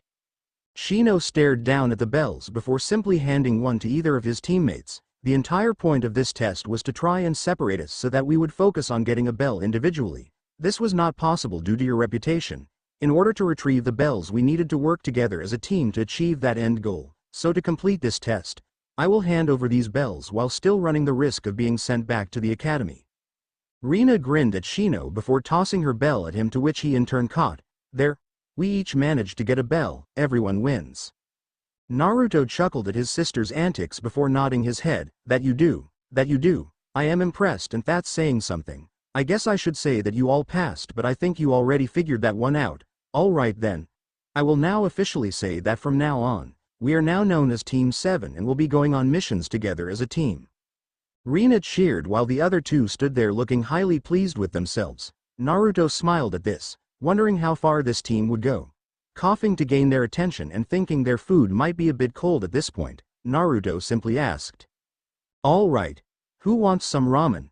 A single figure crouched low in the underbrush, keeping her body completely still lest her target realize her location, reaching up with a single hand and trying her best not to make a sound. The girl continued to stare at her target whilst pressing the side of her headset to speak with a low whisper of a voice. This is Foxy. Arrived at point A, she did not have to wait long for another voice to be heard. The voice level and monotone as always. This is Beetle. I have arrived at point B. What about you, Duckbutt? What's your position? Asked a much deeper male voice over the headset. This particular man was currently sitting back up against a tree in the nearby area, completely at ease as he managed his team's affairs on their latest mission. This is Duckbutt, Eagle. I have arrived at point C and am ready for the signal to attack. There was a very recognizable giggle heard over the headsets, which only contributed to Duckbutt's ever-growing tick mark of annoyance. Bet you regret letting me come up with the codenames now, Duckbutt. Quiet Foxy. All three of you are in position and ready to move on to the next step. On my count you strike. The man didn't even wait for a reply and simply went on to say, 3, 2, 1, go. There was a rustle of leaves, the throwing of kunai attached to a large net, followed quickly by the high-pitched meows coming from the target now trapped beneath the thrown netting. Standing on either sides of the net with pleased expressions adorning their faces were none other than Rina, Shino, and Sasuke. They had been at this mission for the last few hours and their prey, the ever-infamous Tora the cat, had managed to slip out of their grasps each and every time up until now. Now the cat huddled meekly beneath the net holding her in place, glancing from one of her captors to the next with narrow eyes. Naruto, having heard the happy sounds of his three young genin, casually walked out of the tree line and towards the group. Very good team. It wasn't the best mission I've seen with Tora, but it wasn't the worst. Now all we have to do is deliver her to the client without another escape. Rina. I'll let you sit this one out carrying the package since the cat doesn't seem to like you very much.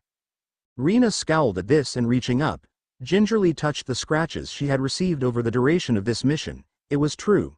This cat and many others alike never seemed to like her and lashed out violently when she got too close to them. Naruto and she could only surmise as to why they reacted so viciously on the fact that she held the greatest and most feared demon in all of existence stored within her belly. A presence all the animals seemed to sense and fear, so of course animals would be afraid and hate her, and unfortunately for Rina, sometimes the experiences like this one were quite painful. Sometimes they were quite comical to those around her, such as when Rina was dragged around for a straight 5 minutes by 3 massive dogs she had been handling at the Inuzuka compound. Carefully pulling back the net so that only one possible escape route was clear for the cat, Shino slowly reached in and wrapped his arms around the feline, pulling her out carefully, secretly placing a few of his bugs onto her to sap away her strength. Shino turned to the rest of team and nodded his head to signal he was ready to go. Upon seeing the display of readiness, all turned and began heading west towards the village, the three younglings wishing to finally end this cruel and hot day before they dropped dead on their feet. The effort they had had to exert that day for a simple cat was astounding, and all three just wanted to finish up the mission and finally get some well-deserved rest. This was not to be, however, for the poor pre-teen genin. Just as they were about to actually enter the village through the open main gates, they all heard Naruto's voice bidding them to stop. When they did, looking back over their shoulders at him, they instinctually shivered at what they saw. If it had been anyone else, the three would have questioned why they were receiving a somewhat malicious smile from their sensei. However, since having been a team for the last few weeks, the team had come to associate that wicked grin as Naruto with an evil and horrible idea. Horrible for the kids anyways. All right team, we have to deliver the delivery to the mission hall. That is your destination, but to make this mission even more fun, I want you all to do something for me. At the confused looks he was receiving, Naruto chuckled evilly and went on. Until you step into the mission room, you are not to walk upright in between here and there. You will use the tree walking technique we've gone over to walk sideways on walls, upside down, and any way else you can think up without walking upright. This will increase your chakra capacity while at the same time raising the level of chakra control you now possess. If you should fall and land on the ground, all three of you will return here and start the process all over again. Flashback: it had been a few days since the team had officially become genin, and during that time they had wondered why they had ever wanted to gain the rank. Unlike the grand and dangerous missions they had envisioned taking now that they were ninja. Walking dogs, babysitting, and collecting groceries for civilians were definitely the farthest from what they had thought they'd be doing. When they weren't doing the pitiful and aggravating D-rank missions, they were going through teamwork exercises in order to work on their cooperation and teamwork between the three and their sensei. Naruto was very insistent on correct formations and following orders, but also felt that occasionally interfering with those battle strategies in unusual ways would increase the reaction time and strategic thinking within the minds of his genin. This is how he had ran his more advanced teams, and until the final mission with ranks higher than genin, hadn't returned to the village with more than mere scratches due to the capability of the team under him and how he taught them to perform. It was here, along the edge of Training Ground 3, that Team 7 stood waiting for their sensei. He had a habit of appearing at the specific time indicated, but never knowing if he would keep to that schedule. They all always arrived early, right as 7 a.m. hit. There was a bright flash and out of the light emerged Naruto. A smile set on his lips as he gazed down at his team. "Well, good morning, my little kitties. How was your night? Hope you got a lot of sleep because I think you are going to need it today." Sasuke glanced up at the blonde man and asked what they were all thinking. "What do you mean?" Naruto chuckled before shifting to the left and walking purposely towards the nearest tree to him. Upon reaching it, he placed his right hand onto the bark and began to speak. "We won't be doing any missions today. Today, we'll only be training with a technique that will greatly benefit you as ninjas. This technique is beneficial for its effects on our chakra capacities and how well we control that chakra. With an increase of control, ninja like us can use more jutsus by applying the bare minimum a jutsu requires to be activated. This technique is called the tree walking exercise."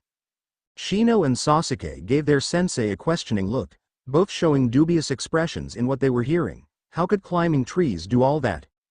As if reading their minds, Naruto chuckled and shook his head. "I can see your doubts in what I just told you. I don't mean climbing trees with your hands. For this exercise one uses his." "Or her," interrupted Rina indignantly. Naruto blinked at his sister for a moment and then sighed exasperatedly before going on. "Uses his or her." And here he gave his sister an annoyed look. "Feet to climb. Let me demonstrate." Turning his back to them while staring up at the tree, Naruto raised his leg and placed a flat foot onto the bark. Looking back at his three students, he grinned and then raising his other leg, placed his second foot onto the tree as well, now standing completely horizontal to the ground beneath him. Not stopping there, Naruto proceeded up the tree as though he were walking on land, climbing until he had reached a large enough branch to support his weight and hang upside down with. Staring down at them from his perch, Naruto reached back into his back pouch and removed 3 regular kunai, flicking them down at the trio right before their feet, letting the level of chakra lessen in his souls. Naruto dropped and flipping in midair, neatly landed on his feet. "All right then, your turn. The key to this exercise is to focus chakra in your feet and control the amount needed. I will give you all a hint. Too much in your feet and you'll destroy the bark under you and be exploded back. Too little chakra and nothing will happen. Now get to it." With that, 3 heads nodded and picking up a kunai each turned to the trees and focused hard. Once they thought they might have the necessary chakra, all 3 exploded forward and charging up their respective trees, placed one foot after another. The result of each attempt was vastly different for the trio, with Shino managing 5 steps, Sasuke 3, and Rina surprisingly just running all the way up before landing on the same branch her brother had and sitting down, smiling cheekily at the boys far below her. "What the hell? How did you do that?" Sasuke yelled at her, not having expected her to do the exercise in one attempt, especially since all he saw her as was the dead last loser. "Oh, I guess I was just lucky," and getting up from her seat, Rina casually walked down the side of the tree slowly as if to emphasize her proficiency in the exercise. Upon touching down, she smiled at her brother before walking over to him. "Very good, Rina. It seems you remember how to tree walk. Since you've reviewed that exercise, I want you to go review the water walking variation. If you've reviewed that enough, please run around the field at full speed until you can't anymore in order to increase your endurance and speed." Turning to the other 2, Naruto smiled. "Please keep this up until you get it. I'll be back to watch over you once I have a word with my sister. Carry on," and with that left them with Rina accompanying him. Sasuke was furious as he gazed at both their backs, trying to figure how she had done it so fast. Then when he remembered that Naruto had said about reviewing the exercise, Sasuke became even more infuriated. How did Adobe, that had been last in their class for so many years, do something Sasuke couldn't? It just wasn't possible. Turning back to his tree, anger filling his body, Sasuke launched himself forward and began the exercise anew, achieving 2 steps this time, which made his mood worse. Naruto walked with Rina to the river. There Rina turned to her older brother before scowling. "Was it really important I do that in front of them? You know how Sasuke will get." "I know, but in the long run this will be better for him. Sasuke needs a rival in his life. He needs someone to try and strive to reach. I want this person to be you, Rina. Sasuke sees you as someone that's been at the bottom and way below him, but from what he just saw, hell, strive to become better all the more. How could he lose to the dead last Rina chuckled and nodded. "All right, I trust you, Ni-san. but don't do it too often. Sure. Now get to your exercises, I want to see you sweat. Grinning at her, he watched her off before proceeding back to the two boys. As Naruto approached, he saw Shino climbing up roughly half the tree before exploding backwards. For Sasuke, he was still only going up 2 steps before being thrust away from the tree's side. Sighing, Naruto raised his hand for them to stop. Both of you are using way too much chakra needed for this exercise. Strive for that bare minimum and grow accustomed to using that exact amount of chakra every time. Shino, you're getting there and just need a bit more work. You don't have as much chakra as Sasuke here because a lot of it is going to tending to your bugs within your body. That is a common occurrence within your clan and I will try rectifying it by increasing your capacity while under me. Naruto then began to address the other boy. Sasuke, like Shino, you are using more chakra than needed. I can also tell that you are mad about Rina doing what you cannot, am I correct? Let me tell you, she is more than what you think, and Naruto went into lecture mode. One of the keys to this exercise is not only on the amount of chakra used, but also staying calm. Anger will only hinder you here. You must control your emotions in not only this, but as a shinobi in general. There are times where emotions are needed and there are times where they are not. Do not let anger, resentment, or any other negative emotion control you. That is my warning to you, Sasuke. Now, calm down and focus. Sasuke growled at this, his eyes shifting from Naruto back to the tree in front of him. While he didn't want to admit it, his sensei was right, and if that was the way to get this exercise down, Sasuke would do it. Closing his eyes, he breathed in, holding the breath for a few seconds before finally letting it out. He repeated this over and over until he felt he was at an acceptable level of calmness. Flicking his eyes open, he stared at the tree and focusing his chakra in the soles of his feet ran towards the tree and placing one foot after another onto the bark, managed 5 steps his time before being launched back. Landing on the ground on all fours, Sasuke grinned at his slight achievement before trying again, this time achieving 6 steps. After each successive attempt, Sasuke slashed at the tree bark with his kunai, placing a cut where he last been before flipping back to the ground. Very good, Sasuke. I am proud of you. Now keep it up until you get it down. I have faith you can do it. Remember what I said. Naruto would never know how much of an effect his words had had on the Sasuke. From that show of faith and Naruto expressing his pride in the boy, Sasuke was given everything he had wished from his own father, in whom had never given what he had desired. Swelling with determination, Sasuke made sure to prove himself in Naruto's eyes, and returning back to his tree began the exercise anew and with more effort than ever, always remembering to remain calm through it all. XXX back to the present, all 3 of the genin looked horrified at the addition to their mission, which had been hard enough trying to catch this damn cat. Now they had to keep possession of said cat and use chakra the entire way from the gate to the Hokage tower and within. Damn evil sensei and his horrible ideas. You're evil, Ni-san, Rina said, guessing how tiring this would be. Due to her high chakra capacity, even with her skills in chakra control, she could only control it so much. To hold something that massive like her chakra at bay was taxing, and she would get tired from this exercise, not from chakra expenditure, but at the sheer effort of controlling it all. I didn't say you could talk. Now get to it, Naruto commanded, yet there was still that malicious smirk set on his lips as he gazed at the 3 genin before him. Grumbling, they nodded their heads before looking around for a place to start. Seeing the side of the wall, all 3 of them proceeded to stepping up to it. After a moment of becoming horizontal, Shino tightly holding onto the feline, who was surprisingly remaining docile, they began to make their way along the inner wall and towards the nearest crop of reachable structures. Naruto watched them go and was about to move on towards the Hokage tower when he was stopped by 2 voices. You really are evil, Naruto-sama, said Katetsu, who had been with gate guards for the village for what seemed like an eternity. The man has long, spiky, black hair and a strip of bandage running across the bridge of his nose. Yeah, they're going to hate you after this, Naruto-sama, said the partner and best friend of Katetsu. Azuma wore a blue cap with the leaf hot eyes sewed into the fabric, and only one eye could be seen due to the other being covered up with a long bang of hair. I may be harsh and they hate me after this, but they'll thank me eventually. Now don't you 2 have a gate to be guarding? I see a couple traveler coming up the path. Hi, Naruto-sama, and with that they prepared for the latest batch of travelers incoming. Turning on his heels, Naruto simply left them and began his walk to the Hokage tower, where he would be awaiting the arrival of his team. XXX The team was making good progress. They had managed to find a building close enough to jump to from the wall. Although jumping sideways was slightly awkward at first since they didn't practice in it, from there they had traveled along the sides of various stalls, restaurants, and other structures, all the while receiving glances from everyone that saw them and a few glares from some that saw the demon brat. The team was so focused on what they were doing that they never noticed any of the stares they were receiving. It was at one point approaching the Hokage Tower that the team came to a sudden impasse. Reaching the end of one building, they saw the space in between them and the wall surrounding the Hokage Tower and knew that they wouldn't be able to cross that span of open air. "Damn it, we can't get across this way, we're going to have to double back," cursed Sasuke as he tried to formulate the quickest route to take. "It appears so, we might want to hurry as well, only a third of my chakra levels remain. I do not know how long I will be able to keep this up as well as hold onto the feline." Rina was faring no better than her teammates. While not low on chakra, her focus on controlling it was slowly slipping and soon she wouldn't be able to maintain the amount of chakra she was putting out.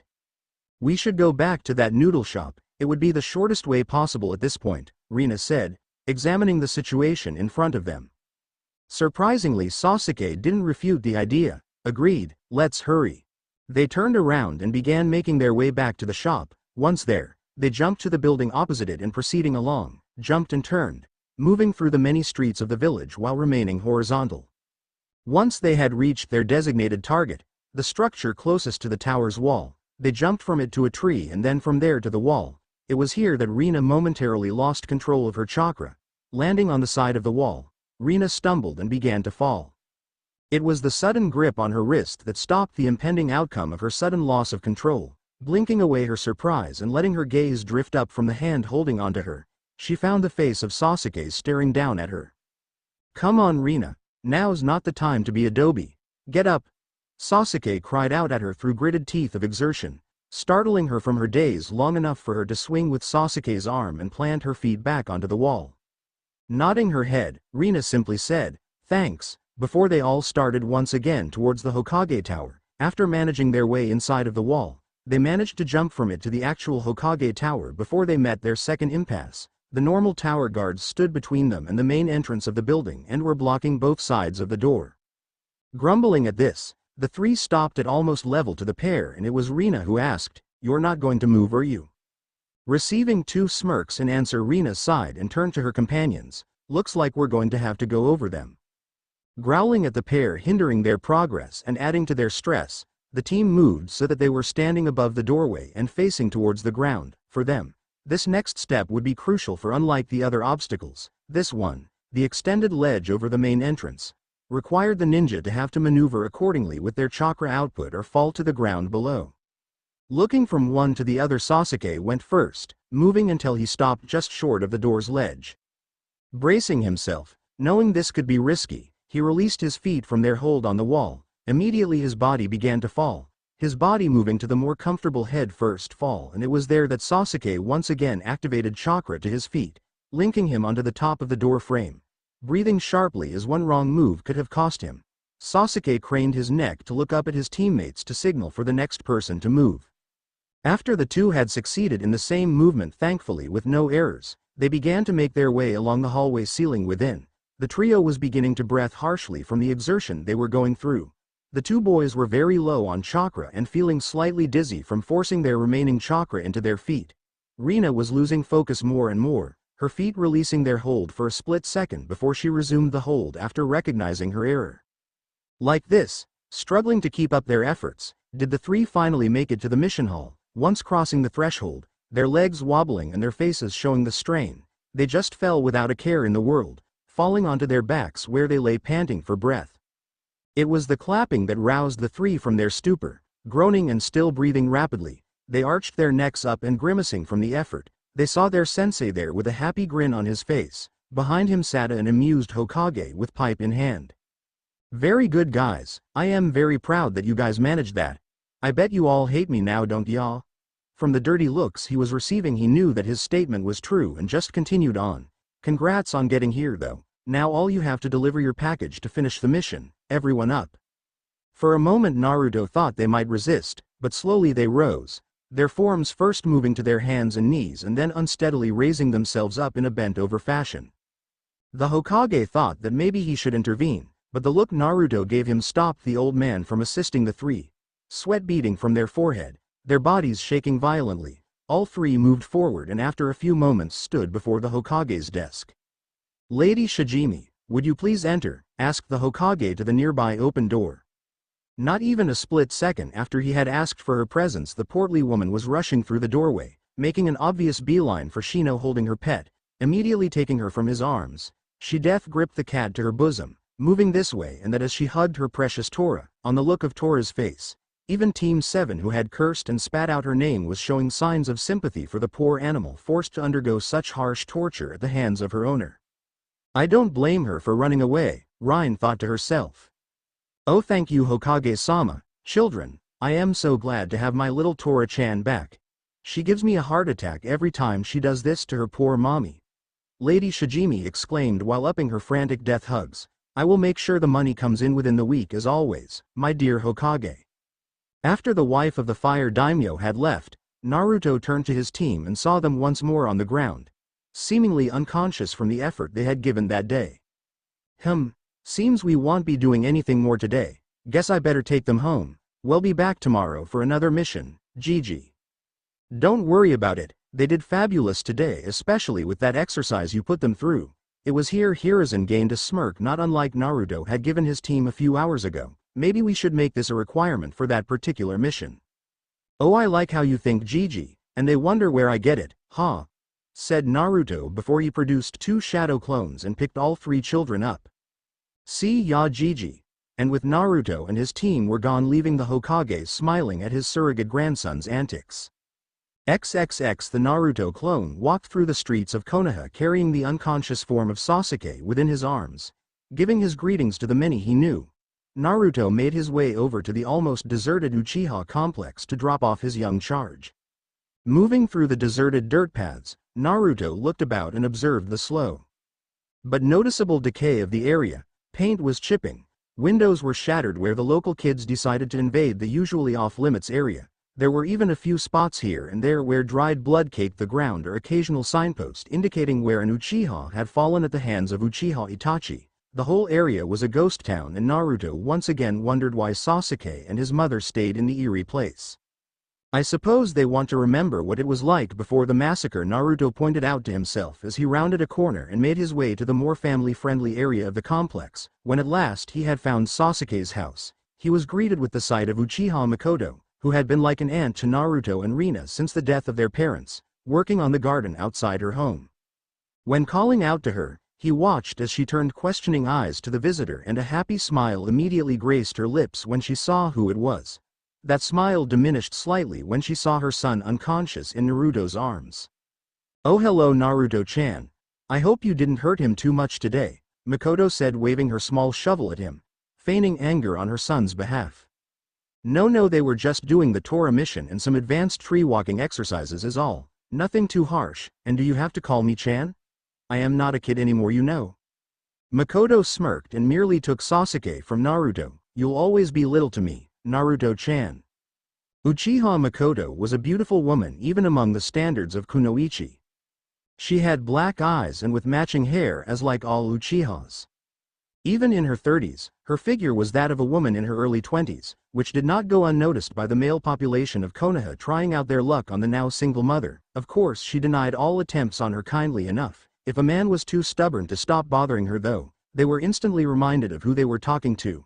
The fire goddess of Konoha. Let's just say the man would never be able to sit down correctly for a month after the experience. Naruto scowled at the woman, an expression that did not go unnoticed by Makoto, who answered with a small laugh as she guided Naruto into her home whilst carrying Sasuke to his room. After reassuring herself that he was all right, she proceeded back out into the kitchen where Naruto sat looking around. "I haven't been here in ages," Naruto pointed out as he swiveled his head to stare at his anti-figure. "Well, maybe you should stop by more often then, Naruto-chan." "Perhaps, but I am usually busy with my team or my other duties, so it's hard to find time to visit," Naruto said with a frown.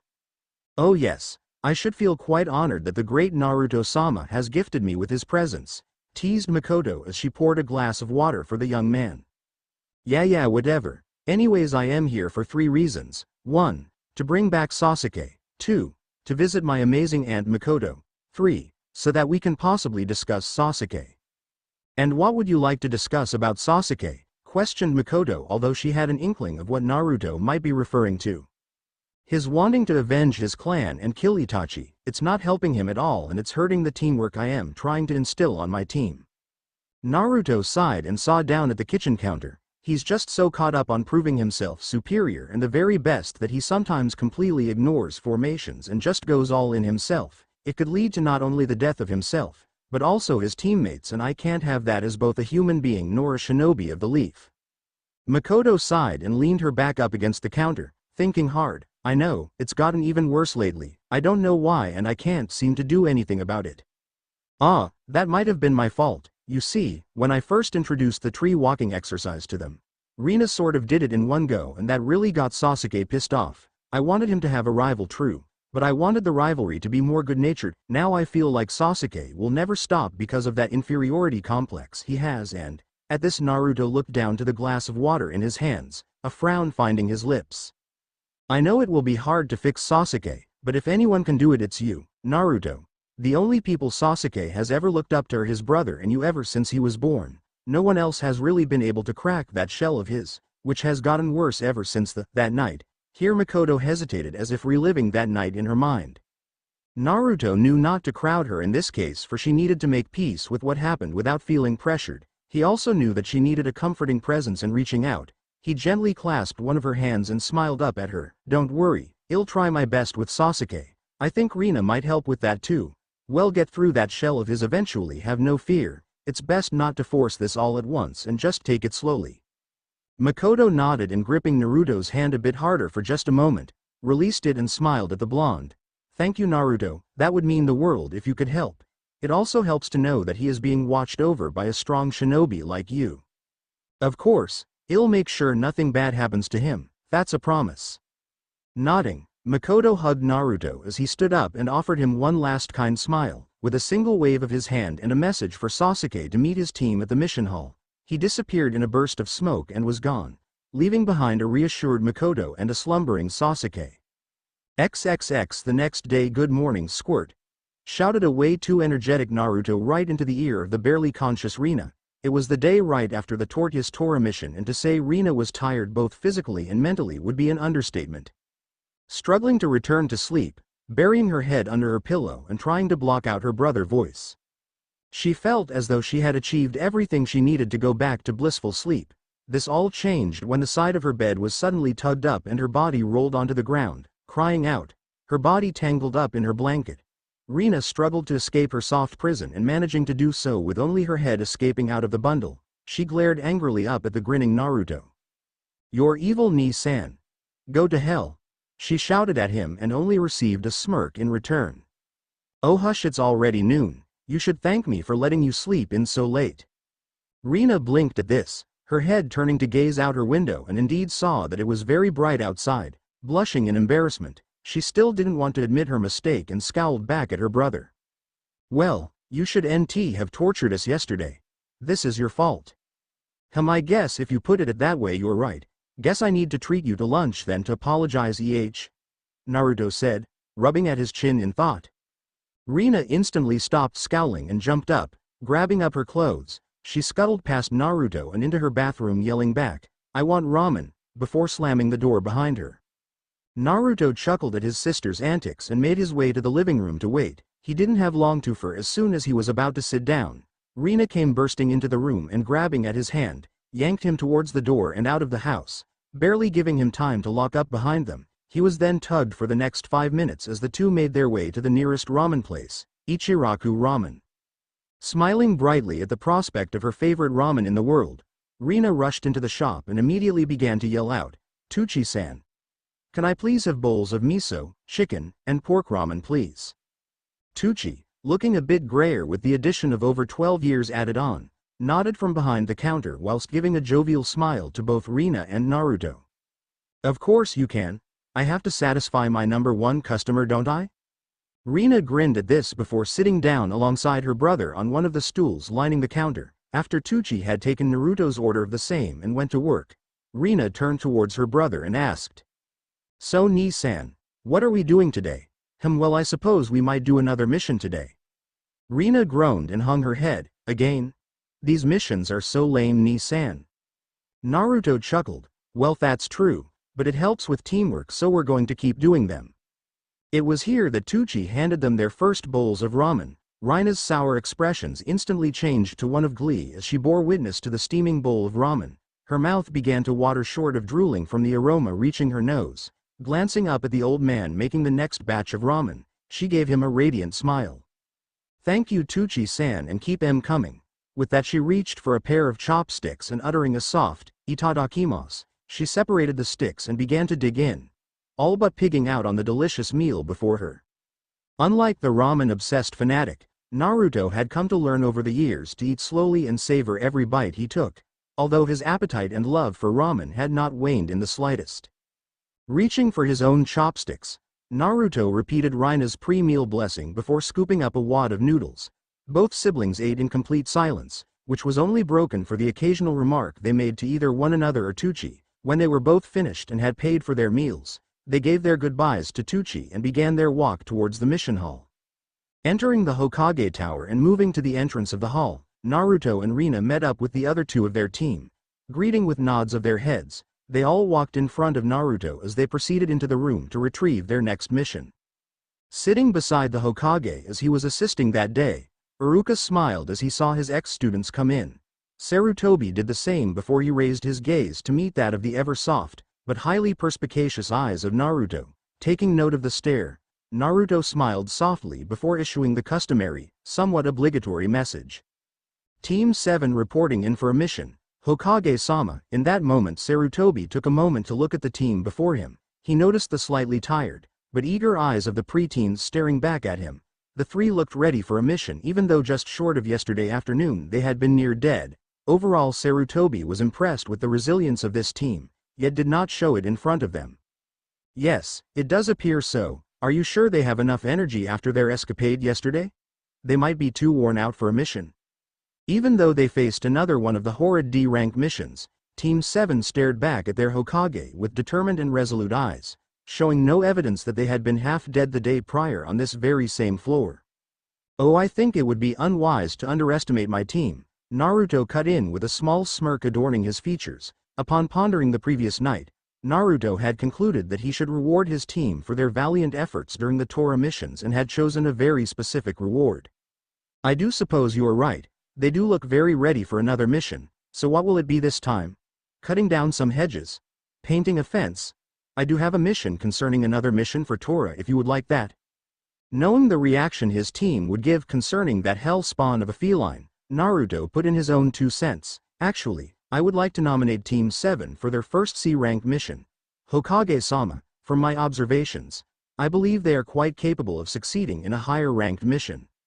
The 3 genin instantly swiveled their heads around at that particular statement, meeting the glinting and highly amused eyes of their sensei. However, they could also see in his gaze that he meant what he had said, and slowly turning back to the mission table, all of Team 7 stared at the Hokage, who seemed to be mulling over the request. It was the soft, but concerned voice from Iruka that broke that anticipatory pressure plaguing the room. While I do trust your judgment, Naruto-sama, these are my students here, so I have a right to be concerned. Are you sure they are ready? I do not mean to doubt their skills, but someone has to broach the subject and all. Folding his arms over his chest in an unconsciously defensive gesture, Naruto focuses his gaze on Iruka, one end of his lips raised in a half-smile.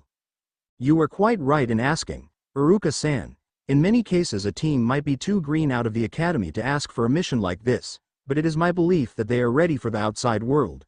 A simple escort or bandit mission will not put them in so great a danger that I wouldn't be able to step in and assist. Under my watch they are in no danger, Iruka-san. It is as their sensei who has watched these last few weeks that I request this type of mission, for I do feel they are ready. Iruka drew back at this, his slightly concerned face morphing into a somewhat at ease expression as he took in Naruto's words. The man was correct in that regard. C-rank missions weren't overly dangerous, and with a S-rank ninja guarding them they couldn't get too hurt. Sighing, Iruka bowed his head. Forgive me, Naruto-sama, for doubting. I was simply being overprotective of my former students. Don't worry about it, Iruka-san. You had a right to question and I applaud you for standing up for what you believe in. I will make sure to keep them safe.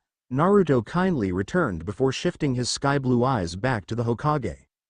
Sarutobi had been listening intently on the conversation before him, and seeing Haruka submitting to Naruto's words, he could only smile. Chuckling, he responded. All right, I understand. If you insist, I will allow Team 7 to take on a C-rank mission. Sarutobi glanced through the many mission requests before him before finally finding one that he thought suited the team. Here's one. This mission will simply be to escort a certain person. At the surprised expressions at how he had so easily accepted their sensei's request, Team 7 began to grin from ear to ear. It was Rina who asked the simple questions. Who? I'll introduce him now, raising his voice so as for the mystery client to hear from outside the room. Sarutobi asked, "Can you please come in now? We have a team ready for you." All of Team 7 turned at this and faced the entrance, watching as the door slowly opened. They blinked as an older man with a bottle of alcohol in hand entered. Upon entering, the man gave the team pre-teens before him an almost calculating once over and simply snorted at what he saw. What? They're all kids. From what Team 7 could see, their latest client was utterly and simply a drunk. The man was even so far along so early in the morning that he had to stabilize himself by leaning up against the wooden frame of the door. Is that little girl even a ninja? She looks like she should be playing with her dolls or something, questioned the gray-haired man. Rina gained a tick mark from that comment, but wanting to behave for her first C-rank mission, she held back her tongue, which she so wanted to let loose at that moment, and simply said, "Yes, I am a ninja, sir. I am sorry if you feel I look too young, but I'll make sure to keep you safe with the rest of my team." Naruto smiled at his sister, knowing exactly how she actually felt, but applauded her for holding back that inner demon. Rina was so like their mother in many ways, and many of the traits from said parent had obviously been bred down into her if her normal behaviors were anything to go by. Yet she had held back the anger and acted civilly to the client, which was what a ninja must do in most cases. The old man didn't seem to think much of the motley trio in front of him, but shrugged and taking one last swig of his drink began his introductions. "I am the super bridge building expert Tazuna. Once I have returned to my country, I will have all of you protect my life with yours while I complete the bridge." Naruto nodded at this before turning to his team. "I want you all to prepare for a trip that should take about 3 weeks to complete. Pack all the essentials. You have 30 minutes before I expect you at the main gate." Dismissed. With that command, all 3 of his charges walked out of the room to ready themselves for their first ever mission outside the confines of their village. XXX Rina quickly made her way to the Namikaze estate, pondering in her mind on what to bring. The essentials over desired would be key. A large amount of clothing, not that she really cared about such things, would definitely be off the list. She would need a possible tent just in case the weather got bad. She would also need the various weapons in. This process went on for the duration of her trip home, and upon entering her room, scooped up 6 storage scrolls, thinking that maybe her other teammates might want to use them as well, packing away her supplies into 2 of the scrolls, but keep the weapons on her just in case. Rina quickly departed, knowing she didn't have a lot of time left. Arriving at the main gate, she saw both Shino and Sasuke standing just outside the entrance, and moving towards the pair gave each a warm smile. Noticing her approach, Sasuke smirked in her direction, taking note of her lack of a pack and other supplies. "I know you're Adobe and all, but you're going to need at least a few supplies." The smile on her lips instantly dropped, turning into more of a scowl as she closed the distance between them. Crossing her arms over her chest, she glared at the boy before reaching into her shirt pockets. Drawing out the 2 filled scrolls and the 4 unused scrolls, she showed them her own unique traveling packs. "Well, I was going to give you some of these, but I guess you're too good to use these." "And what are those, Rina-san?" queried Shino, gazing at the scrolls curiously. "They're called storage scrolls. My brother made some for me for things just like this. You can put stuff into them and they carry the stuff for you." Shino was quite intrigued, and even though Sasuke didn't want to show it, he was as well. The silence between the 3 lengthened as they all gazed at one another, and it was the sigh originating from Rina that broke it. "Look, I have 4 empty scrolls. I was already going to give them to you guys, so, here," and tossing 2 scrolls apiece, watched as both boys grabbed them up, receiving thanks from Shino, but only a HN from Sasuke. Rina only shook her head. It was at that moment that their sensei decided to come into view, walking beside the old drunk Tazuna. "Ah, you're all here. Good. Means we can leave sooner. Tazuna here was telling me we'll be heading to the land of waves, which should NT take too long if we stick to the main roads," taking in his team to see if they were prepared. Naruto took note of the scrolls they held and smiled at the 3. You've got storage scrolls? I am guessing my sister brought them, huh? Good on you, Rina. This'll make our trip all the more easier without having to lug around packs. Rina blushed slightly in Naruto's appraisal of her, never having been comfortable receiving praise from anyone, but still happily accepting it since it was coming from her brother after all. Thanks, Nii-san. Tazuna blinked at this and eyed Naruto. You're related? Huh, interesting. Hope it doesn't distract you from the mission. Shaking his head in a firm negative, Naruto turned to the man before speaking. Not at all. Don't worry, Tazuna-san. Shifting his gaze back to his team, Naruto gave a sweep of his hand towards the road. All right, team. Time to go. And placing a hand on the backs of both Sasuke and Rina, he spun them about and began pushing them away from the main gate and down the road. XXX. It had been a few short hours since their departure and the group had been steadily marching towards their destination. They hadn't spoken much throughout the trip, rather just enjoying the scenery and being outside of the village for the first time in their relatively short lives. Rina breathed in the sweet, fresh air so unlike the slightly oppressing air the village was filled with. Out here she felt more alive than ever, and with the curiosity of the new mission getting to her, she turned to Tazuna and began questioning him about his home country. This game of 20 questions continued for quite some time. That is until Team 7 noticed the puddle of water just sitting there in the middle of the road on a very hot summer day.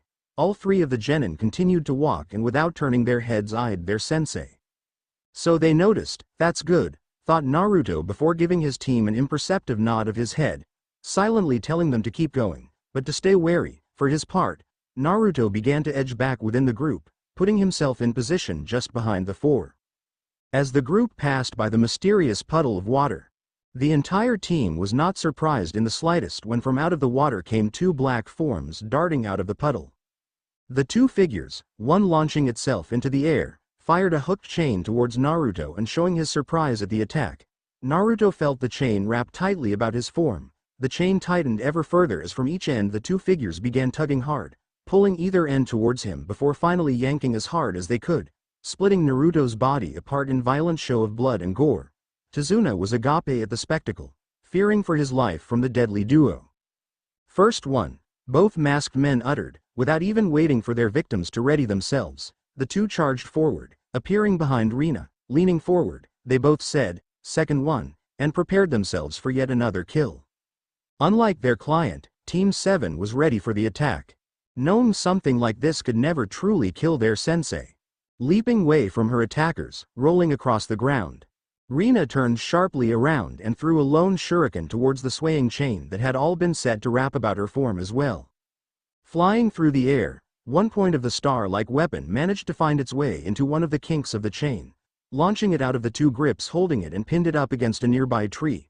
Proceeding likewise, Sasuke jumped high into the air, removing a kunai from his pouch before throwing it towards the chain, finding the shuriken's hole before burying into the tough wood, ultimately trapping the chained weapon from being used for the duration of the fight.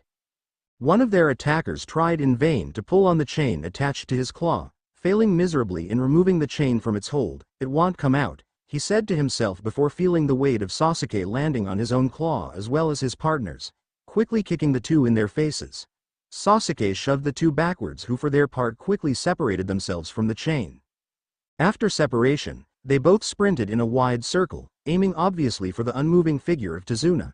Leaping in front of the man, Shino raised both hands' palms facing towards the approaching pair, and from within his sleeves came gushing out a storm of bugs, which quickly intercepted the duo. Darting back from the attack, the two masked men sneered at the boy who just sent wave after wave of his flying insects in their direction. Flashing through hand seals, the duo threw two separate water jutsus at the swarm, effectively wiping the attack out. It was when they were about to launch their next array of attacks that Naruto appeared behind them. Without waiting, he aimed the side of his opened hand towards the back of one's neck, knocking him out. With the other he wrapped his arm about his neck, slamming him straight into the ground while in the same motion catching his first victim before he hit the ground. Staring at the two, he just dropped the man he was holding, allowing him to fall to the ground behind his unconscious partner. Shaking his head, Naruto sighed while Tazuna looked seemingly ecstatic at the appearance of the once-thought dead sensei of Team 7. "Naruto-san!" yelled the older man, walking over towards the blonde who for his part was glaring at the man approaching him. Seeing this, Tazuna stumbled slightly from the angry look he was receiving and gulped. What's wrong? Keeping his gaze upon the man, Naruto asked aloud, Shino, who would you say our attackers were aiming for in this fight? It is my estimation that the two were aiming almost entirely upon Tazuna-san. They seemed very intent on killing him. Nodding, Naruto scowled at the man before crossing his arms over his chest. Yes, I thought as much. You see, I decided to be killed in battle in order to see who those two were going after. Was it one of our team they were aiming for, or Tazuna-san? These two are known as the Demon Brothers of the Mist, and they are both B-rank missing nin. My question is, why were you being targeted by high-ranking ninja when your request for protection was from groups like gangs and robbers, not ninja? This is a high-ranking B mission or above, not a simple C-rank mission. If ninja are our enemy, this mission has become much dangerous than originally predicted. It looks like you have your reasons, but it only troubles us if you lie in your request details. This was most certainly not a part of the mission parameters. Now, explain. Team 7 just stared at the man who appeared to be quite serious contrary to his customary drunken and jovial expression. They all were wondering whether they should pull back from the current mission under the circumstances now presented to them, but they definitely wanted to hear the reasoning behind lying. Tazuna seemed hesitant to explain the situation, but upon the urging of Naruto about definitely pulling back if he didn't, the old man began. Like you said, this mission is most likely out of your job description. A super and extremely terrible man is after my life. This piqued everyone's interest, and raising her voice, Rina asked, a terrible man? Yes, said Tazuna before going on, you should have all at least heard of the name, Gato. The three younglings were confused, but it was Naruto that had a somewhat stricken look, the marine transportation billionaire and one of the richest men in the world. That Gato? Why would a man like him be after you? Shino then asked, Naruto-sensei, who is this Gato? Before Naruto could speak, Tazuna answered the question while closing his eyes as if to try and convey his emotions in the current situation. Yes, he is the president of a marine transportation company on the outside, but underground he uses gangs, thugs, and ninjas to smuggle drugs and contraband goods. Contraband? Like what? Questioned Rina, but had a dreading feeling welling up within her gut. Naruto continued to stare at Tazuna for a long moment before shifting his gaze to his little sister, giving her a firm look, his lips turning down into an ever-growing scowl that somewhat frightened his team. Naruto answered her question. Children, drugs, like Tazuna said, weapons, slaves, women, that is what he would be selling if I had to guess. Rina gulped, but Tazuna nodded. Yes, you're exactly right. There are many adults and children that have disappeared from our village over the years, and I fear the worst.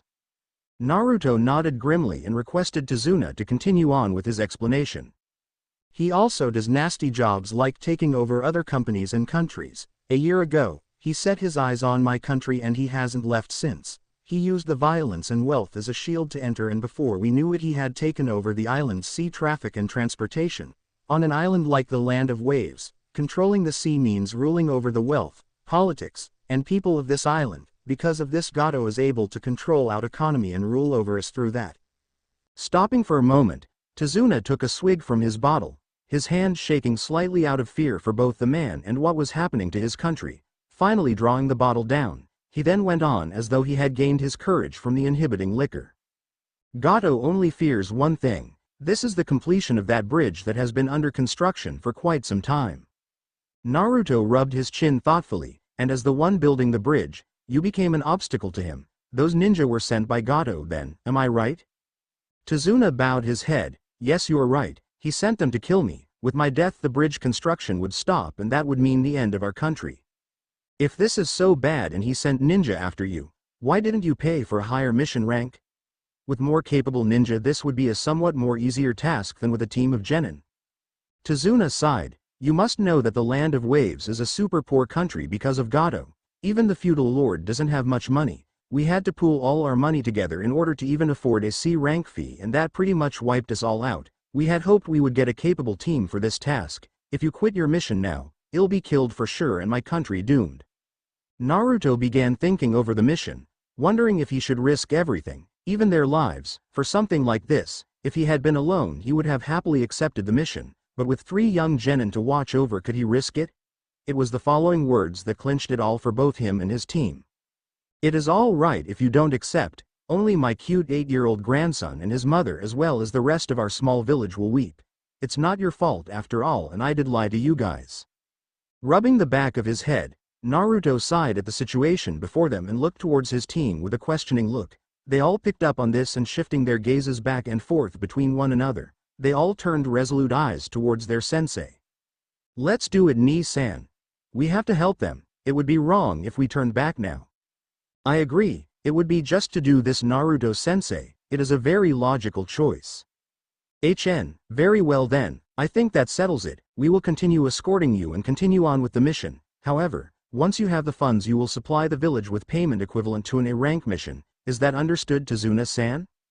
Eyes and mouth widening in shock and happiness, Tazuna immediately began to nod his affirmation at the condition, lowering himself to his knees, tears beginning to stream down his face. Tazuna lowered his face to the team, showing his respect. Witnessing all of this, the team was very embarrassed from the showing, and rubbing the back of his head, Naruto approached the bowing man and grabbing at the back of his shirt, yanked the old man up onto his feet. Now none of that. It is the job of a shinobi to carry out a mission, and sometimes those missions change and we must adapt. Now let's go, Tazuna-san. With that, the group once again began their journey towards the land of waves, not knowing what to expect upon their arrival. Upon reaching the sandy beach that marked the border between Fire Country and their destination, Team 7 and Tazuna hitched a ride on a boat to reach Nami no Kuni, land of waves.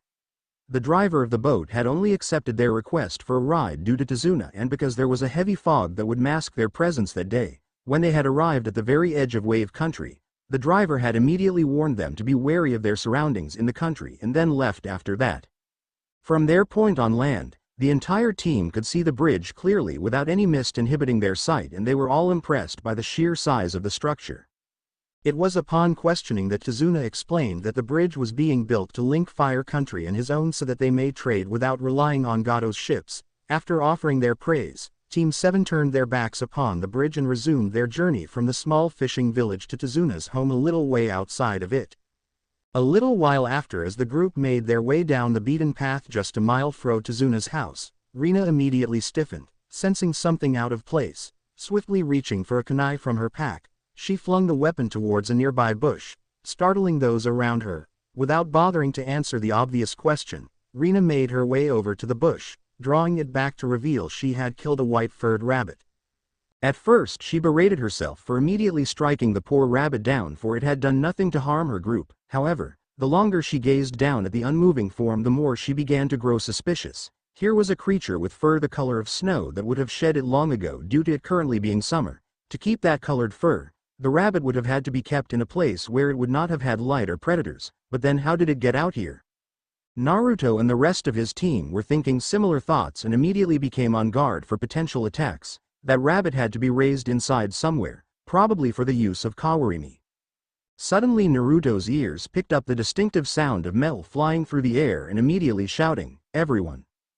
Duck!" used his flash step to rush to Tazuna's side, bringing the man to the ground with a quick flick of his wrists. He was almost a second too late, for upon saving the man, Naruto felt the very tips of his hair seared away by the huge blade passing over them. Following the path of the blade, Naruto watched as it clunked into the side of a tree, where upon impact, a tall man with dark skin appeared upon the hilt. Making eye contact with the motionless figure, Naruto immediately began to curse his luck for having his team here. This man was Uzumaki Namikaze Naruto, the yellow wraith of Konoha. "What is someone of your standing doing in a little place like this?" queried their unknown assailant. "I should be asking you the same, Momochi Zabuza, exiled ninja and proclaimed demon of the hidden mist." Everyone stiffened at the moniker, but the laugh that followed sent chills running through their veins, courtesy of Zabuza. Naruto instinctually lowered himself to one knee, making sure his sandals were firmly laced. "I am sorry for this, but I'll need you to hand over the geezer." At that sudden proclamation, everything seemed to go dead silent save for the wind that blew through the small clearing. Narrowing his eyes, Naruto watched the man carefully while raising himself to his full height, not looking away from his target. Naruto then began to address those behind him. "You'll have to stay out of this. This fight is beyond you and I can't risk any of you getting hurt. Now form the swastika formation and protect Tazuna-san. Remember what I taught you all. Teamwork is everything, so stay out of this and protect him." Upon ending his instructions, Naruto reached for his front left pouch, removing two of the specially designed kunai and placing one in each hand, crouched down with his right foot behind his left and readied himself for the upcoming fight. A split second later, a veil of mist began to descend upon those assembled, growing thicker and thicker over time until most of the area about them was obscured.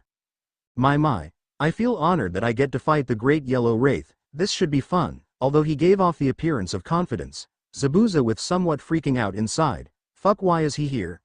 I am definitely not being paid enough for this. I have to be careful here.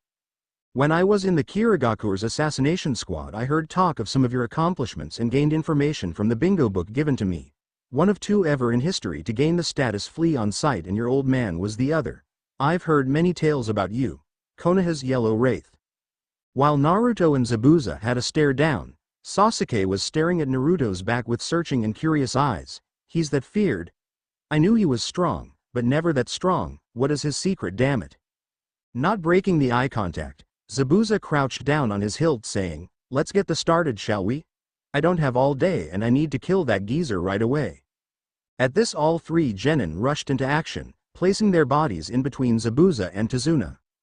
It seems I must defeat you first in order to kill the geezer. Let's go. With that, Zabuza placed one foot upon the trunk of the tree and, grabbing the hilt of his blade, tore it from the tree, sending a few stray pieces of bark flying every which way. He then jumped to the nearby small pond, landing atop the surface where he began focusing his chakra, imbuing the water about him with it. Uttering a soft, ninpo, Kirigakure no jutsu, ninja art, hiding in the mist technique. The mist about Zabuza began to deepen in intensity and, spreading out, covered the area swiftly, blanketing everything in sight so that no one could see 3 feet in front of them. All three genin of Team 7 stiffened as they saw the dense mist roll towards and around them, wondering what kind of man their opponent was, for their sensei to become warier than they had ever seen. They all prepared themselves for the inevitable. Stepping a few more feet in front of the group, Naruto began to speak. Prepare yourselves. This man is Momochi Zabuza. He was Kiri Anbu and was especially known for his silent killing techniques. Stay close to one another and do not drop your guard for 1 second. With that, Naruto's figure began to disappear, covered up completely by the mist. Standing there, all exhibiting trace amounts of fear, they all distinctly heard the cold voice of Zabuza as though he was all around them. 8 points. The larynx, spine, lungs, jugular vein, collarbone, kidney, and heart. Now, which vital organ do you want to get struck at? All of Team 7 turned this way and that, trying to pinpoint where the voice was coming from, but just as the voice seemed to roll around them, making reverse tracking ultimately useless. It was here that Sasuke began to freak out, his body shaking from the pure and unearthly killing intent pressing down on him from all sides. He just couldn't believe this feeling originated from one man. The air was oppressive and Sasuke began to fear for his life, feeling as though he could do nothing in the situation except die. Because of this feeling, his hands wrapped around the hilt of his kunai, preparing to just end his life here and now, just to get it over with. Just to escape the feeling that was slowly squeezing his body. It was the timely voice of his sensei that cut through Sasuke's thinking, freeing him from both his suicidal thoughts and fear. Sasuke, I'll protect the 3 of you with my life. I won't let any of you die. Here Naruto redirected his own killing intent, which he had put up in order to try and protect his team from the main force of Zabuza's own, to all directions besides directly behind him. Looking back over his shoulder, he gave his team, especially Rina, a soft smile. This smile instantly shifted down when he saw the sudden appearance of Zabuza smack dab in the middle of his genin group. Instantly turning around on the balls of his feet, he used a flash step to close the distance and, punching a kunai straight forward, slammed the weapon directly into Zabuza's stomach. Everyone thought the blonde had already killed the missing nin. That was until they all saw the water leaking forth from the wound inflicted in his abdomen.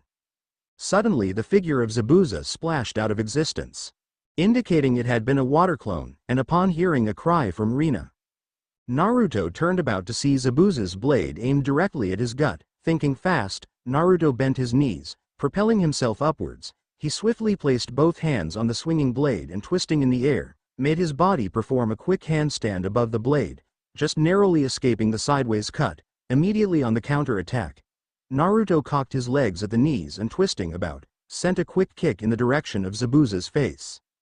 Growling at the miss, Zabuza almost didn't see the attack and, quickly placing the flat of his blade in front of him to intercept, felt the blow hit the metal, forcing him back until he skidded to a stop atop the water. Zabuza was about to resume his attack upon Naruto until he felt cold steel pressing up against the side of his neck and a low, "Don't move," coming from behind him. Naruto stood behind Zabuza, a kunai placed against his opponent's throat, but knowing this couldn't possibly be all the high A-ranked almost S-ranked missing nin had to offer, it was the low, menacing laugh that followed those two words that promptly told Naruto his guess was accurate. "You're pretty good, as expected from an S-rank shinobi. You're as fast as the rumors say. To be able to react that quickly takes a lot and to counterattack takes a lot more, however," and here the real figure of Zabuza appeared while the one before Naruto vanished in a wet explosion. "You weren't fast enough to see this." Eyes widening from the small deception, Naruto barely had enough time to dodge the fast-moving sword, ducking beneath the blade just in the nick of time. However, that was all he had time for, and twisting his grip, Zabuza managed to kick Naruto away and once again began to charge the blonde. Yet Zabuza did not make it far before he saw the countless weird kunai dotting the ground before him. Stopping just short of them, he immediately redirected his charge to the side and, moving about the kunai, appeared just behind Naruto, whose body was bobbing in what to him felt like heavy water. Yelling out, "Suiten! Suiro no Jutsu, water release, water prison technique," Zabuza raised his hand and a huge sphere of water began to form about Naruto. Acting quickly, Naruto instantly connected to a seal attached to one of the many kunai he had placed down, flashing away while in the same moment thanking Kami that he had learned Hiraishin. Zabuza was somewhat startled, for he had thought he had definitely trapped Naruto in his water prison technique. Turning to the figure now standing a few feet away from him, Zabuza chuckled at the pure skill of the blonde. "Incredible. Even faster than I imagined. No wonder you're so feared." Naruto for his part just stared at the man, eyeing him closely, knowing his guess at the man's own skill was spot on. This man would be a tricky one to beat. Flashing through a few more hand seals, numerous water clones of Zabuza began to rise from the water, all eyes upon the rag-tag group of genin guarding his kill. "I think we should let the kiddies play a bit. They might have shinobi headbands, but until they've gone through numerous life and death situations like we have, they can't call themselves ninja."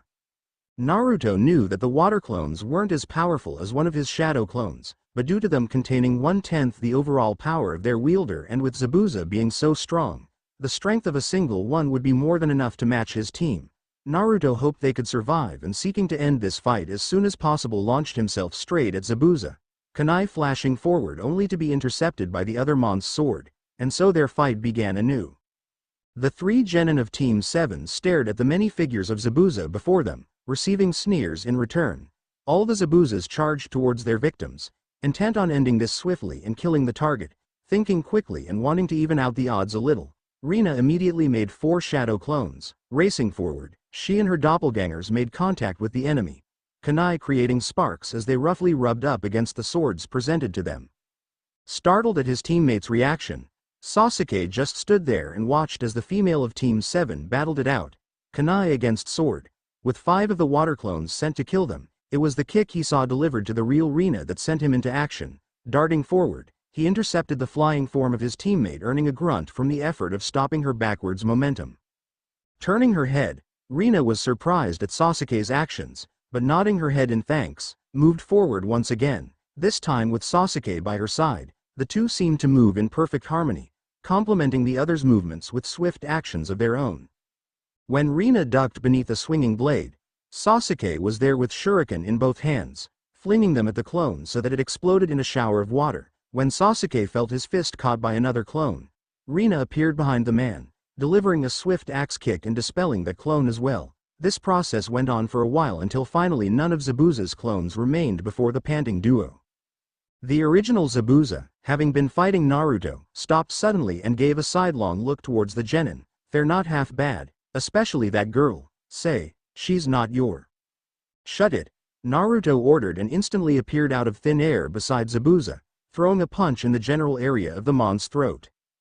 Ducking his head beneath the incoming blow, Zabuza countered by drawing his left arm up and forcing Naruto's right arm wide in order to twist his body uncomfortably, struck out with his left, aiming for Naruto's heart with the pointed tip of his sword.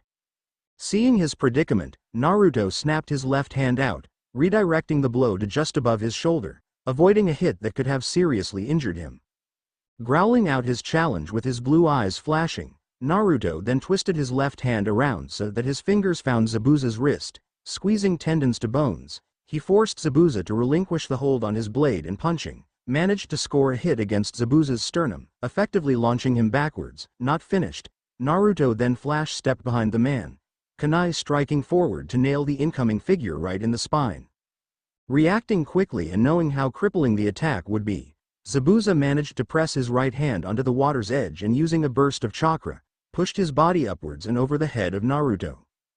Being the faster of the two, Naruto scowled and snapping his hand up, grabbed at the leather strap about Zabuza's chest, roughly pulling the man down and slamming him into the water beneath them. Not done with his move, Naruto then spun about, taking Zabuza's body with him and flinging him towards the bank, watched as he bounced a few times with the hard landing. Zabuza groaned as he hoisted his body up, cursing his luck for being presented such an adversary. Zabuza sprung back atop the water and instantly began to flash through hand seals. Somewhat recognizing the long array of seals Zabuza was going through and guessing the outcome, Naruto flashed through his own even faster than that of Zabuza, finishing up their seals. Zabuza and Naruto each shouted out their own individual jutsus. Suiden. Suiryuden no Jutsu, Water Release, Water Dragon Bullet Technique. Futon. Furyuden no Jutsu, Wind Release, Wind Dragon Bullet Technique. Rising from beneath, a dragon of pure water emerged before Zabuza, immediately launching itself towards Naruto. Although Naruto hadn't seemed to have created anything, the wind picked up in front of him, and if one was to look closely, they would have seen the shape of a dragon made entirely of wind form, charging at its dragon counterpart before it. The two dragons clashed then, swirling and twirling about one another before they cancelled each other out.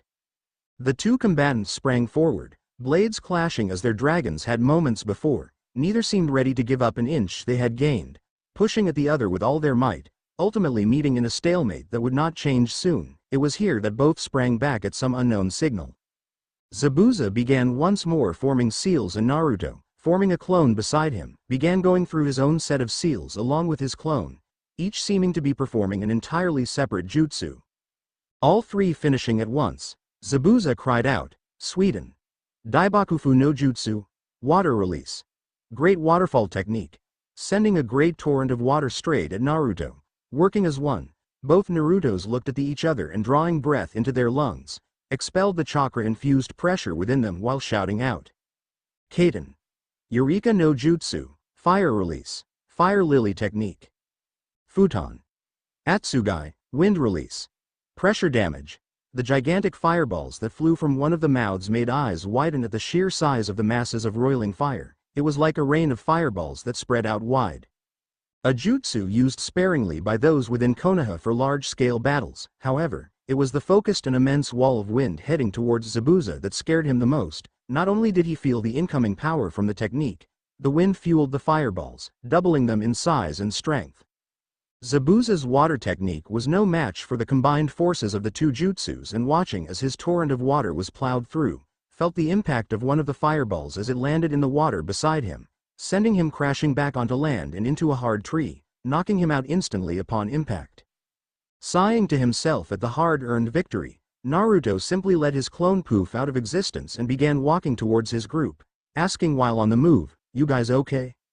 They all nodded dumbly, still amazed at the sheer power of the man approaching them, none more odd than Uchiha Sasuke, whose clan prided themselves on their use of fire techniques. However, the boy had never seen the magnitude of fire manipulation that Naruto had just shown off, and he once again wondered if his sensei could actually defeat his brother in battle.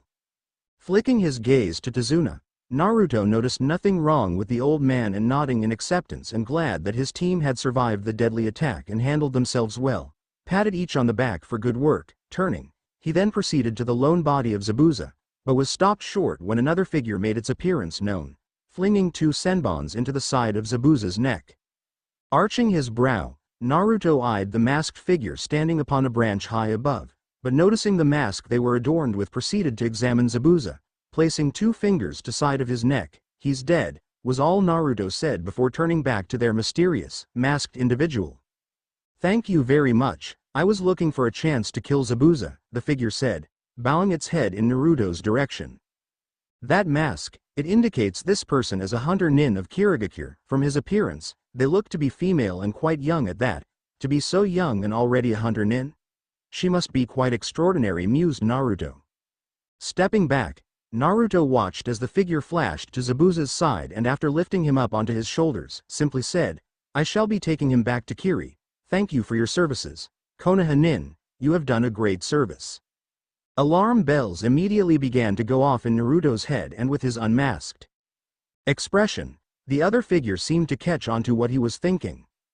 Reacting quickly, Naruto threw two of his kunai forward and bolted right behind them. The hunter nin, seeing the weapons flying towards him, instantly countered, sending two senbon to deflect the kunai out of the air before sending a wall of water towards the charging Naruto.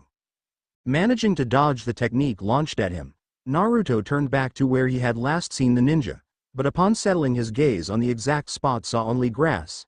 Sighing and shaking his head in dejection, Naruto made his back to the startled group, giving them a later to put off the obvious string of questions they wanted to ask him. He then asked Tazuna if he would be so kind as to show them the rest of the way to his house. Yes, follow me, and with that led the small group down the road and towards his home, almost giddy with happiness now that Zabuza had been taken down by Naruto. Reaching the home, which seemed to be a very well-built two-story abode made entirely of wood, a woman who appeared in her late 20s greeted the group at the door. "Ah, hello. I assume you are all the ninja that my father hired. Please come in. Make yourselves at home. I'll start dinner soon, so relax. You all don't look so good. Oh, and my name is Tsunami. It's a pleasure to meet you." Giving their greetings, both Team 7 and Tazuna made their way into the house, where they all collapsed. Some out of weariness while others just from their adrenaline finally settling down. Here they all stayed until they were called to dinner. After scarfing down all the food presented, Tsunami picked up their plates before saying to the group, "We have 2 rooms that you all can stay in if you would like. I don't really know the customs of ninja, but a comfortable bed is usually enjoyed by everyone." "Ah, thank you, Tsunami-san, that would be greatly appreciated." Turning his head, Naruto eyed his team before stating, "All right, you 3. You all will be staying in one room while I take the other. You are to get a good night's sleep because you are going to need it for the next few days. Trust me. Now get off with you lot." Watching the group leave down the hallway, Naruto instantly remembered something and raising his voice yelled at the departing 3. "Oh, and I better not catch you 2 trying to fool around with me, sister, or there'll be hell to pay, boys." Hearing the slightly choked gasps from said boys, Naruto chuckled before turning to his hosts, who were both giving him highly amused expressions. "You are very protective of your sister, aren't you, Naruto-san?" asked Tsunami as she began to wipe off the table. The next morning found the group sitting cross-legged in front of their sensei as he intently scanned over the many scrolls before him. His eyes shifted back and forth between each, and occasionally he would let slip a slight mumble that was incomprehensible to anyone but himself. So engrossed was he that he didn't even notice his kid sister making weird and obnoxious faces in his direction. Some rather amusing to see, such as the other 2 boys were witnessing. Naruto was purely and utterly focused on the various seal arrangements he had recently been working on, and just like every Uzumaki before him, his brain was locked solely on his work, blocking out any and all outside disturbances. If he could only solve the small issue of folding over the distance between himself and the Namikaze estate so that he didn't die of chakra use in trying to link to it, if he could do that then. Finally, after many minutes of this process going on, the less patient of the trio turned his head to glance once again at his female teammate and questioned, "What's wrong with him? It's like he doesn't even know we're here." Nodding her head, Rina half smiled as she gazed fondly over at her beloved brother at work. The girl recognized some of the symbols and squiggles littering every inch of the scrolls he was reading, but sadly most of it was just above her current level of sealing. While she was an Uzumaki as her brother, for some reason she just could never get into the art of Fuinjutsu. Oh sure, she learned the art easily enough, for like all Uzumakis she shared some affinity to the craft, but she just couldn't get into it, let alone concentrate for hours on end. He probably doesn't. He gets like this sometimes, and you either have to hit him out of it or just wait for him to snap out of it. But I say we go with the first option. Putting words to action, she promptly stepped up behind her brother, who didn't even notice her presence. Letting her arm retract back, Rina slammed her fist into the back of Naruto's skull, shouting out, "Hey idiot, pay attention." Naruto keeled over immediately, his hands instinctively rising to the back of his head to cover the growing lump atop his noggin while uttering a soft "Atatatata," wincing from the pain and having a sudden flashback of his mother with red hair flying about her face. Naruto slowly turned around, half expecting his mother to actually be there. The figure behind him certainly looked like his mother, all right. Red hair cascading down the sides of her face with flashing violet eyes. However, she was too short, and the image of his mother slowly left Naruto's eyes only to shift to his sister with her fist clenched in front of his face. Blinking, Naruto cocked his head to the side before releasing his head. Oh hey there Rina. What are you doing here? Rina gained a tick mark at that comment, her fist clenching all the more tightly as she glared at her brother. Well, we're here because you told Tsunami-san to tell us to meet you up here when we were done eating. Honestly, Ni-san, you're a complete idiot sometimes.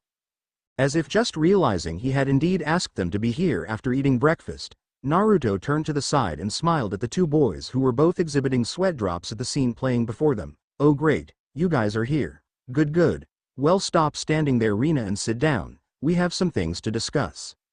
Sighing and shaking her head for her brother's sake, Rina once again resumed her middle position just between her two teammates and cocked an eyebrow up at her brother. Seeing that they were ready, Naruto closed his eyes for a moment as if to collect his thoughts before once again opening them. All right, I'll probably answer most of your questions with this, so just please listen carefully. Now, it seems Gato desperately wants Tazuna-san dead if he's willing to pay for such a high-caliber ninja like Zabuza. That man was totally out of your league, but you three did well in defending Tazuna-san. Most teams would have just left the client, but I applaud you Shino for remaining behind to guard while the other two defended against Zabuza's attack. I am very impressed, so good job. Now, here's the bad part, and Naruto paused significantly. Zabuza's not dead. He stopped there, hearing the collective gasps of shock due to his proclamation. He waited, letting them get over their initial surprise, and just as he had predicted, the question was asked. What do you mean, sensei? Judging from your examination of the body, it appeared as though you believed him to be dead. How could he not be? Well, at first I did think he was dead, but you all remember the ninja at the end of the fight. If you don't know, that individual was a hunter nin from Kiri. Their job was to kill Zabuza so that no trace of him remained. As you all probably know, a shinobi's body is full of secrets that can be easily exploited if used correctly. A hunter nin destroys any and all evidence the ninja existed. The problem is, they're only supposed to cut off the head of their prey to mark the target as indeed dead and burn the rest of the body. He knew that his team had caught on when Rina pointed out, but they didn't. They took Zabuza's body. Exactly, said Naruto, nodding his head in her direction to show his appreciation for her quick wit. He took the body. Standard protocol is to cut off the head then and there, not to take the body and do it somewhere else. That is why I attacked. From that I knew that our little friend was a fake and probably a partner of some sort to Zabuza. But why would his partner attack him? They threw 2 senbons into his neck, questioned Rina, not quite sure why someone would do that if they were trying to save Zabuza. Naruto chuckled and raised a finger. Ah well, that's an easy one. There are several areas in the neck to which, if correctly hit, can make someone appear as though they're dead. Senbons have a low fatality rate unless of course they hit critical points in the body. Anyone with the right knowledge of the bodily systems would easily be able to hit specific areas in the body to make a person appear dead. That is my guess on what happened to Zabuza. There is a good side to all of this though. Seeing the dubious looks being shot in his direction, Naruto then went on to explain. Because of the delicacy of these areas hit and being put in near-death state, we have time before Zabuza fully recovers. Probably a little over a week is my guess. During that time, Team 7 will guard Tazuna-san is hired to entrain. I need to get you guys up to shape in order to fight that pair. But what about Tazuna-san? Shouldn't we inform him Zabuza's still alive? Asked Rina, wondering if it was a good idea to keep that little secret hidden. No, we won't tell him. He's got enough to worry about right now. Telling him will only freak him out even more, and this country needs him to finish that bridge. As the old saying goes, ignorance is bliss. This training you said, how will it help us? It's not like anything you can do will really get us up to Zabuza's level in just a week, Sasuke pointed out. Sasuke, it's better to prepare even if the odds are against you. Let me ask you this, if you were studying for a test, would you rather come in knowing half the knowledge you needed to know or all of it? Well, all of it obviously. You'd probably fail if you don't. And here Sasuke glanced over in Rina's direction, who scowled in return. Exactly, even if we only manage to increase the likelihood of you surviving an attack from Zabuza by 1%, would it not be beneficial to try? That 1% could mean the difference between life and death in these types of situations, and it's better to be prepared than regret not doing so before dying. Always remember that victory is never a sure thing, and a shinobi must always train his or her body so as to increase the chance of survival. When I am not busy, even I train because there is always someone out there stronger than me that would kill me if given the chance. Never become lax in the shinobi world or you're dead, plain and simple. Seeing the look crossing over Sasuke's face, Naruto chuckled before slowly rising from his bedroll. Placing a hand on his head, he patted the boy. It's all right, Sasuke. You asked what you thought was an important question, and I, as your sensei, answered. It is my job to help you guys develop as shinobi, and it's your jobs to listen and grow from my teaching. Anyways, let's get you guys training. We don't have a lot time after all. Watching as they rose from their seats, Naruto walked behind his team as they made their way downstairs and into the kitchen. Moving to the front door, Naruto was just about to open it for his team to depart before the action was done by another. A young boy with a large white hat wearing green overalls rushing into the house. Watching as the boy blinked in surprise at the new faces in his home, Naruto raised his hand in greeting, coupling the gesture with a small smile. Yo! The boy continued to blink, even more confused at the greeting, before simply running into the kitchen and towards Tazuna. Grandpa, I am home. He shouted and flung himself into the waiting arms of the old man. Oh, Inari. There you are. We've been wondering where you've been, said Tazuna, embracing the now-known Inari tightly in his arms. Inari. Don't ignore our guests. These are the ninja who are here to guard your grandpa. At this the boy turned his head, still locked in his grandfather's arms, and seemed to glare at the four staring curiously at the scene. Breaking free from Tazuna, Inari turned to his mother and callously said, Mom, they're going to die. There's no way anyone can stop Gato. He's going to kill all of them. Everyone was startled at the outburst, hardly expecting this 8-year-old boy to say such things. None of them knew exactly what to say or how to answer his foreboding words, but thinking that someone must say something, Rina raised her voice to be heard. Inari-san, I can assure you we won't be dying so easily. We're pretty strong and our sensei is way stronger than this Gato. We're going to protect your grandfather and try and help this country. Help? You think you guys are some heroes? There ain't no such things as heroes. You're all just gonna die. Just go home. With that, Inari flashed a scowl at the four before rushing out of the kitchen and up the stairs. Raising herself halfway up from her chair, Tsunami yelled out, Inari, where are you going? I am going to watch the ocean. They all heard the boy shout back before disappearing up the stairs and out of sight. Tazuna sighed and turned his head to gaze back at Team 7, wanting to apologize for his grandson. I am sorry for that. I am sure he didn't really mean what he said. Naruto shook his head and raised a hand. No need to apologize, Tazuna-san. It is quite all right. Rina, can you go up and make sure he's all right? Nodding her head, Rina quickly followed the path Inari had taken and climbing the stairs.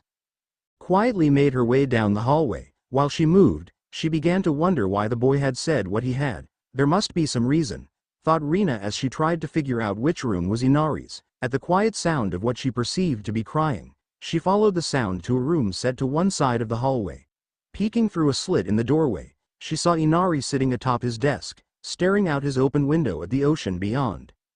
Frowning at the sight, wondering why he was crying, she stayed for a few more moments to reassure herself that the boy was all right before drawing back and quietly departing, not wanting to embarrass the boy by being seen crying.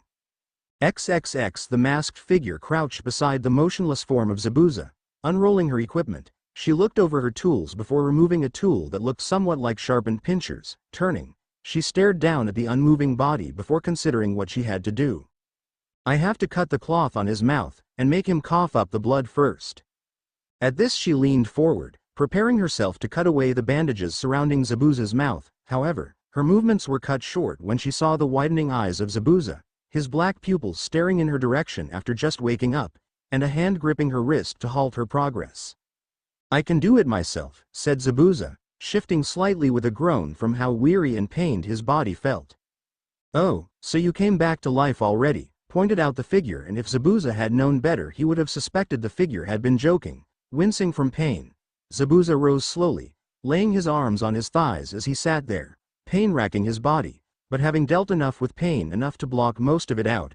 Zabuza reached up and began to draw the senbon out from the side of his neck, blood splattering as the metal weapons were yanked out. "Geez, you're so rough, Zabuza-sama. Please don't take those out so roughly, either, you'll die for real." Growling at that, Zabuza tossed the second and last of the senbons away and stared down at the ground for a moment, thinking over recent events. After a moment, he flicked his eyes towards the figure crouched beside him, giving the mask staring back at him a hard look. "How long are you going to wear that fake mask? Take it off." The figure seemed to ponder that for a moment before nodding his head. "I forgot because it's been a while since I used this," she said before reaching up and gripping the mask, slowly drawing it away from her face. The figure revealed her face. A flawless physique with dark brown eyes and firm, but well-formed lips. The girl stared at Zabuza, her lips curving up into a warm smile as he gazed at the older man. "It was also nice to use it to pull of that act. If I hadn't stepped it, you would have surely been dead, although," and here she faltered, wondering how best to put this, "when I tried to take you away, the man you were fighting with seemed to catch on and attacked. I defended and managed to get away, but I am sure they know you're still alive." Shaking his head, Zabuza stiffly ran his fingers through his short, brown hair. "Guess it can't be helped, but you know you didn't need to attack my neck if you wanted to put me into a near-death state. You're still so wicked." "I couldn't help it," informed the girl. "I didn't want to scar your beautiful body, Zabuza-sama, and it's easier to aim at the neck since it had fewer muscles." Zabuza snorted at this before trying to rise to his feet and failing miserably, grunting as he settled himself back down upon the ground. The girl responded in turn. "You won't be able to function properly for a week or so, but maybe you'll be able to move soon, Zabuza-sama." Zabuza stared at her for a long moment, his eyes boring into the girl's own, who didn't seem fazed for a second. "You're pure, clever, and not tainted at all. That's what I like about you." This response immediately set the girl's cheeks to flushing, and slightly scoffing at the comment, quickly responded, "I am still a child, so," and then just shifted to her feet to stand over Zabuza. Turning about, the girl noticed the surroundings about them and said, "The fog has lifted." Barely receiving any acknowledgement, he went on, "Will you be okay next time?" It was unlike Zabuza to even hesitate when asked such a question concerning fighting, but when he thought about it, a small amount of fear began to seep into him. Something that he had never before felt. The feeling felt uncomfortable to the cold-hearted killer, and try as he might to push it away, he just could not. Staring straight ahead, he began to speak. "This job isn't paying enough for someone as big as the Yellow Wraith. If we were in different circumstances I'd demand more money, but seeing as how we need the cash and Gato could pull out at any time, I can't. I also can't back out of this deal. What would it make us look like if we did? Sissies, that's what. No one would hire us again. No, I'll fight the Yellow Wraith again, but we have to be careful, very careful, the mon's dangerous." The girl, who had never seen her master and traveling partner so weary before, was momentarily taken aback by his words. Quickly recovering, she bowed her head. "As you wish, Zabuza-sama. Now let's get you back to the hideout to start your recovery." XXX Team 7 stood along the grassy shoreline a short distance off from the main household of Tazuna. It was already close to noon, and they were assembled here to discuss the new training regime they would undergo to try to improve their chances of survival in the coming days. In front of them, with his hands rummaging through his pack, Naruto sat grumbling to himself as he searched for something with an aha and a quick yank of his wrist. Their sensei finally arose, a few noticeable pieces of blank paper in his right hand. Grinning to his team, he brandished the paper before handing out the slips. Keeping one for himself for demonstration purposes, these pieces of paper are known as chakra paper. They will help us identify the element or elements you have an affinity towards. While elemental training isn't usually started until later on, I think the situation demands we get you started. Be warned, manipulating the elements is much harder than you think and will require your complete attention and focus. Got it? Receiving nods from his team, Naruto went on to explain the principles of the paper. Now, all you have to do is channel your chakra through the paper. The paper will react differently depending on your affinity. If it wrinkles, you're lightning. If the paper is cut in half, wind. If it becomes soggy, water. It burns if fire. And finally, it crumbles if you're earth. Now let's show you what I mean." Looking at the paper he was holding, Naruto pushed a small amount of his chakra into it, waiting for the reaction to occur. Almost instantly, the paper split in half, signifying his affinity towards wind. However, the process didn't stop there. After that, one half of the paper began to grow soggy while the second half became wrinkled. The onlookers watched intriguingly, applying what they had just been lectured onto the spectacle before them. Now then, I am sure you all noticed what happened. I have 3 affinities. My main affinity is wind, with water coming up as a close second. My third is lightning, but it's only a minor affinity currently. All Junin ranked shinobi tend to know 2 elements, while a few even know 3. Rarely do you see anyone with more than that, such as our Hokage, who knows all 5.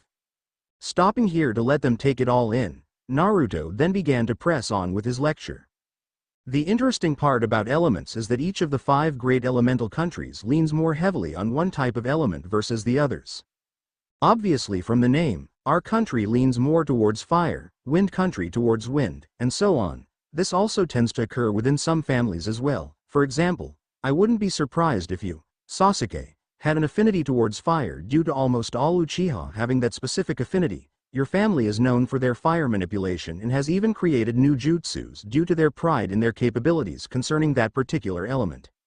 At this, all eyes looked to Sasuke, who just puffed out his chest, swelling up with pride for the great Uchiha clan. However, that has also been the downfall of many Uchihas throughout history.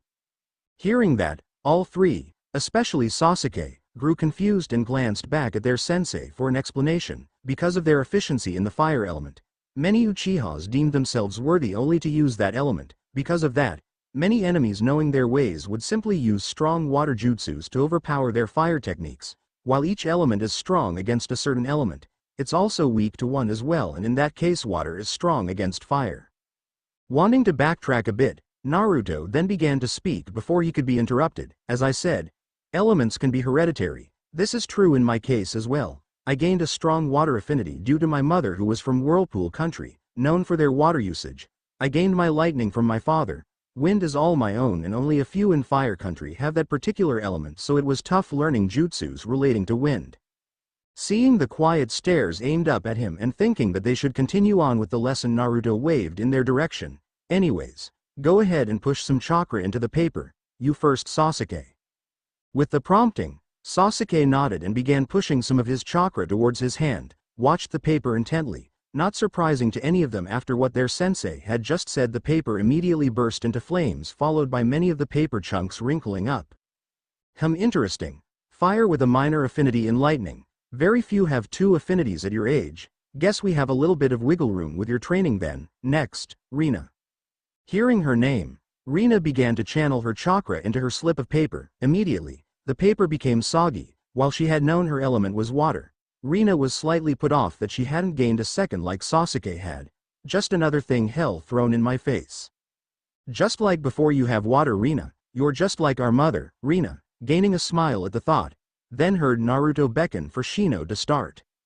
Proceeding through the same procedure, Shino's paper simply crumbled, indicating he was earth-based. Alright, so we have all the elements within our little group EH. Very nice. That can turn out be quite advantageous. Now then, to go along with this training, I will provide each of you with 1 elemental jutsu. Sasuke, while you have 2, I think fire would be better to teach right now, since lightning can sometimes be tricky. Receiving a nod in understanding, Naruto went on. First off, Sasuke, you already know a short-ranged C-rank fire jutsu, so adding a mid-range will help with your diversity. This jutsu is called Ryuka no Jutsu, dragon fire technique, and acts like a flamethrower of sorts. Here are the seals. Shifting from snake, dragon, rabbit, and finally tiger slowly enough so that Sasuke could memorize the sequence. Naruto then shouted out the technique. Leaning forward while doing so, from out of his mouth streamed a long, thin line of hot fire, the flame meeting the crashing ocean water beside them before bursting into a cloud of white steam. All those present covered their eyes, the hot steam heating their bodies up to sweating, before finally Naruto released the jutsu and smirked down at Sasuke. Careful where you fire it though, it's hot enough to melt rock, so a teammate would not be best to hit with it. Seeing the understanding in Sasuke's eyes, Naruto then turned towards Rina. What to teach you? You already know a few water jutsus already. Naruto thought for a moment, his fingers coming up to cup his chin as he pondered over the various water techniques he knew. After a few moments, Naruto seemed to brighten, having thought of a good technique to teach her. I think the Suiryuban, water whip, jutsu would be good for you. It'll help you keep just out of range, but allow you to strike out at your opponent. Flicking through the rat, dog, and ox seals, he waited for Rina to show that she had memorized the sequence before letting his hand draw to the side. whispering the name this time. A long whip-like object seemed to materialize out of thin air within his grasp. Flicking it like the name suggested, he cracked the water whip, letting the tip wrap about a nearby branch before yanking it back so that the piece of wood landed in his free hand. This technique is basically a whip made of water and can be used to hold or pull someone or something. But as you know, all water techniques that are formed outside need to have some sort of water supply near at hand. Without it, these types of jutsus are hard to create because of the lack of water. It has been said that our Naidame Hokage was so proficient with water that he was able to literally combine water molecules in the air to form his water, which would take an incredible amount of control and chakra to do. You definitely aren't at this level, so remember the requirements to using this and you should be fine. And what of me, sensei? Questioned Shino. I have an interesting jutsu that might work well with your bugs, Shino, because you haven't dealt with nature manipulation before. I can only give you a D-rank jutsu, but it should work well for you. It's called Doden Shuriken no Jutsu, Earth Release. Stone Shuriken Technique. And you basically make shuriken by picking up the dirt beneath you and tossing it at your opponent. Naruto crouched down, scooping a bit of dirt from the ground and tossing it towards a tree. They all watched as the dirt particles quickly fused together, forming small shuriken-shaped projectiles that seemed to easily impale themselves in the bark of the tree. And how will this technique work well with my bugs? Asked Shino, his analysis of the display not proving to draw any real conclusion on how to put the two together. I'll tell you later. First you need to actually get the jutsu down. Here he faced all three. Now then, since all of you know a new thing to work on, I'll leave you to try them out. I'll be back later to observe you once I handle a few things if I don't get distracted. What are you going to do, Ni-san? Inquired Rina. Oh, this and that. Don't worry about it. Stop worrying about me and get to practicing twerps, responded Naruto before he walked away, leaving the three to their own affairs.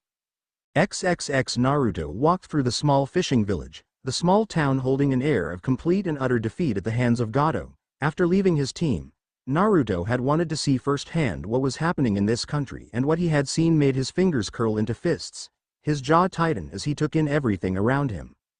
People ranging from small children to weary elders huddled along the road, up against the walls of the rundown shops, some raising their hand at his passing begging for money, while some didn't seem to have the energy to do even that.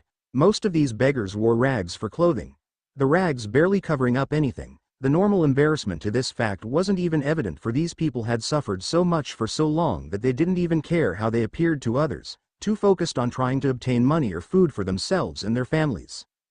Often an occasional building Naruto passed appeared to be razed, the blackened, charred husks of their wooden skeletons being the only thing that marked that there had once been a building there. Boats were overturned and in splinters along the beach, and even here people sought refuge from the elements, tying raggedy old blankets to the mast as a form of shelter from the ever-prevailing wind. Yet this was not the worst in Naruto's utmost opinion. Not even clothes. The worst part was the horrendous smell in some areas of the village. It seemed that when Gato or his lackeys were not satisfied, they enacted their rage on the people of the village. Bodies littered many of the alleyways, covered the beaches, their dead eyes staring up at the sun, the faces that weren't melting away from the exposure showing the pain they had been in before their deaths. The smell perforated the air in the village, causing Naruto to gag as he inhaled the acrid and rotten smell that came off the bodies. It made the young man sick to his stomach to see all this, his nose wrinkling in disgust and his hatred growing anew for the man called Gato. Gato was treating these people less than even animals, refusing them the right to let them bury or do honor to those that he or his men had killed. He prohibited the bodies from being moved, making the rotting forms to serve as a reminder and warning of what happens when they did not do as Gato said. All this killed all thoughts of rebellion within the villagers' thoughts, and so they just dealt with it, shifting sad gazes away from previous friends or family without shedding even a single tear, having shed so many before.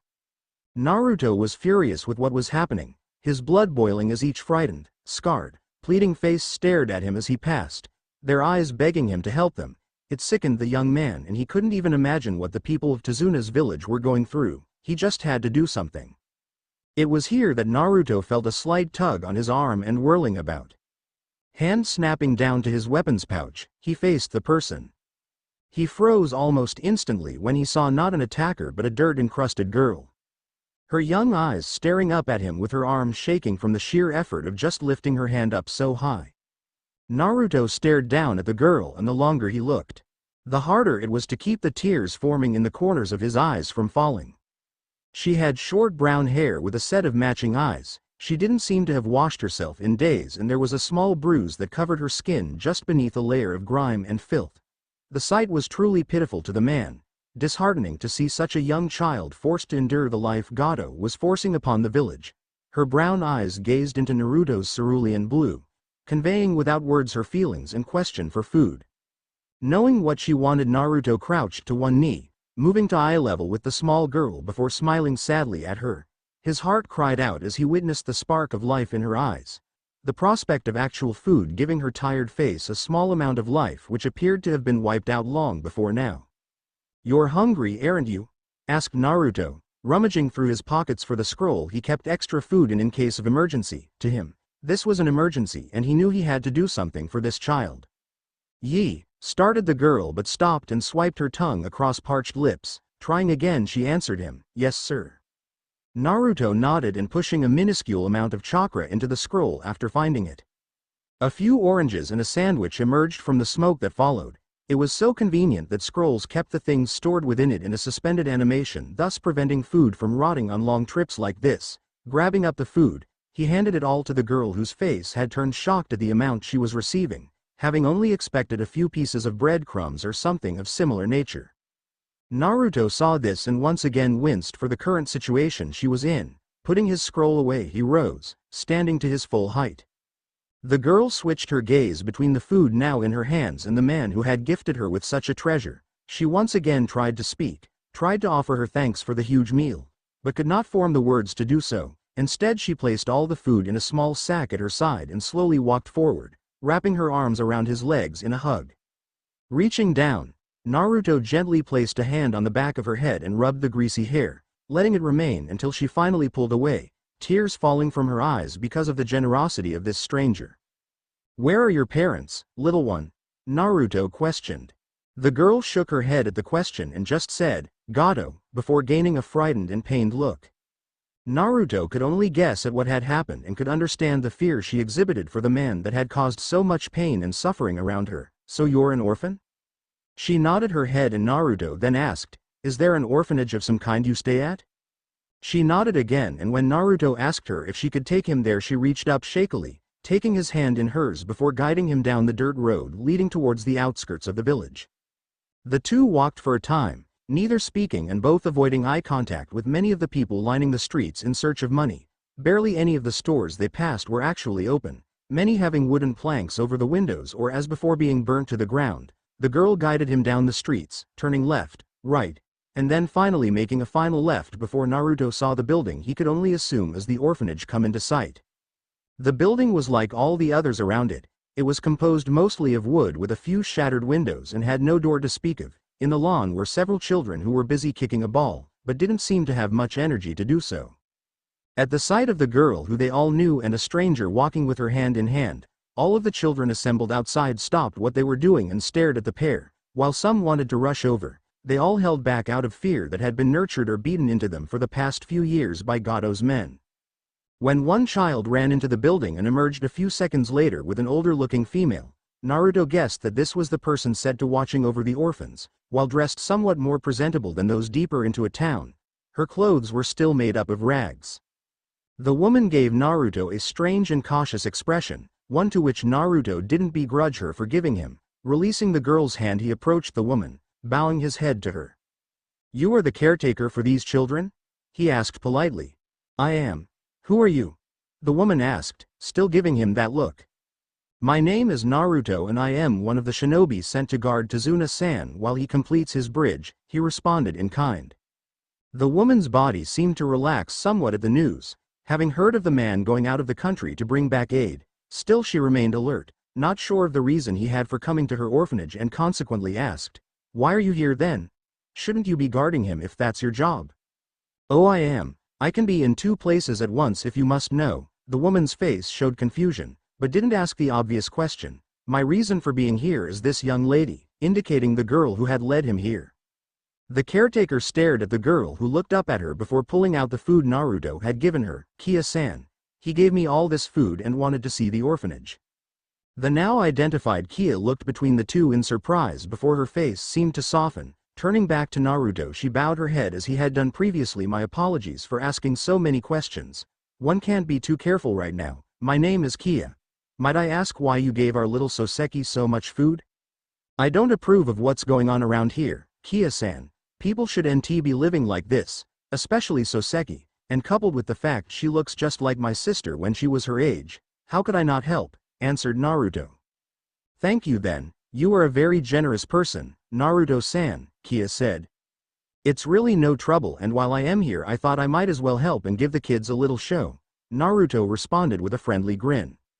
And how will you go about that? Kia asked, wondering what could be on this mon's mind. Well, first off, I thought I might get you guys some more food. What do you say to that? Questioned Naruto. Any bit of extra food would be greatly appreciated. We get by right now, but soon it won't be enough to feed all the children here. I understand, and here Naruto raised his voice. Hey kids, who wants to see some magic? Magic? Asked everyone in chorus, including Kia. Instead of verbally answering, Naruto just beckoned for them to follow him. Scooping up a pair of fishing nets from a seemingly abandoned dock on the way down to the beach that was right next to the orphanage. Once there, he instructed the children to spread the nets as wide as possible and to be prepared for a surprise. Done with their task, they all stood back to watch as Naruto flashed through a few hand seals before spreading both his palms out wide in front him. A few of those assembled saw the surface of the water begin to stir, bubbling up in a froth, but all saw when the water burst upwards, shooting nearly 20 feet into the air. The water didn't stop there, and curving towards land, it crashed onto the spread nets, drenching some of those too close until finally Naruto released the technique, revealing 2 nets chock full of squirming, flopping fish. Just like the fish, all those watching gave Naruto similar expressions, not really knowing what had just happened. When their brains finally caught up, all the children leapt forward towards Naruto, tackling him to the ground and praising him loudly for the awesome magic trick he had done. The man laughed as he went down, covered from head to toe in clinging children that seemed to have no desire to release him soon. Kia, not looking a gift horse in the mouth, called over 4 of the older boys to carry the fish-filled nets to the orphanage and place them in buckets to be dealt with later. After they had left with bright and happy smiles on their faces, Kia then moved over to the overrun form of Naruto. Gazing down at the children piled high atop him and glad that they could all find some source of happiness in these dismal of times, she called them to order. Children, please get off. Naruto-san, if I am not mistaken, he still has a few more tricks he'd like to show us. At first the children had groaned at being ordered off their new plaything of sorts, but when informed of potentially more surprises and tricks, they couldn't get off of him fast enough. Naruto stood up quickly, twisting his arm about a few times to get a kink that had formed for being under the heavy mass for a few minutes, giving his thanks to Kia for saving him from the not-so-terrible death of being overloaded by cuteness. He then ruffled 2 of the children's heads. That's right, I have a couple more things I'd like to show you guys that I think might help. Might I ask where you get your lumber around here? Naruto requested. Just a little way into the forest, responded Kia, pointing in the direction that led outside of the village fringes. We always chop what we need there. Naruto nodded in appreciation for the answer before hoisting a giggling and squealing Soseki into the air and onto his shoulders, making sure she was stable up there. He was then crowded in on all sides by the children as he made for the requested area. Having journeyed through the crop of trees, Naruto stood at the edge of a wide and cleared area, the flat tops of stumps littering the area indicating that trees were indeed cut from here. Dropping Soseki from his shoulders, he turned to the group and began to explain his second trick, drawing all eyes towards him with a puzzling question. Who wants a new house to sleep in? Those assembled stared dumbly at Naruto, not really sure of what he meant by that. They already had a house, so why would they need a new one? Not receiving an answer for his question, Naruto turned to Kia. You do need a new house, do you not? That old orphanage building looks a little rundown, and I think somewhere where the children could potentially avoid getting sick would be good. Yes, I suppose, but how do you, began Kia, but Naruto had already turned his back to her, momentarily focusing chakra into one of his hands. Naruto then cocked his elbow, drawing his right hand to the side. With a quick jerk of his wrist, he suddenly swung his hand horizontally. To the naked eye, the air before Naruto seemed to ripple, the sight barely perceptible to everyone watching. The sound of several loud snaps followed the almost simple gesture. Tree branches rustled, and the clear groan of trees was heard. Ever so slowly, a thin line began to trail across the trunks of each and every tree before the group due to being cut by Naruto's wind. The trunks held there for a few seconds, almost appearing to resist being forcefully removed from their bases.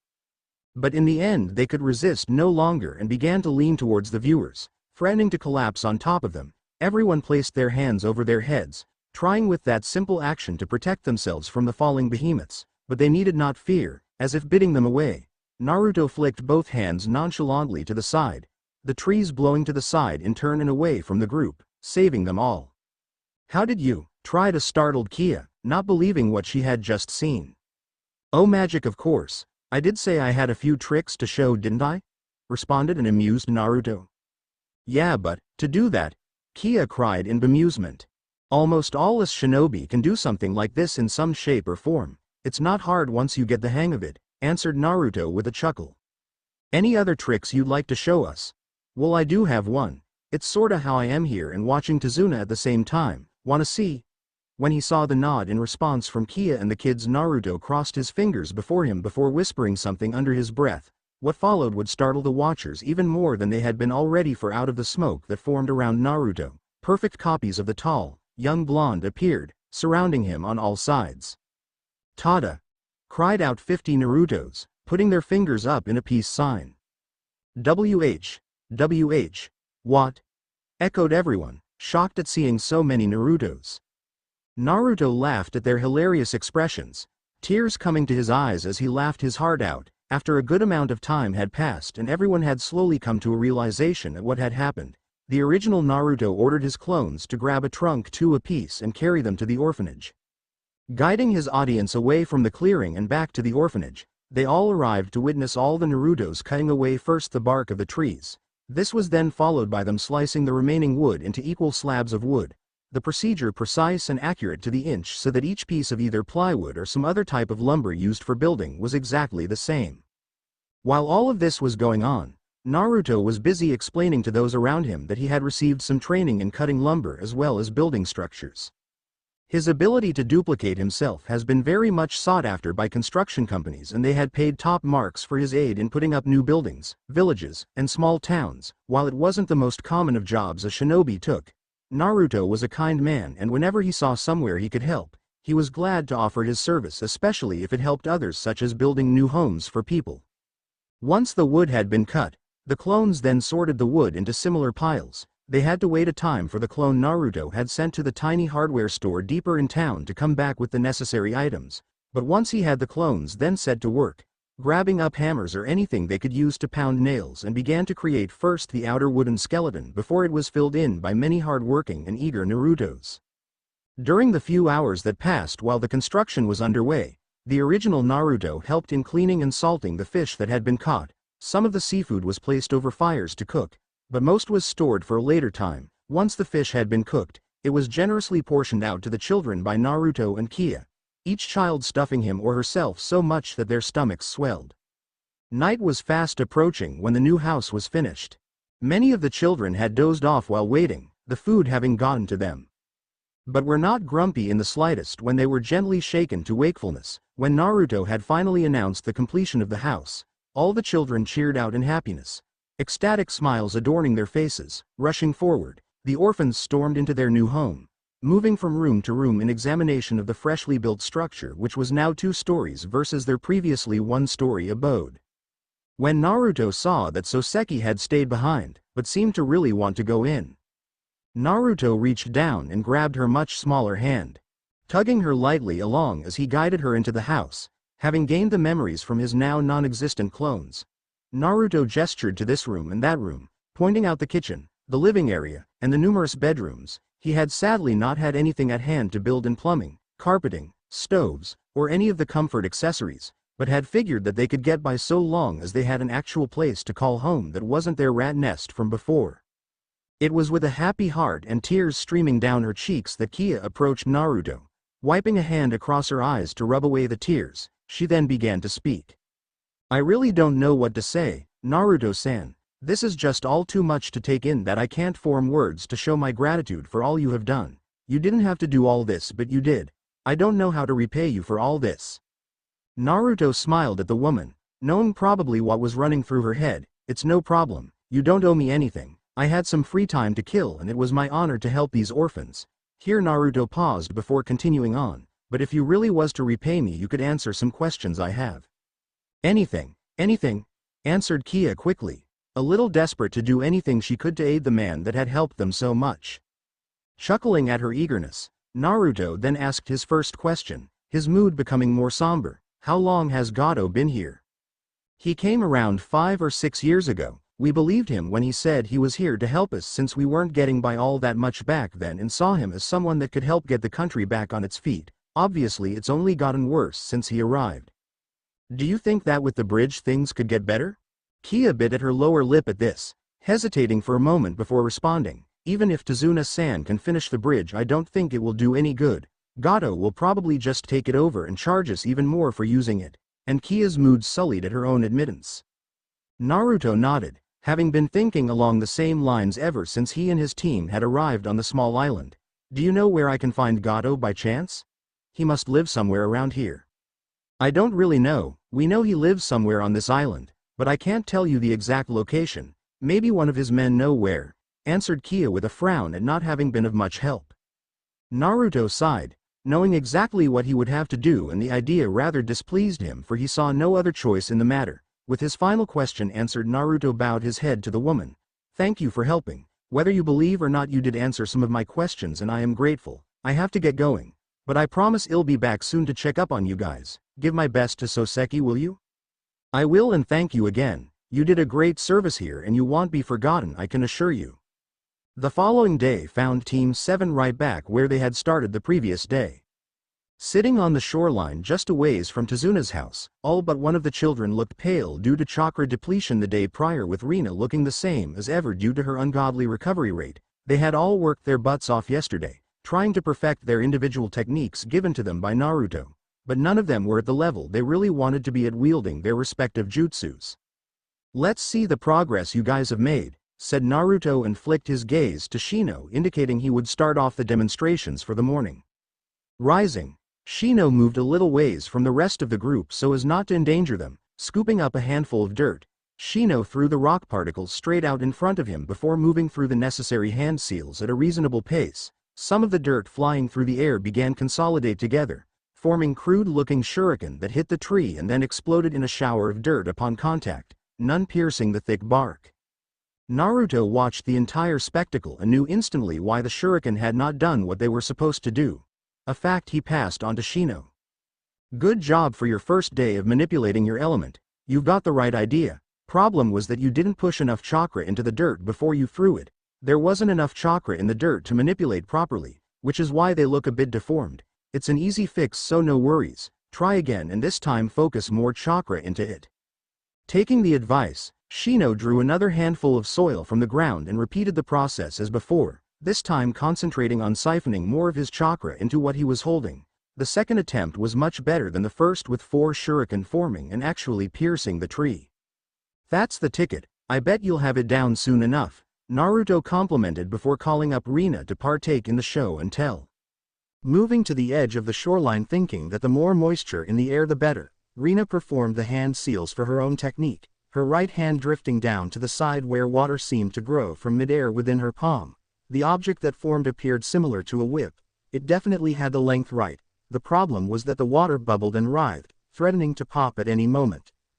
You've got it mostly down, commented Naruto while staring at the whip in his sister's hand. The only issue is that you're not focusing enough on the chakra while manipulating the shape of your water. That's why it looks weird. Put more effort in that and you should be good to go. Rina knew she hadn't gotten the technique down perfectly, but it still rankled the girl that she didn't impress her brother by learning it all in one day. Huffing and plopping back down onto the ground, Rina watched as Sasuke stood and walked a fair distance away from the three so as not to risk their lives with the melting capabilities of his technique. Just as the other two before him, Sasuke moved through the various seals to activate his jutsu and drawing forward, spouted out a stream of blistering hot fire from his mouth. The tree that Sasuke had targeted instantly burst into flames from the severe heat of the move, the wood melting before their very eyes until only the charred hulk of the tree remained standing. That's the ticket, congratulated Naruto, clapping his hands together, which served to irritate Rina even more. Sasuke smirked back at the group, purposely shooting a glance towards Rina before snapping his eyes back to his sensei when he began to speak again. Although it took you a bit longer than most to draw the fire out, you need to add a bit more chakra into the mix to really give it some oomph, and you need to learn how to sustain the technique for more than 3 seconds. It was Sasuke's turn to scowl, having thought that he had performed the technique perfectly like he always did. Seeming not to notice, although the glint in his eyes proved otherwise, Naruto assembled his team before him just like the day before. Since you all have seemed to have your individual techniques down for the most part, you are to work the kinks out and train however you see fit for the rest of the day after. Spar. Do more tree climbing, whatever you think is best, but don't just stop after you've worked out your problems in your jutsus. You want to improve otherwise. I wish I could stay to help you guys out today, but I've got a few more things I have to take care of that require my urgent attention, Naruto said. What the hell are you doing? Asked Rina, curious at what could be drawing her brother's attention away from his team. You'll find out later maybe, Naruto retorted with a teasing grin before turning his back to them and lifting his arm over his head in farewell. Just as he was about to depart, he stopped and called back over his shoulder at the trio. Oh, and if you manage to get your techniques down today, I'll teach you something new tomorrow. That's only if you perfect each of your jutsus, though, 'cause I want if you don't. And Naruto left at that, giving his team something to work towards. XXX Tazuna and an older man that Naruto didn't recognize were arguing profusely when Naruto approached the bridge half an hour later. Naruto could see the desperation in both from their movements and wondered what they could be arguing about. When all was said and done, the second man sighed before walking away, barely registering Naruto's presence as he passed by the blonde. Turning to gaze back at the man, his curiosity piqued, Naruto swiveled back around and made his way over to Tazuna, carefully taking note the aged mont's agitation as he paced back and forth before the foot of the bridge. So what was that all about? Came out Naruto as walked up to Tazuna. Tazuna rotated his head towards Naruto before halting his pacing, his body seeming to deflate. He's just scared, we all are. What we're doing, every day we risk not only our lives, but also the lives of our friends and family. Can you imagine how stressful that is? I can imagine. The life of a shinobi is difficult and we risk our lives all the time. I am sure hell come around. The problem is he's not the only one. I've already lost 4 this week and at this rate I won't have enough builder come next week, Tazune said morosely, somewhat depressed as the thought once again plagued his mind. Well, Naruto started, what if I could find you some more men? Tazuna snorted. Where do you expect to find more men? All those that came here were the only ones willing to take the risk against Gato. Naruto chuckled and tapped the side of his head. Really, Tazuna-san? How do you think I've been guarding you all this time? The man stared dumbly at Naruto. By watching me? You're half right there. I have been watching you and I haven't. This comment puzzled Tazuna greatly, and seeing this Naruto flicked his hands up, placing his fingers in the familiar cross. The action quickly followed by a puff of smoke. After the smoke had cleared, standing next to the blonde was a copy of himself, both grinning cheekily at Tazuna. I can make clones of myself. I've had a clone watching you this entire time. Once Tazuna had gotten over his initial surprise, his face became more serious, the building boss within him coming to light as he asked, and how's one air clone going to help me? I need more than that. That's not an issue. Some call me the one-man army back in Konoha. I can make as many clones as you need. See? And after a moment and an explosion of smoke, the ground around Naruto was crawling with his clones, the number totaling up to 100 strong. Tazune was speechless when he saw the sheer number the blonde could produce, his eyes gazing across the large group. This shock, however, was soon replaced by a calculating look, the Mon's mind racing. And what would you let me do with these clones? My dear Tazuna, they are all yours to command. Do what you want with them. Some skills you might have to train, since I might not be knowledgeable on some bridge building techniques, but once you teach one, they'll all know, I assure you, Naruto responded, quite amused at the moment. Tazuna was definitely going to take advantage of the extra help and nodding, ordered the group to split up into 10 groups with 10 Narutos set to each task that needed to be done. Some of the clones took to mixing the concrete, some carried wood planks to various areas along the already built bridge, other Narutos climbed up the side of the bridge with their feet, an action that amazed the remaining group of workers that had stayed to finish the bridge, and began hammering in nails. After observing the mass of Narutos working hard, taking to their individual tasks with dedication and vigor, A new problem arose for Tazuna. Now instead of having too little workers, he took note that he might not have enough jobs to offer the crowd of clones. This, however, didn't bother the man nearly as much as having not enough workers, and he ordered the clones to wherever he considered needed help, putting as many hammers, chisels, and other implements he could scrounge up into their hands until it appeared as though all had a job. "Thank you, Naruto-san. This will help greatly." Naruto waved his hand at the gratitude, not caring for it. "It's no problem really, I am happy to help." Speaking of help, I heard some rumors that someone with blonde hair built an entire orphanage in one night. That wouldn't happen to have been you, would it? Tazuna asked. Naruto rubbed the back of his head and laughed. Yeah, it was. I felt bad for those children. Forced to live like that is just terrible. Yes, it is. That's why I am trying to build this bridge. This is the only way I can see of helping my people, responded Tazuna, an inner fire burning in his eyes, fueling his ambition and dedication to the project at hand.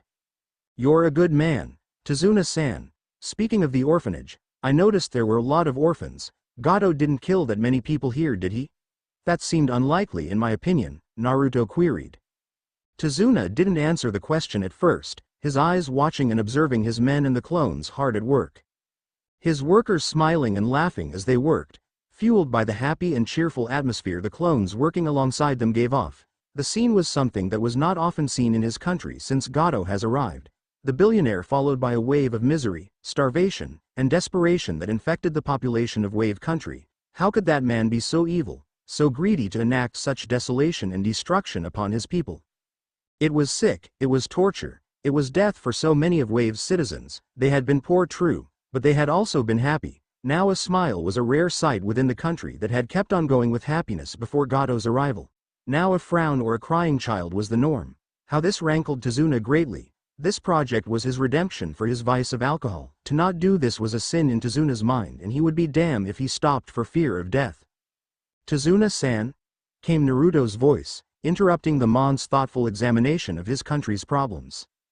Shaking his head, Tazuna finally spoke up. You asked about the orphans, right? Naruto nodded. You're right. Even Gato wouldn't have killed that many men and women. He would have lost too much money if he did. The man is too greedy for that. What did he do then? Naruto questioned. Tazuna turned his back to the bridge, staring in the direction of his village as he spoke. Probably half of the orphans you saw have parents that are still alive. When someone doesn't satisfy Gato, he does two things. He either destroys everything around them before killing them, or he takes them away. Where?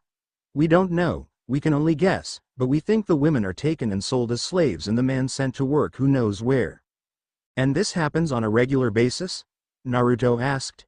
More than regularly, we lose a few people every week. Gato is bleeding us dry in every way possible, answered Tazuna with a frown on his face.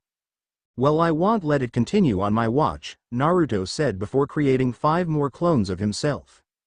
What do you intend to do? Came the voice of Tazuna, wondering what the blonde had planned. I am going to get some much needed information. Just keep working on your bridge, Tazuna-san. If you need help, you'll know. And with that, Naruto sprinted away towards town with his clones. XXX. Both the original Naruto and clones took to the streets of the small village, each taking a sector so as to cover the maximum amount of ground in the shortest amount of time possible. He wanted this to be finished quick, not loving the prospect for what he was about to do. Moving through the village at a brisk pace, it didn't take Naruto to find exactly what he was searching for. Before the original Naruto, 2 of Gato's many goons were harassing a small store owner in whom was on all fours.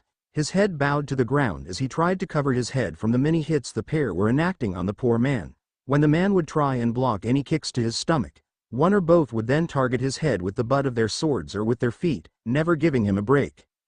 This is a message from Gato, pay or die. Really simple for an old man like you. You should be grateful to him. He's giving you a second chance, said one, grinding the heel of his boot into the back of the old man's hand. The store owner gasped from the injury among many he had accumulated from the beating he was receiving. He hadn't received any customers for the last 2 weeks, and the taxes Gato levied on the citizens, let alone on stores, were incredibly high.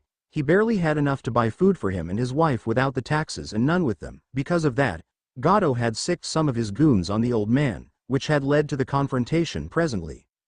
Please, I can't pay, it's just too much money, pleaded the old man, making to rise up only to be brutally knocked back down with a fist to the back of the head. Well, that's a shame, isn't it? I guess you need a little more persuasion. How about we cut your wife's hands and feet off, then burn down your house around her? How would you like? The second goon commented, suggestively drawing his rusty hunting knife from his leather belt. Now that isn't very nice to say. How about you apologize to him? Came a new voice from behind. Turning, both hired highwaymen saw Naruto standing just 5 feet away from them. His arms crossed over his chest with a stern expression on his face. The posture wasn't what startled the two the most though.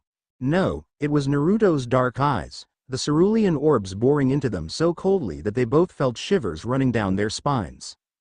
Feeling as though he was staring into their very souls from that gaze, however, while quite unnerved by the tall, imposing Naruto who appeared not as a weak, old man, but a seasoned veteran, the two worked for Gato, so what could the man possibly do without finding Gato's rage on him? Fueled by this thought, the first of the duo drew out his own knife, walking towards Naruto with a superior sneer.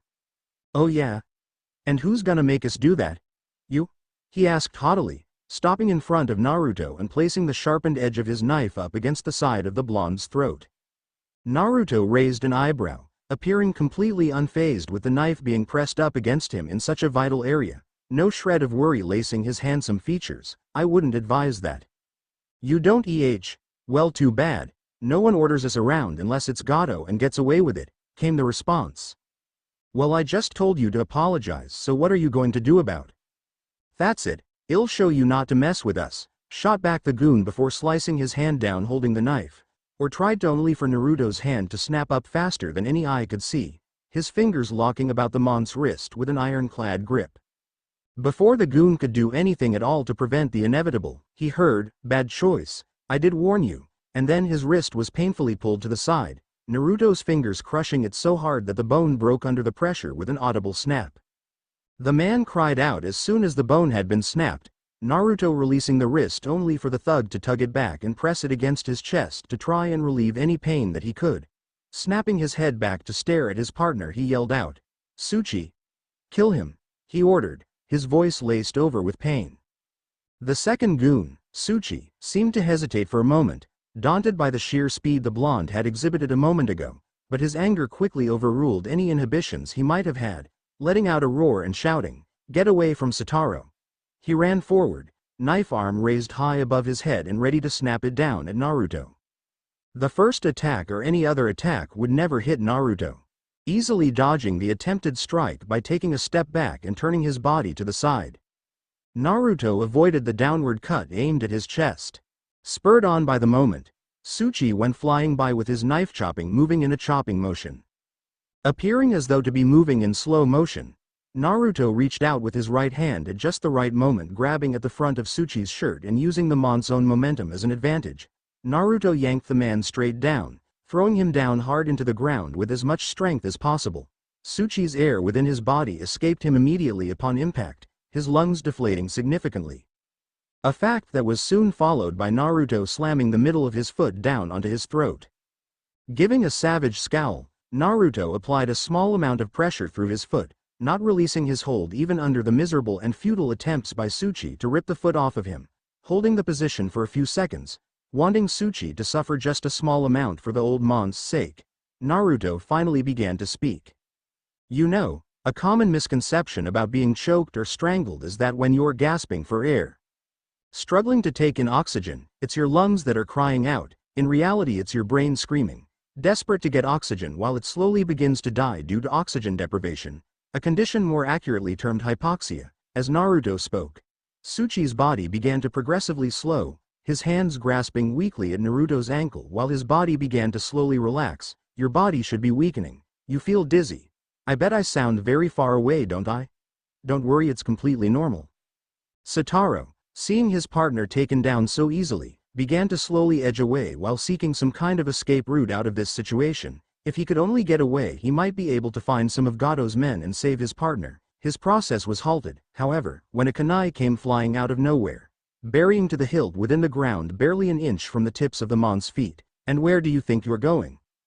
Get over here now," Naruto snapped out, removing his foot from Tsuchi's throat, who violently inhaled air when the pressure was relieved from his windpipe. Satoru gulped, but obediently complied with the order, moving over to Naruto. "Both of you, get on your hands and knees." Naruto barked out, giving the pair a cold look, his voice suggesting to them that they better do as he said or else. Satoru did as he was told, dropping to the ground almost instantly. However, Tsuchi took a bit longer than he, wheezing heavily from his throat crushing just moments prior, but in the end he too struggled into the same position as his fellow. Naruto watched the pair coolly, uncaring of any suffering or pain they might be going through after the show he had just witnessed between them and the defenseless old man. How he hated bullies. Voicing his thoughts aloud, Naruto said, "I despise those that use their authority and power to control, belittle, and abuse those under them like you two just did. It's shameful, degrading, and just outright distasteful. For your actions, I want you both to crawl on your knees to," and here he looked towards the old man, who looked on indifferently, "for a name." "Abuko. Sara Abuko." Naruto nodded towards the man before continuing on, "To Sara-san then. You will express you sincerest apologize to him for what you did to him, understood?" They both bobbed their heads furiously and accepting the agreement, Naruto yelled out, "Then get to it," before kicking both in the rumps, sending them flying for a split second. Both stumbled from the strength behind their respective kicks, but not wishing to be harmed further by the strong man. They scurried hurriedly towards Abuko before placing their foreheads on the ground in front of the man. "We apologize for hitting you," started Satoru, who was then followed by Tsuchi saying, "and how we threatened you, your wife, and your probably very beautiful home." Here they both stopped before shouting out in unison, "We're sorry." Abuko stared down at the two groveling at his feet for a long moment, his lips showing nothing but a frown. "Apology most certainly not accepted. You both can go rot in hell for all I care." Both men stiffened at that, but did not move, now not knowing what to do that wouldn't cause more harm to be inflicted upon them.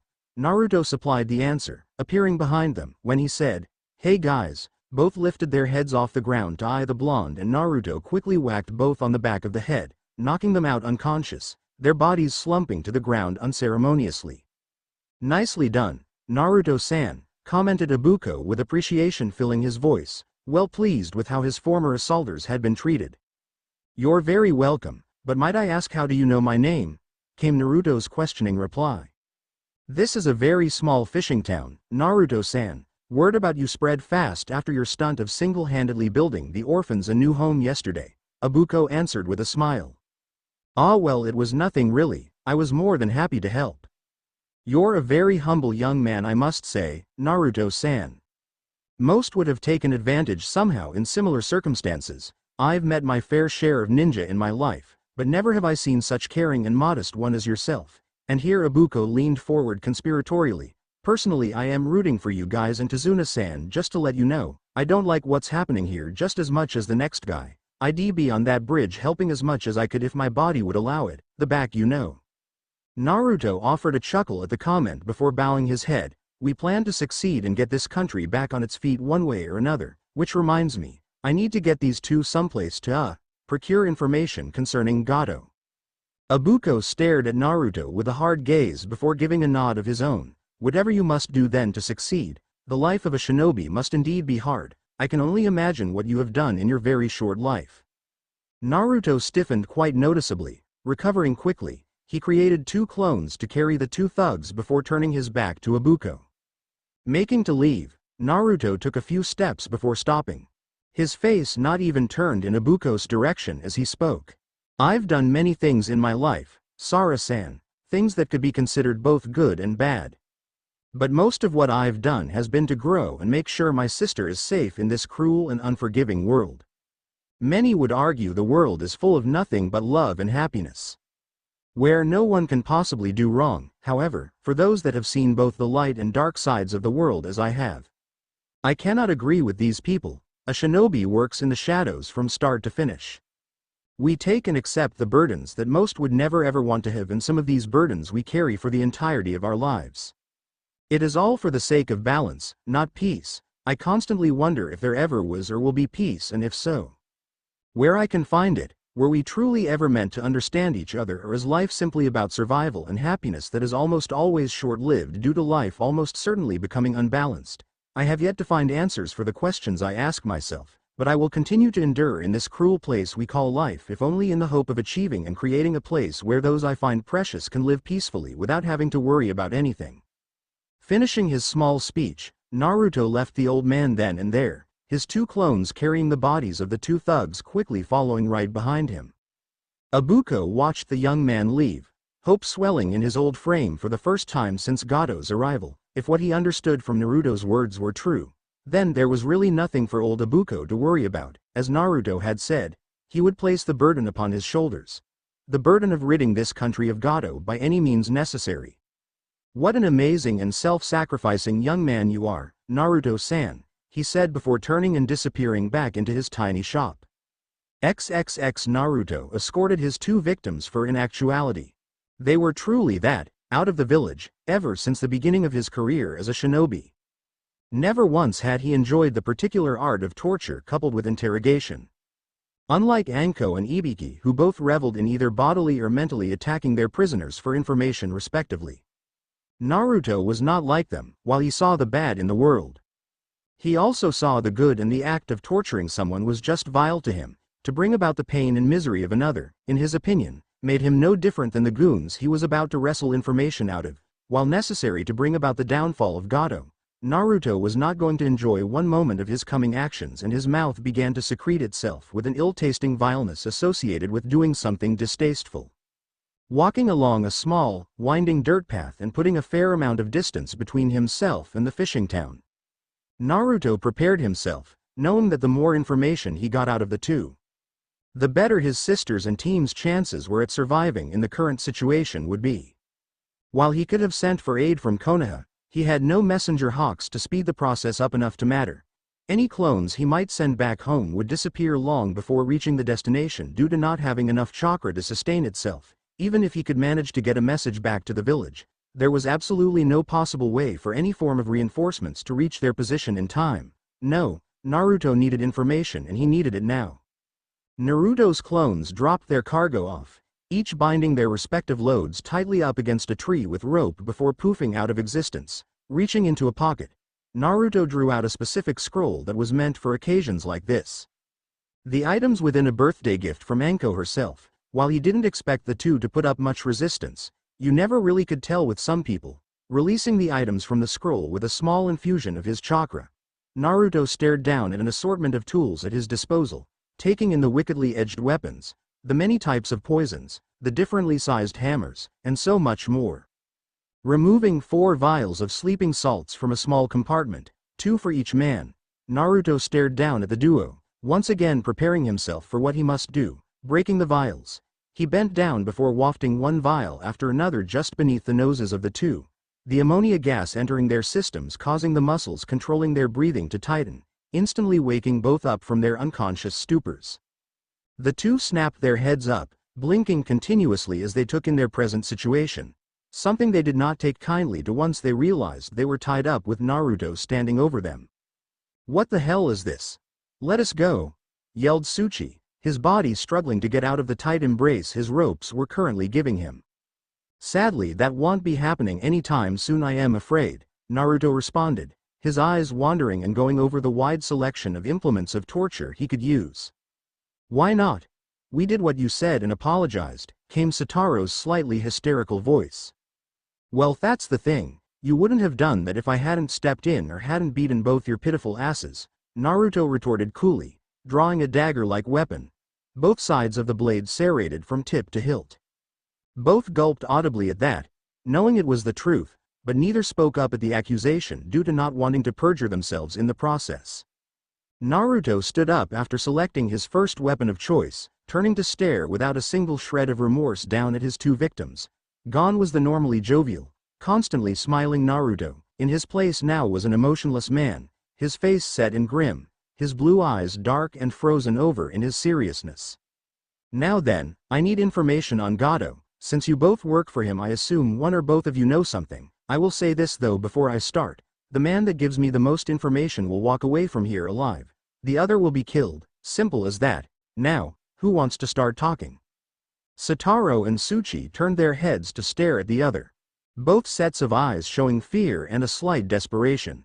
However, while spineless in most cases, put in a life or death situation like this and both having grown up together, their faces became more resolute. Satoru might have tried to run away before, but he had doubted Naruto would actually kill Tsuchi and had wanted to get help then. He guessed this time though things were different. Satoru sensed that Naruto would not hesitate now, and that fact scared the man shitless. Yet even with that thought running through his head, he would not betray the trust he had forged over countless years with his friend for something even like this. No, he would take whatever Naruto had to give and endure it all no matter what. "I see," came Naruto's voice. "I didn't really want to do this, but you two leave me no choice." Needing to warm up a bit, Naruto crouched beside Tsuchi's body. Grabbing at the man's left arm, he gripped it with a tight hold, the hold giving the thug a small amount of discomfiture. Waiting a few seconds to make sure the blood in the chosen arm had built up somewhat, Naruto placed one of the serrated edges against the underside of Tsuchi's forearm. Moving, Naruto then drew it across the surface of his skin, drawing a long, deep gash ever so slowly and watching as the skin split apart bit by painful and agonizing bit beneath the sharp blade. Tsuchi gritted his teeth, refusing to yell out lest he appear weak and give Naruto the satisfaction of seeing the pain he was going through. Watching as the cut lengthened, he saw his blood gush forth from the wound, the heavy liquid dribbling down his arm as more and more spilled out from the cut Naruto had inflicted. Naruto stopped after he had reached the 5-inch mark, staring at Tsuchi's grimacing face and offering a tight squeeze around the forearm that caused the man to yelp out from the sharp jab he felt ricochet up his arm. "So, where can I find Gato?" "Screw you, bastard!" shouted a pained Tsuchi, unable to stop the excessive bleeding on his arm and already feeling slightly woozy from the blood loss. "Wrong answer," Naruto said sharply before slicing 2 equally long and gaping cuts just above the first wound. After adding the 2 extra incisions, Naruto then pulled out a small pouch he had placed in his pocket moments prior. Drawing on the strings, he opened the bag before turning it over, sprinkling some of the contents over the 3 cuts, the salt pouring forth covering the wounds and causing Tsuchi to release a small, agonized yelp. For Tsuchi, the sensations he was receiving from his arm were excruciating. The arm both stung and throbbed, the ions introduced into his system from the salt causing an imbalance of positive and negative charges within his arm, thus resulting in a severe response of action potential to occur. His arm sending out the signal of pain through his nervous system. To Tsuchi, it just hurt badly, plain and simple. "Hey you fucker. Hurt me not him," Satoru bellowed out. It didn't sit well on the man to see his friend and partner abused in such a way if he could help it. "Oh, well if you insist," Naruto said, drawing away from Tsuchi and instead focusing his gaze on Satoru now. Reaching towards his roll full of tools, Naruto drew out a pair of pliers from the bag, letting Satoru get a good look at his choice and inwardly disgusted with himself when he saw the flash of fear in the man's eyes. Naruto guided the pliers in the direction of Satoru's right hand while singing. "Eeny, meeny, miny, mo, catch a bastard by his toe, if he hollers, choose that finger, and if he resists that pain will linger." Here Naruto stopped his rhyme, the pliers tips resting on Satoru's right index finger. Immediately clamping down on the fingernail, he wiggled the pliers in his hand before yanking the nail slowly out of the base of the finger, literally tearing the nail from the muscle connecting it to the finger bit by bit. Satoru couldn't hold back the scream that followed the beginning of his torture, his head snapping back against the side of the tree, pressing into his back and howling out his distress. This was way more pain than he had initially envisioned he would feel, and it hurt like hell. Successfully ripping the nail off, Naruto then clamped his tool on the next appendage over the middle finger. There he repeated the process once again, doubling Satoru's pain. "So you going to tell me what I want to know now or not?" Naruto nonchalantly questioned, throwing the nail away into the bushes. Fuck you," Satoru managed to get out through tightly clenched teeth, his hand throbbing. Naruto sighed at that before aimlessly shrugging, "Your choice," and reached for 4 simple kunai. Suddenly, without any warning, he swiftly drove the tips of each into one of Satoru's limbs, 2 in the middle of his thighs and the other 2 buried to the hilts in both forearms. Blood erupted everywhere from each thrust, splattering out in all directions, covering both Naruto and Tsuchi, who watched on in horror at the cruelty of their captor. Satoru's screams piercing and reverberating through his head as the man cried out in pain. Naruto watched on in distaste, watching as Satoru writhed and yelled out in pain. A pain that the blonde himself had inflicted. He had thought this would be easier. Completely underestimating the pair in front of him. He hadn't wanted to do this, but circumstances demanded it. This would surely get at least one of them to talk. Grabbing up a syringe and a specific vial filled with a clear liquid, he uncorked the container before carefully drawing the liquid up into the syringe, Placing the vial back, he then turned to his two victims, letting out a small stream of what he had placed within his tool. Satoru seemed to be the more resilient of the two in Naruto's opinion, so he would focus the next treatment on Tsuchi and see where that got him. "Either of you know what this is?" asked Naruto, casually indicating the filled syringe he was holding with a small shake of the wrist. Receiving no answer, he went on to explain, "This is a toxin designed and created by Konoha's torture and interrogation department. It's a toxin that overloads the pain receptors within a human's body in a way that amplifies any pain received tenfold. A simple paper cut feels like a hot blade cutting you. A poke feels like you're being stabbed, and so on. It's really quite effective. The only question is, who am I going to inject?" His eyes flicking between the two for any type of reaction. Both gazed fearfully at Naruto's hand and both were thinking along the same lines. If it could do all that, how long could they really last? No volunteers. Such a shame. "Seems I get to choose then," Naruto said before moving over to crouch beside Tsuchi, who in response shook violently, trying desperately to get away and out of his bindings, his teeth bared as he used as much force as he could muster against the ropes. "No, no, no. Get away from me," he cried out, attempting to get as far away from his torturer as he possibly could. Naruto saw the fear, the fright, the sheer terror on Tsuchi's face, but it was he and Satori, not Naruto, that had let the situation escalate to this. No matter how much he hated doing this, he really had no choice in the matter. Idly tapping the tip of the syringe against Tsuchi's arm, Naruto began to speak. "You know, this doesn't have to happen. You could just tell me what I want to know and avoid the sheer agony that I've seen this toxin give to people. Can you imagine just how much pain you'll feel? It's like a lifetime of continuously built-up pain that you'll feel for just a few minutes. I've witnessed some people even die so excruciating it felt. I wonder, will you be one of those people? Will you die from all the pain? I guess there's only one way to find out, huh?" How Naruto hated appearing like Anko. This wasn't who he was at all, but he had to give the persona of one whom enjoys treating his prisoners as playthings. Hearing no response besides whimpers, Naruto snapped his free hand out, his fingers locking about Tsuchi's neck just below his chin. Forcing the mon's head up, he exposed the various veins and blood vessels traveling up and down through the particular area, targeting a main vessel known as the carotid artery just below the jawline. Naruto lined up the syringe and readied himself. "Last chance," he said quietly, putting pressure on the blood vessel without puncturing skin. None of the two spoke up and Naruto sighed. "Very well, get ready for the pain," he exclaimed before drawing his hand back and acting to jab the tip of the syringe into Tsuchi's neck. "Wait," came a sudden voice from the side, something Naruto was not at all surprised to hear, halting his strike, the metal tip just millimeters from Tsuchi's neck. Naruto turned his head to place his attention on Satoru. "Yes?" Naruto drawled out, refusing to let his hand drift a single breath away, holding it in place while he waited for Satoru to speak.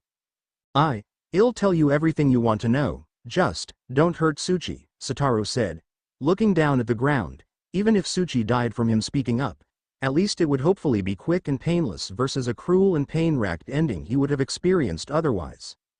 Naruto drew himself away from Tsuchi, standing to his full height over the two, his brow raised in question. "Oh, you will? Well, that's great. Tell me where I can find Gato."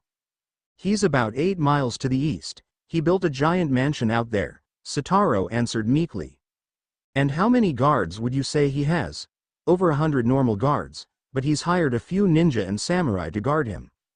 Naruto's brows furrowed at the news. Knowing this mission had just grown exponentially more dangerous for him and his team. These ninja, are they missing Nin by any chance?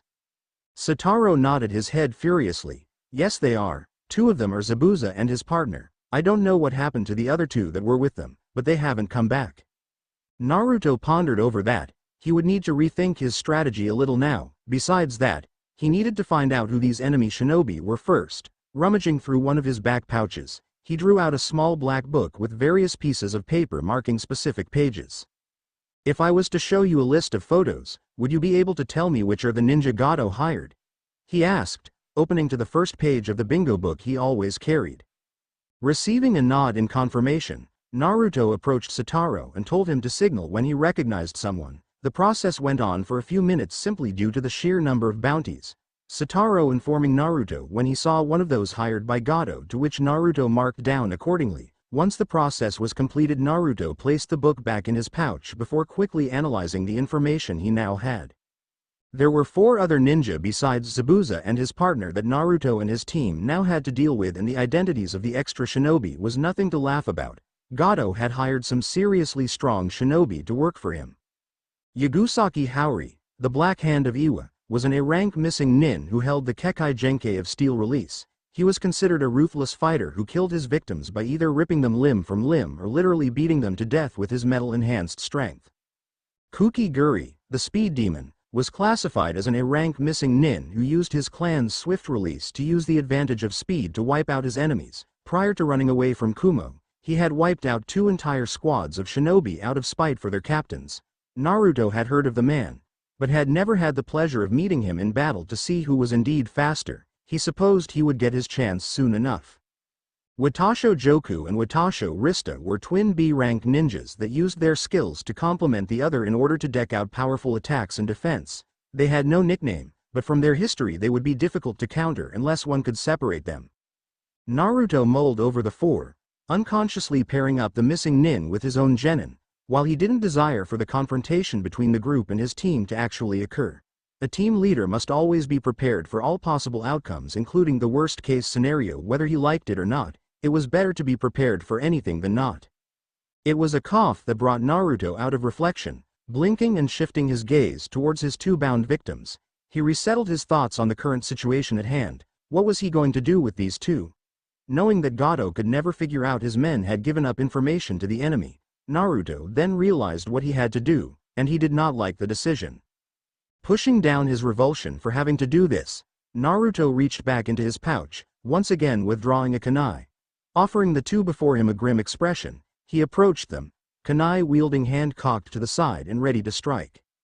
Satoru and Tsuchi saw all this, saw the approaching form of Naruto with kunai in hand, and began to freak out. While it hurt to move and strain against their bindings, the instinctual reaction towards oncoming death fueled their actions and dulled the pain originating from their wounds.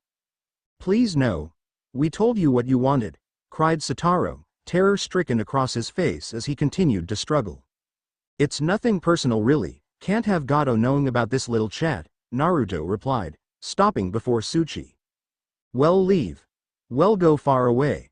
We won't tell Gato, we promise," Tsuchi exclaimed quite desperately.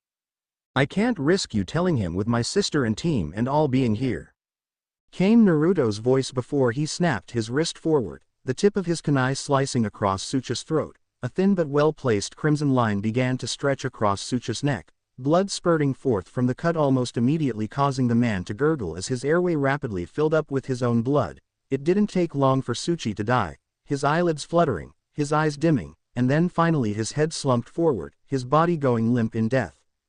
Satoru watched it all with wide eyes, his mouth slightly open as he witnessed the death of his lifelong friend and partner. They had always been at the other's side since the beginning, and now Tsuchi was gone. Gone at the hands of this blonde man they had met just a short time ago. Satoru's mind couldn't handle it, and snapping his head back to face Naruto, he began to angrily shout at the man. "You fucker. You piece of shit. I'll kill you. I'll fucking key," and his words were stopped as a kunai buried itself in his windpipe. He didn't seem to realize at first, his lips forming the words he now could not give voice to. His eyes, however, stared straight ahead, unfocused, with the icy glaze of death creeping across them before he simply slumped forward, his body limp. Naruto gazed upon the 2 formerly very much alive men, his lips set in a scowl. He never enjoyed killing, no sane man would, and a multitude of varying emotions flickered through him. He felt angry with himself for having to kill these men. He felt sad that they had to die. He felt relieved by the fact that his sister and team were a little bit safer. He felt thankful he had some information to work with now. Shaking his head to clear his thoughts, he crouched down beside each body, cutting them from their bindings, creating 2 clones. He then ordered them to carry the bodies to the nearest river and dump them with rocks tied to them so that their bodies wouldn't be seen floating on the water's surface.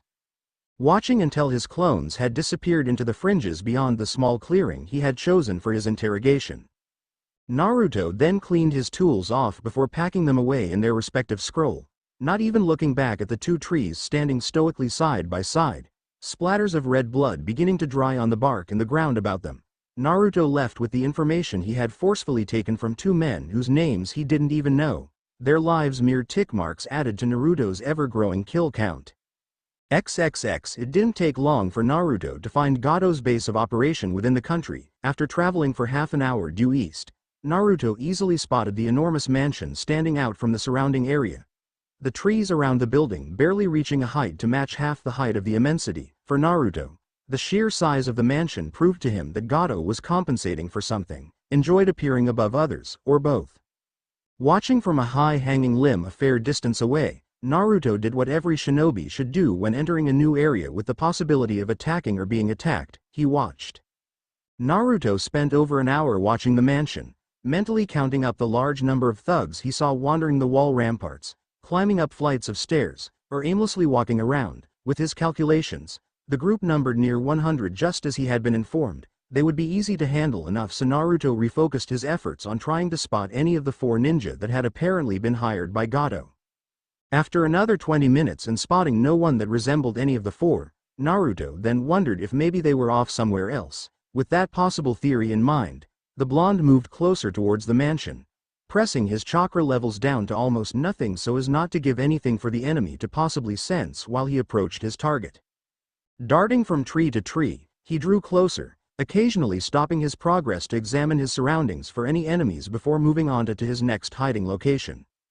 When at last Naruto had reached the shadowy edges of the wall surrounding the mansion, he immediately tied ninja line to a kunai, whirling it quickly. He flicked his wrists up, the kunai shooting straight up before curving over and around one of the stone columns and wrapping about itself. Giving the line a quick tug, Naruto tightened its hold before darting vertically up the side of the wall, his feet beating strongly against the hard stone as he ran up the side. Reaching the top, he kept to the shadows, moving only when he had made sure the guards were not looking.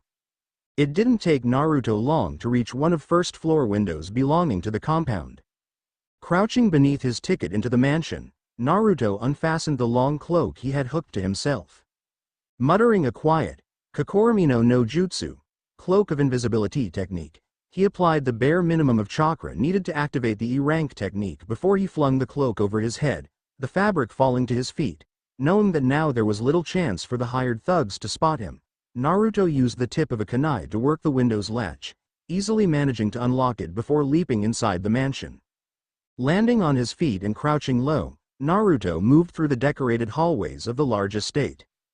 Flicking from one passageway to the next, it might have been easier to use his variation of the Hiraishin, but because of the chakra pulse that followed each use, he couldn't risk using the technique lest any enemy shinobi that might be in the mansion detected and come to investigate. Using the cloak of invisibility technique allowed him to not only blend into the environment around him, but the technique itself used virtually no chakra at all. For the next 10 minutes Naruto moved through the various halls and rooms within the mansion, finding nothing. It was only when he heard the loud shouting did he know he was on the right path. A small, round man came bursting through the door just ahead of the concealed Naruto. In front of him, sprawled out on the floor with her hands covering her face, sat a young woman with the telltale signs of a hard beating covering various areas that were visible on her barely clothed form. Naruto had to hold himself back when the tubby man nailed the woman in the face with a closed fist, sending her shooting back hard. "How dare you ask to be let go? I've clothed you, fed you, and given what a whore like you obviously wants. What more can you possibly think you need?" yelled the man, his face suffused with anger. "Please Gado-sama, I just want to go home. My little boy needs his mother," came the rather demurred answer, the woman holding a hand to her cheek to rub the inflicted area. "Oh, just let me kill her," came a deep, rumbling bass voice from behind Gado. Emerging from the shadows with his arms crossed, a big man appeared. His skin was tan, his hair black, and his face showing the excitement towards his suggestion. Now Howie, what fun would that be? We should at least let her have a 10-minute head start," came another, lighter but still male voice. From Howry's left came a tall, lithe figure in whom Naruto analyzed was the speed demon, Guri. "I disagree, we should just kill her and be done with it." Two voices were heard, and from Howry's other side appeared a man and a woman, both appearing exactly the same except for the telltale signs of their gender and hairstyle. Gado looked from one to the next, pondering over their suggestions before shaking his head. "No, this tale is too great just to kill. If one of you wants to go get her boy and bring me the husband's head, that would be splendid. Gato suggested, purposely avoiding any words that might be even remotely sound as if he was ordering the four. The four seemed to think over that suggestion, but the answer came when Haori snorted out, "Too much work." The other three bobbed their heads in agreement and Gato sighed in resignation for the loss of his plan. "Fine. But you guys better not be this lazy come a few days. I am not paying you to just sit around here all day and do nothing. You guys better remember the plan we discussed." Haori growled, but it was Guri that answered, Yeah, we remember. Zabuza goes and kills those little Konoha ninja and we wait until we think Zabuza can't handle them or he's killed the Konoha scum off. Either way, Zabuza's going to die and it's about damn time. So they're going to double-cross Zabuza. Interesting, Naruto observed. I expect you guys to do what I hired for you. I heard from Zabuza that one of the ninja Konoha sent is known something as the Yellow Gate, or was it the Yellow Trait? That comment gained instant attention from the four missing ninja who snapped their heads around to stare at Gato. Are you telling me that the Yellow Wraith of Konoha is with this group of ninja? Came Guri's excited question, his eyes glinting with eagerness. According to Zabuza, who lost to him, yes, that weakling. Haori began to bellow out in amusement, his deep laugh echoing through the mansion. Oh, this is just great. This job just got a whole lot better. Imagine the Yellow Wraith being here. Perfect. I am definitely getting a piece of him. Not if I do first. I want to see how fast he really is. Guri snapped out and he and Haori stared long and hard at one another, their eyes showing they would not easily give up their newest target. It was Haori that finally relented from the deadlock state, saying, "Fine, whoever gets to him first gets to have him. I just better be able to kill something." Gato watched on with questioning eyes, but thinking the situation well in hand nodded his head. "Good, you guys do that, and you better not fail me." It wasn't even a split second after the comment was made that Gato found a kunai pressed against his throat, the light male voice of Guri being heard just from behind. Now Gato, we don't like our abilities being put into question. Of course, well, kill the Yellow Wraith. That goes without saying. Your job, however, is to sign our checks every day and you better not fail at that or it's the end of you. Got it?" Gato gulped, keenly feeling the metal pressing into his throat, but having dealt with these types of people all his life he kept his composure and nodded. "Good," Guri drawled out before he removed the kunai from Gato's throat and walked back over to his fellow ninja. Gato rubbed at his throat experimentally, checking for any injuries. When he found none he scowled in Guri's direction before turning his head to leer down at the woman still sprawled out on the floor near him, an inner excitement spreading through him. "Now then, time for a little early celebrating. I think you'll do very nicely." He then grabbed at the quiet woman, not even lifting her up to her feet before literally dragged her down the hall. The female kicking the entire way with tears rolling from her eyes as she struggled against the tight hold. The four ninjas stared after the way Gato had left, but all shrugged before moving off down the same hallway. Their job was to guard and guard they would whether they enjoyed it or not. Naruto moved into the middle of the now vacant hallway. His head turned towards the corridor that Gato had disappeared down, his eyes showing the fury he refused to let loose at the moment. He desperately wished to go after the pair, not wishing the woman to experience what he almost knew was going to happen, but knew that the mission at hand depended on him remaining incognito. Plus the fact that he seemed to be watched 24/7 by his hired guard gave little room to actually get to the man before being stopped and attacked by either one of those four ninja. While he could easily fend off any attacker, Naruto didn't want to fight right now. In addition, the plan he had come up with to truly give back to Wave Country would die a burning if Gato were actually dead before he could start and finish what he had come up with. Growling away his frustration at having to leave the woman in Gato's despicable hands, Naruto moved into the office that he could only assume belonged to Gato. Closing the door quietly behind him, Naruto peered about the room, eyes flicking here and there as he took note of the many cameras secretly recording, still hidden beneath his cloak. Naruto moved from one camera to the next, yanking out the wires from the back of each. Removing the cloak, Naruto moved to the desk at the far end of the room. Opening the drawers, he withdrew the many folders within and flipping the first open, Naruto snorted after reading over the contents. Completely legitimate and legal. How like Gato to put these out in the open, Naruto thought before reading over the rest of the folders. Seeing all transactions were legal, Naruto placed the folders back in their respective drawers before looking around, searching for any place that might contain documents that Gato didn't want falling into the wrong hands. Seeing no evident signs of a hidey hole of any sort, Naruto began to wander, his hands tracing across any object that might be suspect of hiding a secret button. It was when Naruto pulled on the bust of Gado's stone head that an audible click was heard, followed by the sliding of a panel. Turning, Naruto now saw a hole in the wall behind Gado's desk. Snorting once again, this time at how egotistical and self-centered Gado appeared to, Naruto moved towards the hole where he found a small, electronic safe embedded into the wall. Now knowing there were in fact people who might be able to sense any sort of chakra discharge, Naruto pulled the safe out and placed it on Gado's desk. He knew several ways to open a safe like this and decided to try the easiest of the set techniques, banging on the top left corner of the safe whilst turning the lock at the same moment. Naruto grinned in success when the door gave and opened without resistance. Not wasting any time, Naruto pulled out the many files crammed into the small space the safe allowed. Looking through the first folder, Naruto's anger and disgust spiked from what he was reading. Well-documented profiles of women ranging from 14 all the way to 45 filled the folder. Each profile marked with a specific price and the location for where the woman was to be sent to. Controlling his ever-mounting anger towards Gado, Naruto read through the rest of the files, each containing information illustrating Gado's illegal transactions, whether they be related to his slave trafficking, vast network of drug dealing, or his trade agreements concerning weapons and banned contraband.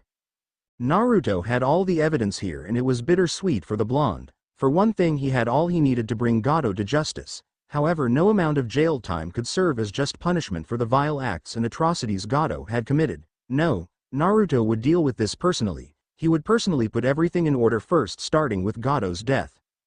Placing all the evidence in an empty storage scroll, Naruto cleaned up any proof that might suggest his intrusion. Satisfied with his work after a few moments of examination, Naruto hesitated when he was about to leave. Moving back over to the desk, he searched the drawers until he found Gado's checkbook. Grinning wickedly at the prospect of literally bleeding Gado dry of all his wealth, Naruto placed the checkbook in his pocket before flashing out of the room. XXX. It was evening when Naruto finally returned to Tezuna's household. His team had returned from their training dead tired, and all three lay sprawled out in some fashion in the living area. Taking in their current state, Naruto could only smile down in fondness for his young team, all striving to better themselves. Sitting down at the kitchen table and thanking Tsunami when she was kind enough to bring him a bowl of hot stew, Naruto relaxed for the first time that day. Now able to think over what he had learned, the prospect of having so many dangerous foes made Naruto scrunch his brows together, his mind going through various scenarios that hopefully would end with his team coming out of this mission alive and whole. These ninja weren't some of the low-class minions that Gado always kept at hand. These were the real deal. On his own, Naruto could have taken them on, but it would have taken time in doing so. Time which Naruto would not have with current circumstances. Now he had a team to worry about, an inexperienced team comprised of young genin that held very little battle experience and in whom were liabilities that had the potential to be captured mid-battle. If push came to shove and Naruto was forced into a situation of surrendering for the lives of his team, he would without question give up. There lied the problem. Now if only I could get Zabuza on our side, Naruto considered. For now he had valuable information that concerned the man. The question was, would Zabuza believe him? Naruto was startled from his reverie when the voice of young Inari pierced through the relatively quiet room. Why do you all try so hard? You're all just going to die. Gado will kill you. Team 7 opened their eyes at that, all turning their heads to face the young boy whose fists were tightly clenched at his sides in fury. It was Shino with his usual, cool stare that spoke up in response. Why do you say such thing, Inari-san? You have no knowledge of our capabilities, our strength, or our experiences in battle. It is quite illogical to utter such comments without the evidence to back up such claims.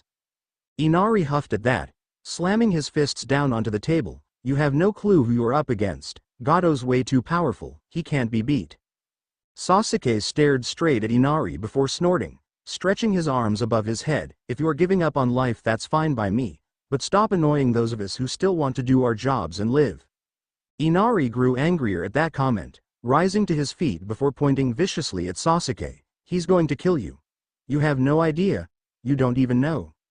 Shino cleared his throat to stop any rude rebuttal from Sasuke, addressing Inari once more. Your viewpoint on our current situation is highly illogical. We have yet to formulate a plan to combat Gado, so how would you know how or if we will die? We are trained from a very young age in Konoha, and the concept of death is not lost on us shinobi. We are taught death is inevitable and we will all go through the process. However, even though we are aware death will eventually find us, we do not accept death no matter how near it might be. Shinobi struggle against death all the time. Death is a possibility we face each time we go on a mission. Yet we do not accept death, only the weak do such and we are not allowed to be weak. Rina decided here was a good time to put in her 2 cents. Shino is right. We can't give up now. If we do, your grandfather's life is over. Your mother's life is over. We can't let that happen no matter how much fear we might have. Plus it's not only us that are fighting Gato either. Both Tsunami and Tazuna-san and a lot of the villagers are risking their lives by going against Gato. I know you're scared. A lot of us are. But life is always scary. Do you see your grandfather stopping because he's scared? Of course not. The only thing we can do is fight against the roadblocks we come upon in life to get to the next step. Gato is that roadblock here and we have to beat him to stop what's going in this country. Can you understand, Inari-san? Inari stared for a long moment at Rina before he simply bolted up the stairs to his room. Both Tsunami and Tazuna immediately apologized for Inari's behavior. They then told the sad tale of Inari's adopted father who had been executed for rebelling against Gato when no one would. The story seemed to affect all listening to varying degrees. But all redid their vows to stop Gato's terrible reign on Wave Country and return the happiness that had forcefully been stripped away. I end the story here.